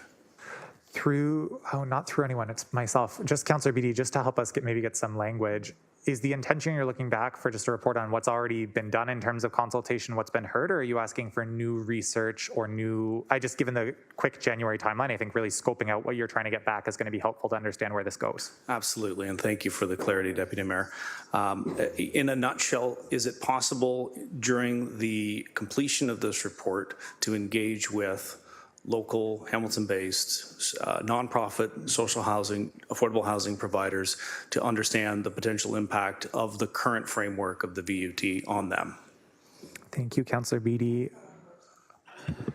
So I just want to check with staff, and then we can go back to the mover to see if that would be friendly or not. Just from staff, maybe from a timeline consideration in terms of does that work exist? Can you find it as the councillor asked? Through the chair, staff can make best efforts in terms of engaging with other communities who have a vacant unit tax, and if Councillor Beattie can share contact information with the not-for-profit housing providers, happy to engage to explain the exemptions under the program and to understand any scenarios where they may not be subject to the exemptions and the tax may be applicable. Thank you. And just final note from me before we go to the mover. Councillor Beattie, it sounds like that work is work that can happen with or without the motion. I'm never going to be one to say it's committee's will if we want to do that. Just maybe keeping that in, like connecting with staff and following up offline versus putting in the motion text. GM Ziegler, just checking again, is that would, if a councillor reached out and said, hey, you're doing this review, this person in our ward, it would still get included, or we'd prefer it to be in the motion itself? Through the chair, we always prefer in the motion so that we are reporting back with the expectations set by council. And again, I'll just reiterate best efforts. So if councillors reach out to us, we will make best efforts in terms of reporting back. Thank you. Councillor Nan, would something like that, you've heard it a little bit more, be friendly, some language about best efforts? Deputy Mayor, I think the language that was friendly would be confirmation that not-for-profit housing providers are exempt from the vacant unit tax, and report back confirming so. Thank you. Okay, Councillor Beattie, that was proposed language there. Does that satisfy you? I will suggest that should satisfy. Yes, it's based on making sure that we are talking about the type of unit in question. I understand that the 6 or more units are exempt. I guess I'm speaking of 6 or less units. Thank you. Councillor Nan, I don't suppose you've been emailing with the clerk or that language that you just suggested. Would you be able to repeat it? And I'm just gonna, we're all gonna furiously write it down. Number 5.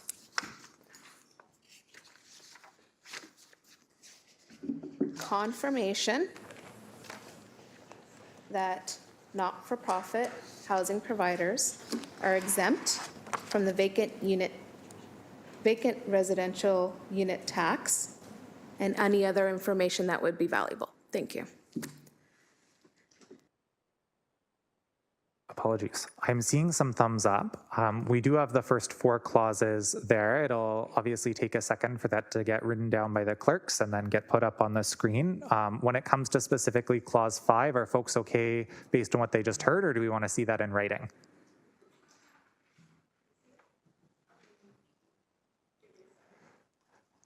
Oh, thank you, Councillor Clark. I am filling the air while we move forward, so thank you.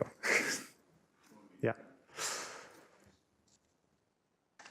I think what's happening here, and the good councillor's questions, because I've heard from different groups also, if it's exempt for not-for-profit operators, then why are not-for-profit operators coming to us and saying, please don't tax us? Clearly, the communications wasn't not as well heard by all parties if they are coming to us now and saying, yeah, this is really going to be a problem for us. So it's important that we make sure that we are connecting with all of the not-for-profit operators. Not all of them build apartments. Many have single-family homes. In my ward, I have many, and they're concerned. Thank you, Councillor Clark. Thank you, Councillor Beattie. Thank you, Councillor Nan, for helping us all get here. We do have suggested language for the believe-friendly amendment on the table. I'm not seeing anyone on the speakers list. Are we okay to move forward to a vote, Council? Oh, okay. No, I am seeing more speakers potentially. Councillor Clark. Thank you, Deputy Mayor. So this paragraph is asking that they confirm it. The challenge that we're having is the communication of it. If they are in fact exempt, then why don't they know? why are they calling counselors' offices and raising these alarm bells? So something's amiss. Thank you, Councillor Clark. I am reading item 3 of this motion says the communications and public education plan developed on the vacant residential unit tax for residential property owners is something else. Maybe what we could do is if it works with Councillor Nan, just spell out in that item 3, the communication and public education plan, including that for non-for-profit housing providers to make it the language you're looking for quite explicit. Once again, what is going to happen if you do it that way, it's confirmation that they're exempt. We need confirmation that they've heard that they're exempt. How we do that in this motion, I don't know. But if it's true that they are exempt from the process as an affordable housing operator, not for profit, then the question remains, why don't they know that? Thank you. We're not dealing with that here. So somehow we need to communicate with them. Thank you, Councillor Clark. So we do have a 5-item amendment. Only item 5 was put up on the screen earlier. That was the one that had confirmation. Item 3, just so folks know, is also requesting the history of communication. That's not new communication, just summarizing what was in the original motion. That crosses some of these things, but I do understand that there's a bit of a gap. Looking at my speakers list, seeing Councillor Nan. Appreciate that. My name was right there on the list for you as I was raising my hand. Through you, Deputy Mayor, then on the item 5 that was on the screen. If I could clarify the language. With appreciation, thank you. Confirmation that the Hamilton not-for-profit housing providers are exempt from the vacant residential unit tax. And the strategy to effectively communicate that exemption, period. Would that satisfy my council colleagues that are looking for this information? Okay. Again. Thank you, everyone, for the help and collaboration on multiple items today. I only do have the chair and deputy mayorship for a little bit longer before I get to host this back to the mayor, and I'll just point out this is the 3rd or 4th time we've done a lot of work on the council floor today. Something to keep in mind as we head to 2024. But hey, I'm only deputy mayor for today. So taking advantage while I can. So we have properly moved, seconded, multiply amended, all of them friendly. And Councillor Pauls, apologies, I didn't see on the speakers list there. I just want to be clear. So if you're nonprofit, you could have houses that are empty sitting and you will not pay the taxes. If you're a property owner and you have a house that's empty because of some reason, we don't know why, you have to pay. Is that what we're doing, two standard of? Councillor Pauls, what we're doing here is moving a motion on an information report to get some information back about the program. The discussion's not about the program itself. I'm happy to try and help you get the answer to your question. I'm just not sure, as framed, that's on topic right now. I thought when I read the motion, that's what it said, that the nonprofit are exempt from the tax. Is that what I read, or maybe because I didn't read it properly? Motion language speaks to an information report that will be coming back, and the 5 clauses that are in the motion speak to the types of information that is being requested. There was a friendly amendment in item 5 to add a report back on how not-for-profit partners are treated under the program and how they have been communicated with under the program. The specific program eligibility itself, it's just a thin branch for being in order is what I guess I'm trying to guide you there. Okay, so it's the communication. It's not about the actual policy. Okay, Yes. That's all I needed to know. Thanks. Okay, thank you. I'm gonna try this one last time, and apologies to all the last minute. I've been a person who jumps on the speakers list at the 11th hour. It's okay. Gonna try one more time. It's been moved, it's been seconded, it's been friendlily amended. Are we good for a vote? I think so. I'm calling for the vote. Awesome.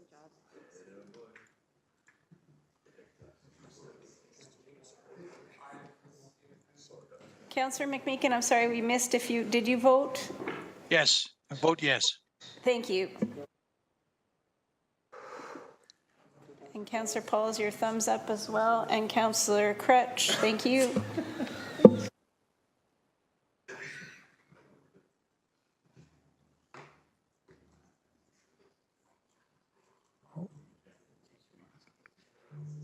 All right, and that vote carries 14-0 with 1 abstention in the mayor. And Mayor Horvath, I am so excited to be passing the chair back to you.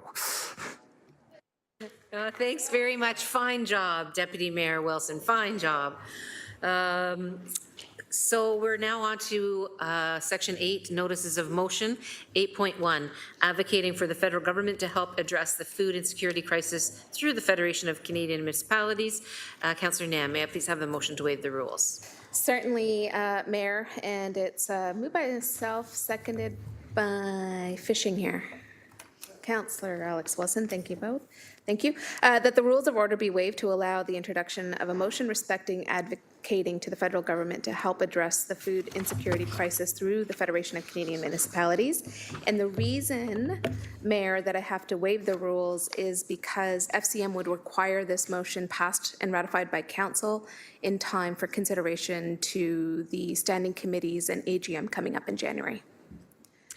Thanks, Councillor Nan. So on the waiving of the rules, can we have the vote?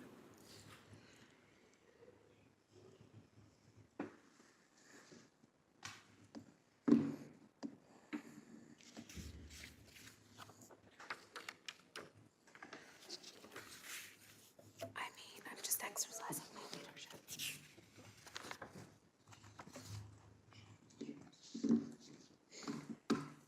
That carries 14-0. Thanks so much. Go ahead with your motion then, please, Councillor Nan. Thank you. And through you, Mayor, I won't go into all of the details of the whereas clauses. I think it's pretty clearly laid out. And this council and previous standing committees are very aware of the issues facing us here in Hamilton as it relates to our current food bank system. We're critically facing another crisis situation in terms of Hamiltonians' ability to access food. And the number of people that are utilizing food banks is on the rise, 40% increase from 2022 to 2023, with residents spending a greater portion of their income on rent. Food banks are providing a necessary service for survival for many of our residents and neighbors. And over the last few years, as the demand has continued to grow, the food donations that residents are able to make is declining. And Hamilton Food Share is relying on funding sources such as the City's Enrichment Fund, the emergency grants that have been ratified by this council in order to purchase the food and keep up with the demand and keep our food banks well stocked. But the increasing need to purchase food for the agencies and the increasing cost for purchasing the food in general is an additional funding strain that I believe the federal government has a role to play in order to help build some sustainability for our agencies here locally, but also across the country. And I want to acknowledge our counterparts in the City of Brampton, specifically Councillor Rowena Santos, for flagging this motion that the City of Brampton has already passed and ratified. And it's my understanding that a number of municipalities across the country are also preparing their motions and ratifying them this month in time for this lobbying effort through the Federation of Canadian Municipalities. So the motion is before Council. It's moved by myself and seconded again by Councillor Alex Wilson for your consideration. Thank you. Oh, and I should say that therefore be it resolved is that the Federation of Canadian Municipalities be requested through resolution at its upcoming board meeting at AGM to advocate to the federal government to help address the food insecurity crisis by providing emergency funding to food banks. And through you, Mayor, the only last piece that I would ask staff to just verify is exactly how much the City of Hamilton is currently stopgapping to meet the needs in our food bank system. Thank you. Thank you, Councillor Nan. Acting Manager, or General Manager Hrstic, please. Through the chair, Chris Hrstic, Acting General Manager of Community Services. In 2023, Council provided emergency funding grants in the amount of $135,000 to Hamilton Food Share, an additional $625,000 to the Emergency Strategic Planning Committee, which is led by Hamilton Food Share. And there's a council referred item for the 2024 operating budget in the amount of $1.25 million. Thank you. Through the Councillor chair, Nan? if I may. Morgan Stahl, Director of Government Relations and Community Engagement. There's also supplementary funding through the City Enrichment Fund as well. I have those totals if the committee would like to hear them.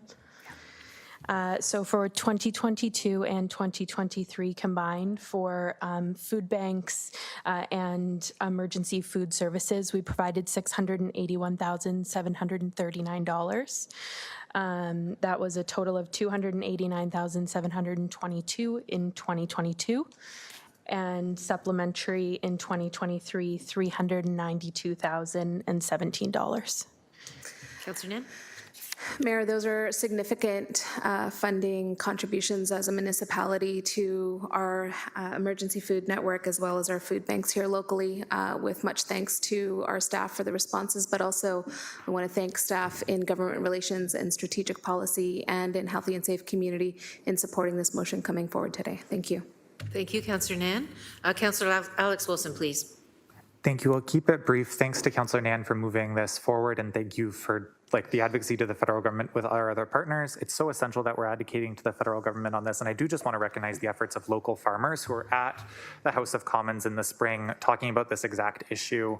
And farmers with the National Farmers Union actually came to the House of Commons Standing Committee and brought receipts about how much it costs for them in terms of how much their prices have gone up to, say, grow corn versus how much the price of corn flakes has gone up.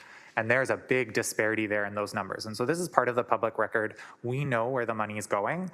And to just quickly borrow from the NFU's vice president, farmers and consumers are clearly in the same boat. We're both dealing with a highly consolidated processing and retail sector that can set prices to suit themselves and award enormous salaries to corporate CEOs. This is about monopolies, and I'm so thankful that municipalities across Canada are coming together to tackle big corporate monopolies that are impacting all of us. Thanks to Councillor Nan. Thank you, Councillor Wilson. Councillor Clark, please. I completely support the motion. I think it was Councillor Jackson at our Emergency and Community Services that moved the motion with regards to the $625,000 one-time emergency grant for Hamilton Food Share. What we have learned is that the number of people using the food banks have gone up exponentially, and that it's not a Hamilton issue alone. It is an issue across the country in cities that have never had food banks before. They're struggling. People really are having an incredibly challenging time trying to balance their household budget with all of the increases. And as a result, food and the risk of malnutrition starts to become a real issue. They don't have the food to feed the kids, then how do they actually excel in school? I see my colleague, Councillor Mark Tattison, a former principal, shaking his head. That's a real issue. I mean, if you talk to teachers, if the kids aren't fed, when they come to school, it's really hard for them to pay attention. So I want to thank the good councillor for bringing this motion forward and doing the advocacy work at FCM. Municipalities cannot do it alone. I think that would be my clear message to our senior levels of government. They have to step up and help. This is a national challenge with regards to food security, and we have to address it head on. Thank you, Mayor. Thank you, Councillor Clark. I don't see anyone further on the speakers list, so we'll now go to the vote on Councillor Nan's motion.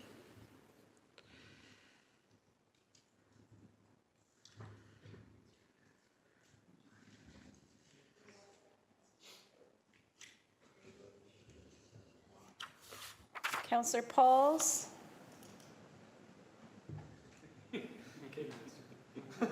Thank you.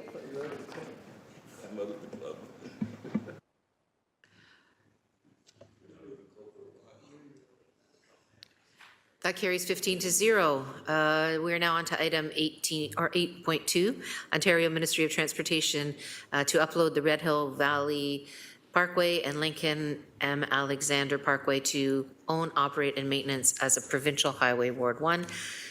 Councillor, lots of wards.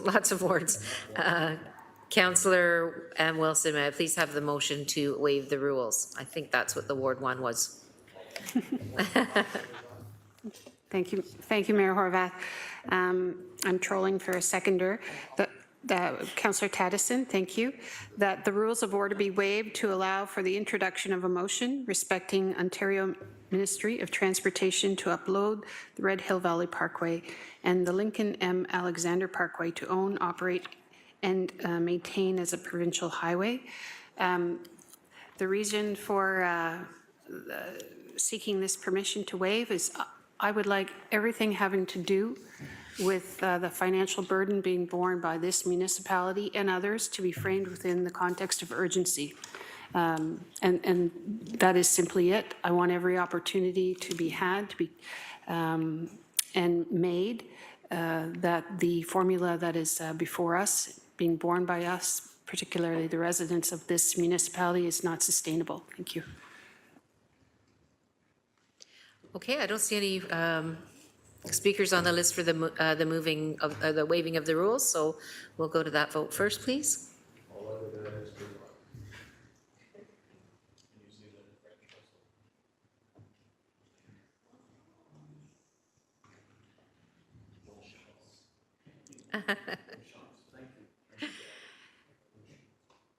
That carries 15-0. Thanks very much. Councillor Wilson, may I please have your motion presented?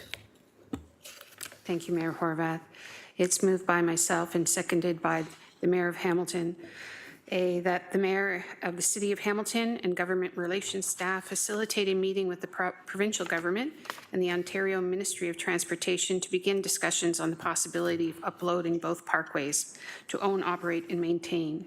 B, that the Public Works and Planning and Economic Development Departments assist with technical details and analysis to support the possible upload by the Province of Ontario and MTO, and C, that the City Solicitor be directed to review the Haudenosaunee-Hamilton Red Hill agreements and to provide comprehensive opinion to GIC with respect to the impact of the Haudenosaunee-Hamilton Red Hill agreements, including any suggested steps or actions that need to be taken in conjunction with the possible upload of the parkway to the province. If I may. Please go ahead, yes. Thank you.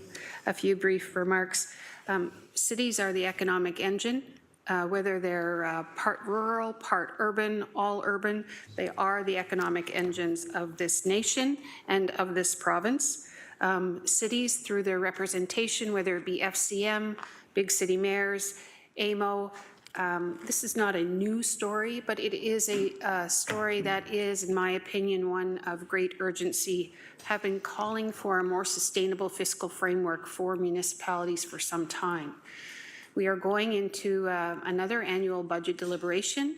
I think municipalities across Ontario are taking the right steps in terms of accountability in parsing out their budgets to say what is clearly as a consequence of local decisions and what is really as a consequence of provincial decisions. We have not been made whole despite the headlines, and it was of interest to me that the Premier of Ontario, in his discussions with Mayor Chow, in recognition of that municipality's dire financial condition, willingly uploaded the DVP and the Gardner. We have conditions across this province in our neighbors, Highway 406, similar to the Parkway. That is a provincially funded, maintained, operated roadway. It is similar in its service. The Parkway and the link to provincial highways. And it is used by residents, as it should be, across this province in their efforts to move across this province. So whether it be this roadway, whether it be housing, whether it be ambulance, I think we have to start pressing this agenda of uploading of this province. I don't think, I would like to think that it would enter this discussion in a deliberative, intentional manner to talk about disentanglement, to talk about the revenues that are available, to talk about the capacity, to talk about the needs, and to talk about the consequences that are facing our cities of this untenable, unsustainable financial arrangement. But that might be a bridge too far to do it in a wholesome, thoughtful, deliberative manner, like grown-ups at a table. So if this is the get her done government, well, let's start with where their interest lies, and that's a road. So that's what I'm proposing, Mayor Horwath. Thank you very much for your actions to date on this, for speaking about this untenable situation. Very appreciative of that. Thank you. Thank you, Councillor Wilson. Councillor Clark, please. Thank you, Councillor Wilson and Mayor Horwath. This is an excellent idea. I wish I'd thought about it. Seriously, the province helped fund with capital dollars the roadway through the Red Hill Valley, significant dollars. The challenge that I have seen living in Upper Stony Creek for 32 years now is that the traffic down the link and down the Red Hill Valley is largely trucks and an awful lot of vehicles that are just driving right on through. It's a quick way to get to Niagara Falls, and vice versa going the other direction. Councillor Wilson is absolutely correct. It is very similar to the 406, which is a connector highway run by the province of Ontario. If it's provincial transportation that is rolling across that link and trucks are doing it, and it's very important that we keep those trucks moving along that link, then one would assume the province of Ontario would say, yeah, we're going to look at this seriously. We've tried this a number of times. Councillor Jackson, you can recall a couple. I think this is an opportunity to demonstrate what our costs are to maintain that highway. And is that highway appropriately a provincial highway connecting to the 403 and the QEW? So I think it's warranted. I think we should continue the work that the mayor has done in terms of advocating to the province. And I want to stress, Mayor, I listened to radio last night. I was trying to listen to Christmas carols, but got the wrong station. And they were asking the public, what would you exchange for the province to pick up the Red Hill Valley Parkway and the link? That's not what we're talking about, not even close to what we're talking about. And they're trying to imply that the province is only interested if there's an exchange. I don't know what all happened in Toronto, but what we're talking about is the huge demand of traffic, 88,000 plus using those roadways, those highways. And it's appropriate for it to be a provincial highway. That's all we're asking for. Let them take it up and start paying the maintenance on it. And that would really help this municipality out significantly. Thank you, Mayor. Thank you, Councillor Clark. Councillor Danko, please. Thank you, Mayor. Fully support the direction before us. I'm very grateful to see this come forward.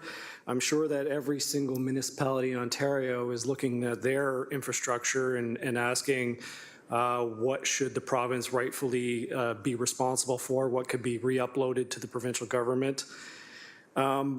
The fact is Toronto's municipal residential taxes are in the order of half of what pretty much every other municipality in Ontario's are. And, you know, they're getting a special deal from the province, and I you know, commend the province for being willing to take that, to take Toronto's assets on, but, you know, every other municipality in Ontario is in the same state. And I'm just going to move over here a little bit. In the 90s, thousands of kilometers of provincial roads and bridges were downloaded to municipalities. Those provincial responsibilities that were downloaded are now a big part of our municipal infrastructure deficit. They're referred to as assets. They're not assets, they're liabilities. They cost money to maintain every single year. So any of those assets, as Councillor Clark had mentioned, the link in Red Hill in particular, being a shortcut for provincially important truck traffic between Niagara and Windsor, I think the province does have an inherent interest in these roads, not only the life cycle operation and maintenance costs, but also any future widening. That would be, you know, a provincial initiative and taking on those costs because there is an inherent interest to the provincial economy. So fully support the direction, and then I'm going to move over here. As to what the City of Hamilton can offer, on this agenda is a review of the Wild Waterworks. So, yeah, waterfront, casino, theme park with a hydrofoil right across the lake. You know, we could work that in. Thank you. All tongue in cheek, I hope there, Councillor Danko. Now we're on to Councillor Beattie, please. Go ahead. Sorry, I had to take a moment just to contain my laughter from the last speaker in terms of the waterfront casino. I wanted to highlight also, in addition to a lot of conversation around Highway 406 in the St. Catharines Welland region, the EC Row Expressway in Windsor, a portion became the extension for the 401, which will lead into the Gordie Howe Bridge. While not in its entirety, there is some precedent there when highways of provincial significance and I'll argue national significance have been integrated into the provincial road network, and I would suggest that this is the same. I would also say, in support of the motion, that there's something telling just within how the City of Hamilton handles the two expressways that we have. We saw recently that we're not able to maintain overhead signs. We've had to actually remove those and replace them. We don't have the equipment. We don't necessarily have the expertise, and I'm not trying to be disparaging of the Public Works Division. I think they're doing a fantastic job. But it's not within our wheelhouse. We even contract out, to the best of my knowledge, the maintenance, the winter maintenance of those two highways, because it's just something we don't have the capacity to do. We don't have the equipment to offer high-speed snow removal on expressways, so we have to contract out that expertise. We're not necessarily in the business of operating expressways, and I think that this addresses that. So happy to support the mover, and hopeful that, you know, pending a casino or no casino, and I mean that just in jest, that they may listen to us. Thanks, Councillor Beattie. Councillor Jackson, please. Mayor Horvath, thank you for your initiative. Any shot in the dark is worth a chance. I'm not hopeful that Premier Ford will accept our request. He obviously had some special arrangements with the City of Toronto, and it was obvious what came to the fore, what he wanted in return. Just remember a quick little rewind of history. The link was open for about $200 million in '97. That was fortunately with the Mike Harris government, one good thing they did, because the NDP government had canceled the Red Hill Valley Parkway initially. That was phase one. That was going to be $400 million. It was a 50-50 cost share at the time. And the Bob Rae government, of course, canceled Red Hill. So those of us that were on regional government in the late 90s, when Mike Harris became premier, he restored the 50% funding, but we built the link first, $200 million, 50-50 cost share in 1997, opened it, Mayor Horvath, and then the Red Hill we opened, of course, in '07. Roughly was about a $400 million cost, 50-50 cost share that the province picked up. And for my colleagues who are talking about all the extra heavy trucks on the Red Hill and Link, Yes, there are some of those that are shortcutting between Windsor, London, and Niagara Falls. But don't forget, those of us who were on council last term, and I was pleased to support it for all the safety reasons downtown and in lower city neighborhoods primarily, we decided to go with a ring road concept that moved the heavy trucks to the revised truck route master plan onto the ring road, which meant more trucks on Red Hill and the link. And so my hope is that if Ford is magnanimous and decides to take our mayor up on this resolution, if passed in a few moments, then my hope and desire is with a past council supportive resolution that will see the expansion of the Red Hill and the link, because I can tell you any time of the day right now, it's congestion galore. And it was originally, both roads were originally planned to be 6-lane roads, interior corridors that would help to the ease of flow of traffic, get them off our nice residential roads, get them off the nice escarpment passes in between the lower city and the mountain. And of course, the ring road and the link and Red Hill have served the purpose of providing jobs, investment, and growth up to the Red Hill Business Park and beyond. So that's my big hope, that if the province takes it on, not only taking cost off the local taxpayers, Mayor Horwath, but maybe they'll expedite and accelerate the expansion to the original 6 lanes. Thanks, Mayor Horwath. Thanks very much, Councillor Jackson. I also just want to say a few words, so I'll pass it over to Councillor Deputy Mayor Wilson. Just to say this, I really appreciate Councillor Maureen Wilson's motion. I'm proud to second that motion. It's something that's been on my mind since the City of Toronto was able to successfully cut that deal. I think it's important, though, to let you know that some of our efforts are actually paying off, and I don't know if people are aware, but we were doing this is a little off topic, so please, I hope you it's on lobbying, but it's not this particular item. But we were successful in encouraging the federal immigration folks to pay some of their bills finally. So just over 3 million of the 10 million that we asked for has already come. We're looking for the remainder, as well as ongoing annual costs being covered by them for asylum seekers and newcomers. So I just thought I'd share that work. It'll pay off, and we'll be better at letting you know when those things happen. So I think it's worthwhile to do this. I think the justifications that we've all talked about are real, and the assistance is absolutely necessary in terms of the burden that we have on our taxpayers for these particular pieces of transportation infrastructure. So thanks very much, all, and thank you very much. We'll go to now the vote, because there are no further speakers on the list.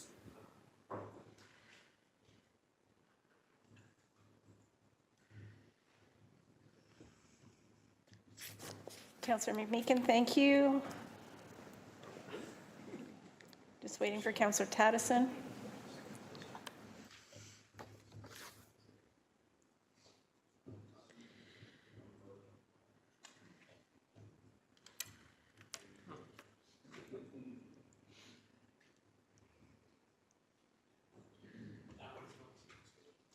That carries 15-0. We are now heading into another motion. Let's see. Councillor Nan, would you please present your motion to waive the rules? Thank you. Through you, Mayor.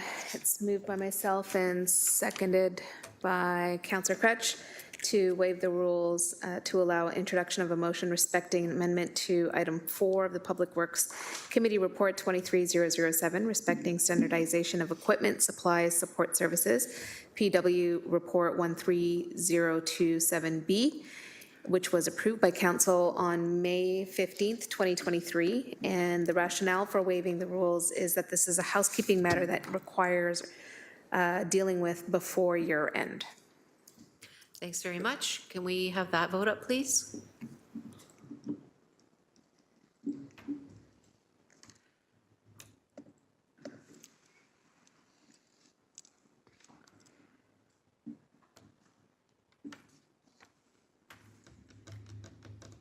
That carries 15-0. Thanks very much. Go ahead with your motion then, Councillor Nan. Thank you, Mayor. It's, again, amendment as referenced in the waiving, whereas it's necessary to amend the ESRI Canada Inc. to ESRI Canada Limited in Appendix A to Public Works Committee Report 23007 in order to finalize the contract documents.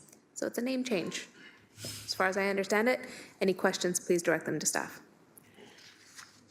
Sorry? Oh, seconder. Oh, who wants to second it? Councillor Kassar, thank you. Okay, that's moved by Councillor Nan, seconded by Councillor Kassar. I don't see any speakers on the list. So, Councillor Clark? Just a quick question. So was this a clerical or typographical error, or is this an actual name change to the company? I don't know who might be able to answer that question. Clerk Pilon. Through the mayor, the name in the document was the U.S. side of the company, and we need it to be the Canadian side of the company. And we do have staff from Public Works, I believe. Through the chair, Manager David Lamont, he's on the line, and Director Jackie Kennedy, they can clarify if the name change was an error or if it was a change in name. Please. Okay, so Manager Lamont? Dave Lamont, Manager of Geomatics and Corridor Management. Through the mayor, it was a typo. Wasn't a name change, just a typo. Thank you very much. Thank you. Okay, thank you. All right. Anything further, Councillor Clark? Or? No. Excellent. Okay, then we'll go to the vote, please.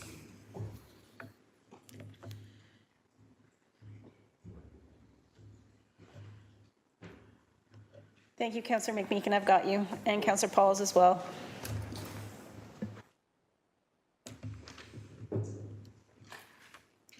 That carries 15-0. Thanks very much. We're now on to statements by members. Who would like to make a statement? Can you please identify on the speakers list, and we will have your statements. And while you're thinking about what you might want to say, may I just say thank you all. It's been a very productive year. We've all worked very hard. I want to thank the staff as well, members of the community. It's been a busy year, and I think we've worked very hard. And I just want to share with you my gratitude for everything that that we do to try to make this city the great city that it is. And so, wishing everybody happy, safe, joyful holidays, and Happy New Year.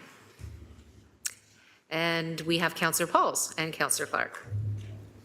Councillor Pauls, please go ahead. Thank you, Mayor. First of all, I'm sorry that I'm not with council colleagues today for our last council meeting. I am currently out of town celebrating my husband's 70th birthday.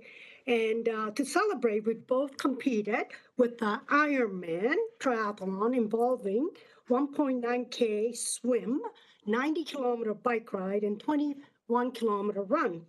I'm happy to say that my husband came first in his age, and I came third in my age. So it was a great experience here in Florida. In any event, that is why I'm not out of town, and unfortunately, I will not be able to be with you as you socialize after the council's meeting. So I wish you all the best. Being out of town also means that I will unfortunately miss tonight's annual Christmas dinner at 395 Mohawk Road East at City Housing Hamilton Building in my ward. I want to wish the residents of 395 Mohawk Road East all the best of tonight's Christmas dinner.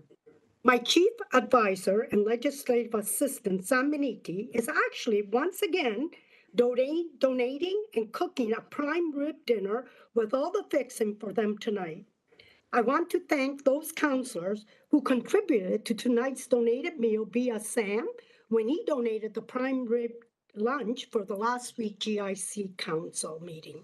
And finally, I would like to wish everyone, my fellow councillors, Ward 7 constituents, and all of Hamiltonians a Merry Christmas, and to those who celebrate, Happy Hanukkah and Joyous Kwanzaa. In particular, I want to thank the residents of Ward 7 who have kindly called me and emailed my office with their thoughts, concerns throughout the year. I take great pride in serving them. making sure that their concerns are heard and addressed. I hope during this holiday season, you will experience the peace, the joy, and special moments with your family and friends.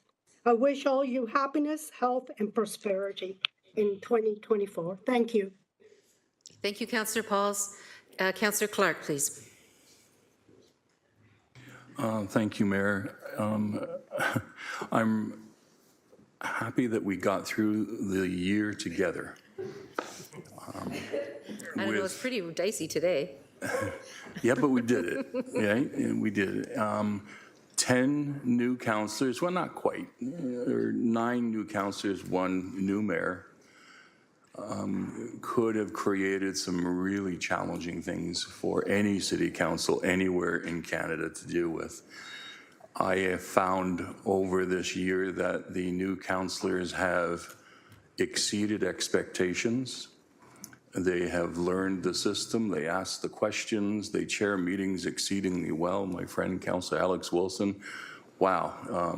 So unfortunately, you only had 1 meeting in December. But you know, you did fantastic. And so it's important that we encourage each other.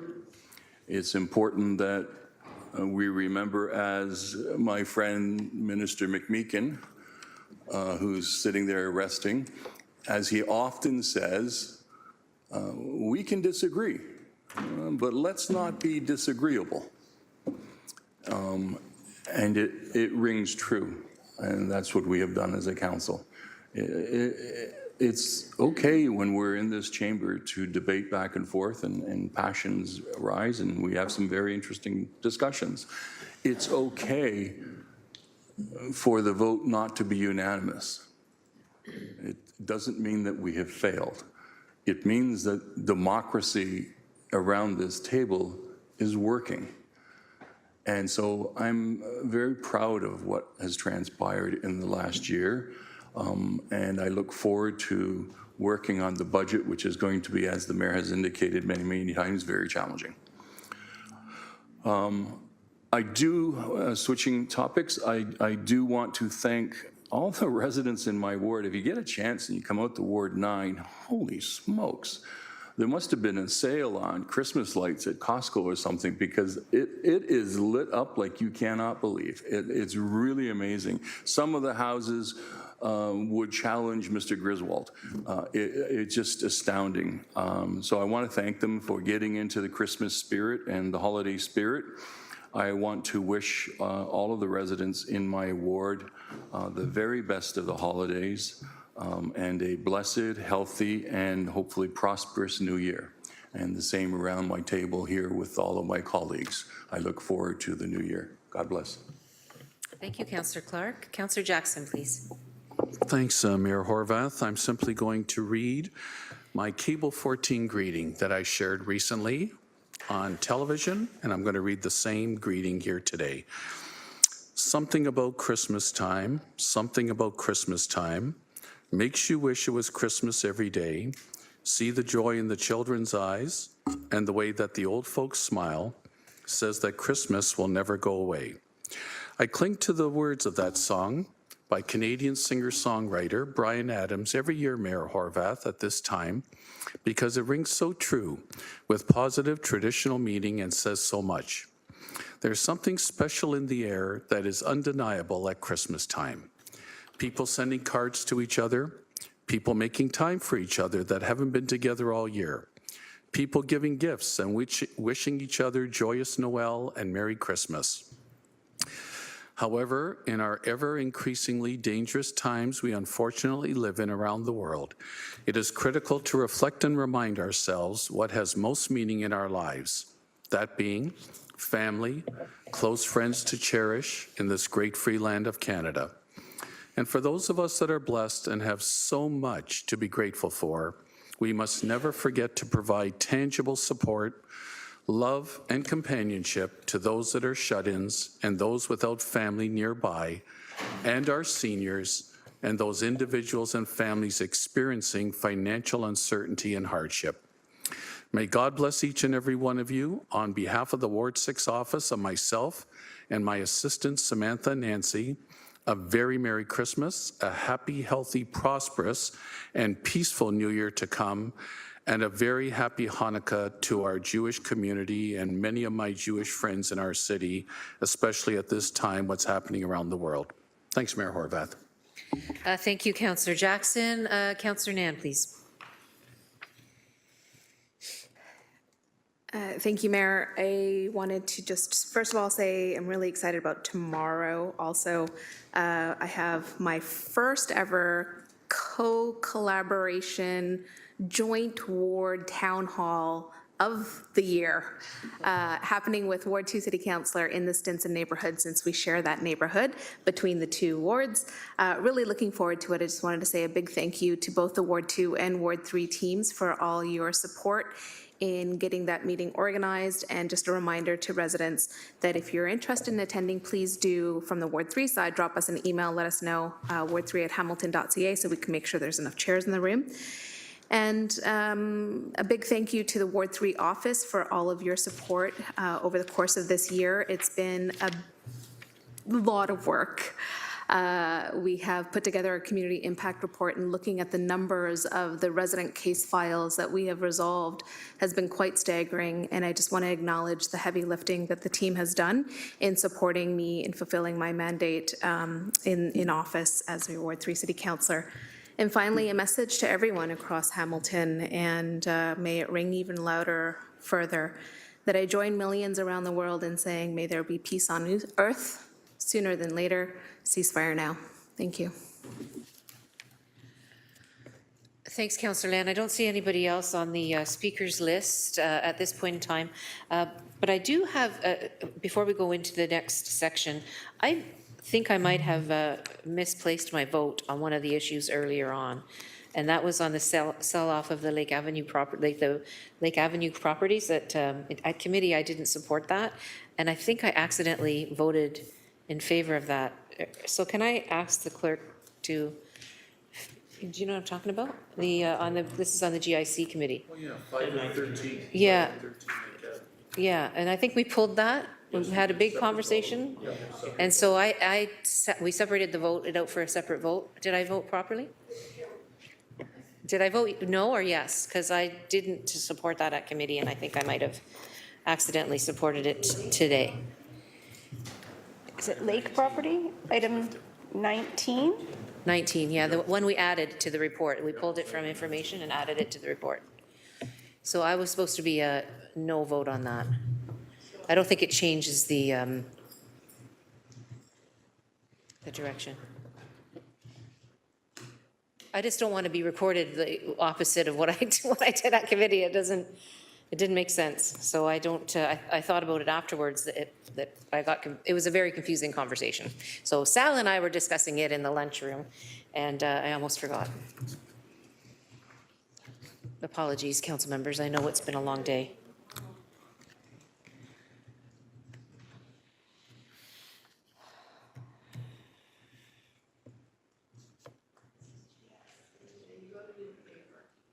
Yes, I don't, and I'm not in favor of it.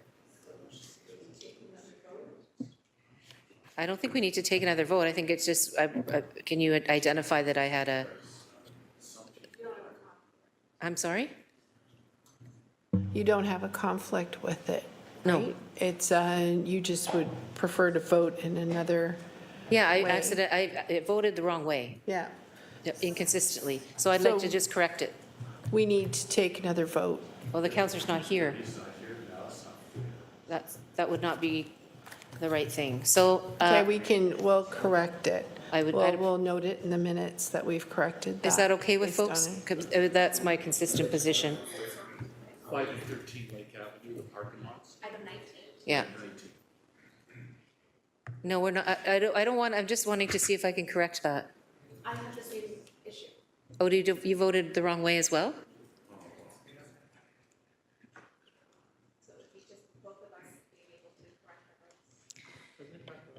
Does it impact the result?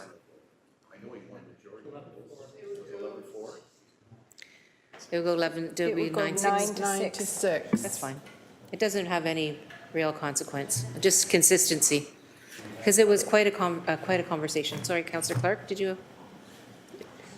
I was just going to indicate through a point of order that we have done that in the past. We've permitted them to change their votes if it's done in the same meeting. If it's not done in the same meeting, then it creates a bit of a problem procedurally. It's all right if it's done immediately following the vote, but if another vote is taken after, then a new vote has to be taken. I think we've been flexible on the rules then. Well, that's fine. If it causes, procedural problems, then I won't. But there are other councillors that are not here as well, right? Councillor Spadafora.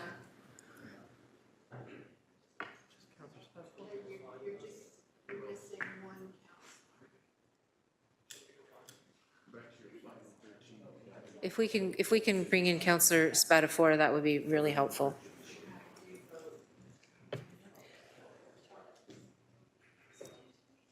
Councillor Wilson? I was just going to suggest if we want to do communication items while we're holding the floor. Oh, yes, that's a good idea. Can we do the, but now we have somebody else that went out. I don't think that would be a problem, maybe. She went to go look for 1 minute? Can we move on to the communications items then in the meantime? No, it's not done yet because it's looks like we're going to have a revote. So, Yes, okay. so let's go to the communications items. And let's see, who's got that motion? Is that you, Councillor Wilson? Please go ahead. Thank you, Mayor. Moved by myself and seconded by Councillor Craig Gassar that the communication updates from November 17th to December 7th, 2023 be received. Thank you. Any comments on those communications items? Seeing none, we'll take that vote.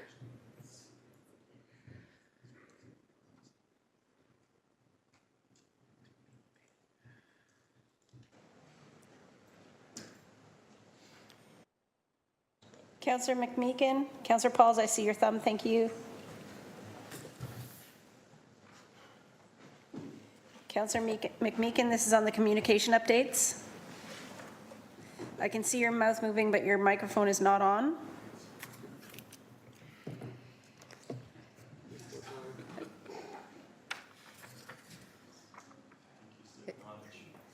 Councillor McMeekin, are you in favor of the communications updates? Of receiving the communications updates. Yes. Your mouth is saying yes, but there's no words coming out. Do you have a thumb? We can't hear you, Councillor McMeekin.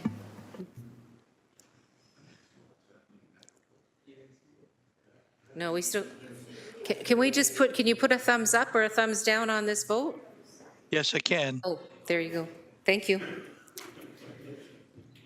So are you in favor? Yes. Okay, excellent. Thank you. So that, I would imagine, carries unanimously.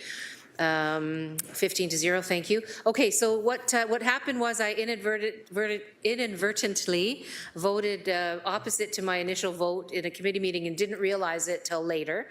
And I'm asking for that vote to be retaken so that my vote can be properly recorded, and I believe Councillor Nan also is in the same position.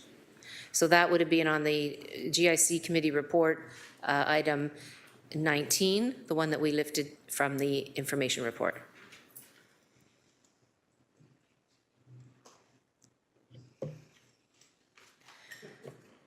Oh, Councillor Alex Wilson, please. Just going to offer to take the chair if you're as the mover of, I guess, this motion, if you needed it or whatever. I'm hoping we don't have a big speakers list. We're good? Great. Let's go. Thank you for offering, no? Councillor Pauls, I'm just wondering, we know the stand that you and Councillor Nance, don't want it, because the last time I did it, I forgot to vote, and I voted, and you said, well, as long as we know where you stand, it's not going to change the vote. So can we just leave it that we know you meant to vote no? I'm just wondering why we have to retake the vote. If we know I need to be on the record on that particular item. Right. Well, the last time I did it, you suggested that I just don't vote again. So I'm just wondering the difference, but it's okay. If you want it, we take it. We know where you stand, both, and it doesn't change. You said it yourself. It doesn't change the vote. Yeah, Publicly, you said it, so. yeah. So we're still going to take that vote, so we're about to do that right now. Okay. So Janet, is this a pure revote? Just a pure revote, Not reconsideration? not reconsideration. Yeah. Thank you. Who's counting the chads? The Chads. Counselor Paul's just waiting for your vote on item 19 of the General Issues Committee report. Counselor Pauls. Thank you.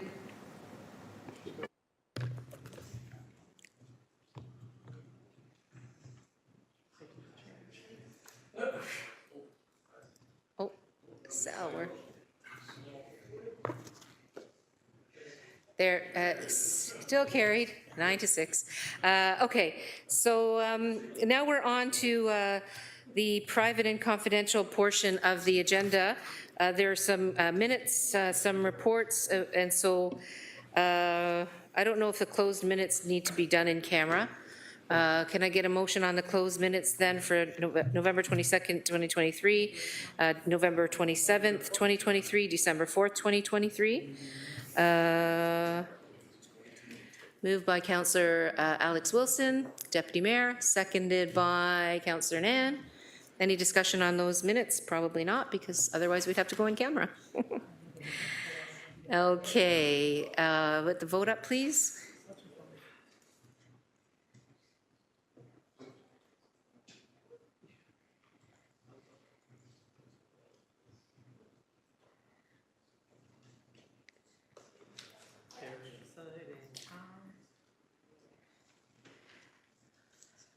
That carries 15-0. Thanks very much. So 11-4, appointees to the various committees. Do members of council want to go into closed for that? Oh, yes, Councillor Jackson. Oh, hold on. Oh, sorry. GM Thorne? Yes, through the chair and with apologies to council, we do have a procedural amendment we as staff would like to suggest to 11-4 in camera if we are able to have the opportunity to do that.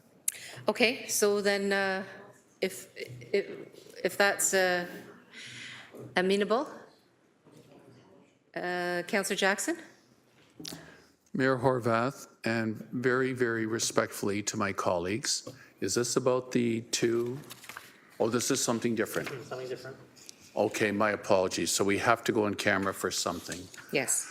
Because I was just simply going to respectfully, humbly suggest on the two IC motions that they're going to the Integrity Commissioner, and this being our last day, and I was pulling at Councillor Alex Wilson at this moment in time of not prolonging unnecessarily, because whatever we hear in camera, they're both going to the Integrity Commissioner regardless. And I was just trying to avoid any prolonged time today. That's all, Mayor Horvath. I just throw that out as a last minute thought for everyone. Thank you. Okay, thank you. So we will then take the, Councillor Pauls, sorry. Councillor Pauls, did you have something? Well, I thought we were going to just procedurally, I wanted to ask a question. But if it's the will of council, you don't go in camera. It's about the Integrity Commissioner. Yeah, there's a couple of other items as well. Oh, okay, that's fine. Then we'll go in camera. Okay, so then can we get that motion that was moved by Councillor Alex Wilson and seconded by Councillor Taddison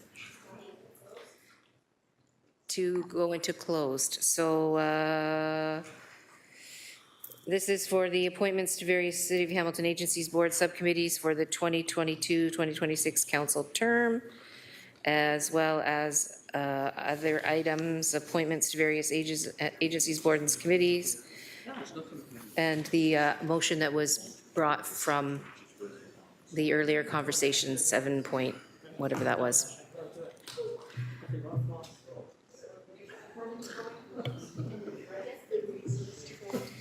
Right here. So to consider item 11.4 pursuant to section 9.3 subsection B of the city's procedural bylaw 12-021 as 21-021 as amended, and section 239(2) subsection B of the Ontario Municipal Act 2001 as amended, as the subject matter pertains to personal matters about an identifiable individual, including city or local board employees. So let's have the vote going into closed.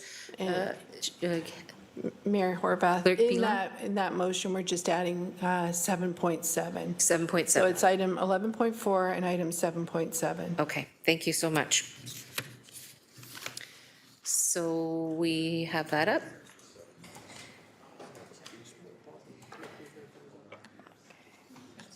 That's everyone. That carries 15-0. Members of the public, the meeting will continue following the closed session portion of the meeting. When you see the members of council rejoin the meeting, council will wait up to 5 minutes upon reconvening in open session before proceeding with the meeting to provide members of the public and the media time to return. Please go. 5 minutes, Mayor? 5 minutes, yes. Washroom break for sure. Thank you.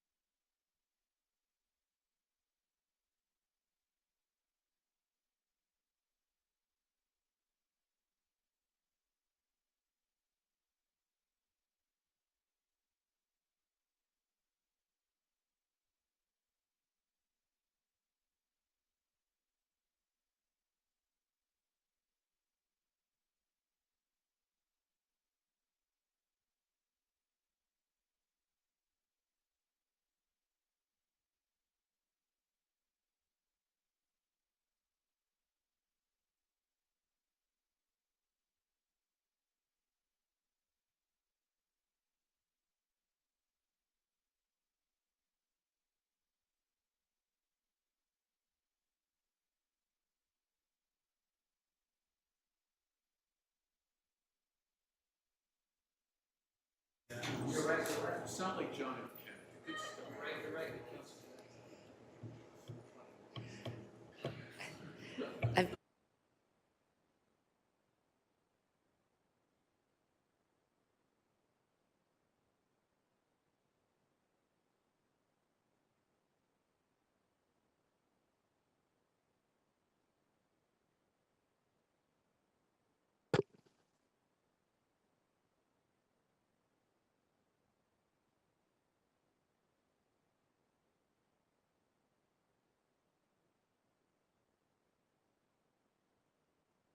Tend to have babies. They're meowing from across the road. Oh, I see what you're saying. Okay, let me know when we're ready. Could have been 45 minutes earlier, but we don't.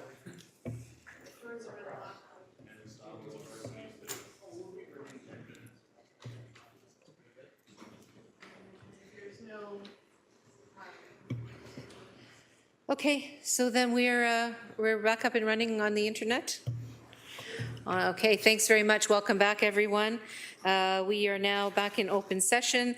So we have two items to deal with. Items 11.4, appointments to various City of Hamilton agencies, boards, and subcommittees for the 2022-2026 council term. Councillor Kassar, could you please present your motion? Yes, Mayor, it's moved by me, seconded by Vice Chair of the Committee, Councillor Mark Tattison. Yay. Appointments to various City of Hamilton agencies, boards, and committees for the 22 to 2026 council term. A, that the following citizens be appointed to the following subcommittees for the 2022-2026 council term commencing December 13th, 2023, and until a successor is appointed.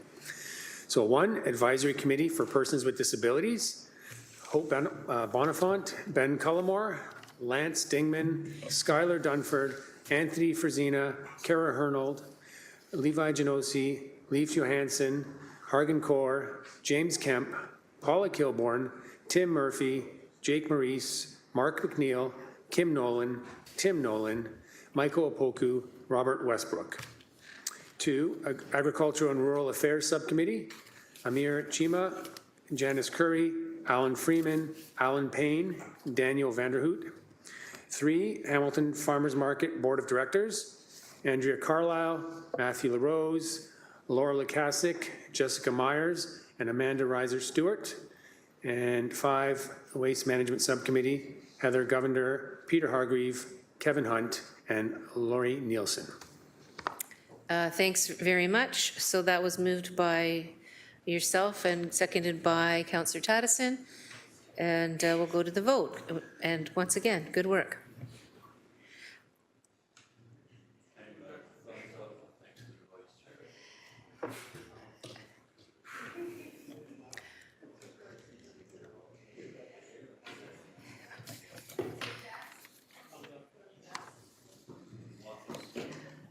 Thank you. It's carried 14 to nothing. We're on to 7.7. Councillor Nan, this is the request for the Integrity Commissioner to commence an investigation, Hamilton Police Services Board Selection Committee.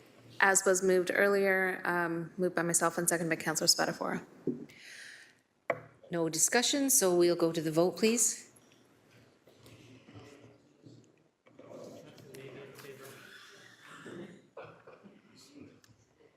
Thank you.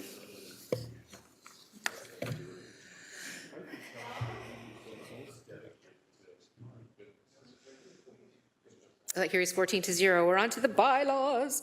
Bylaws and confirming bylaw. Councillor Alex Wilson, may I please have a motion on the bylaws, on the bills? With glee, moved by myself, Councillor Alex Wilson, seconded by Councillor Mark Tattison, that the bills number 23-23-4 to number 23-247 be passed, and that the corporate seal be affixed thereto, and that the bylaws be numbered and signed by the mayor and the city clerk to read as follows as was circulated on the agenda. Could I have a separate vote? Thanks, Councillor. I don't see any comments on these bills, and so we'll go to the vote, please.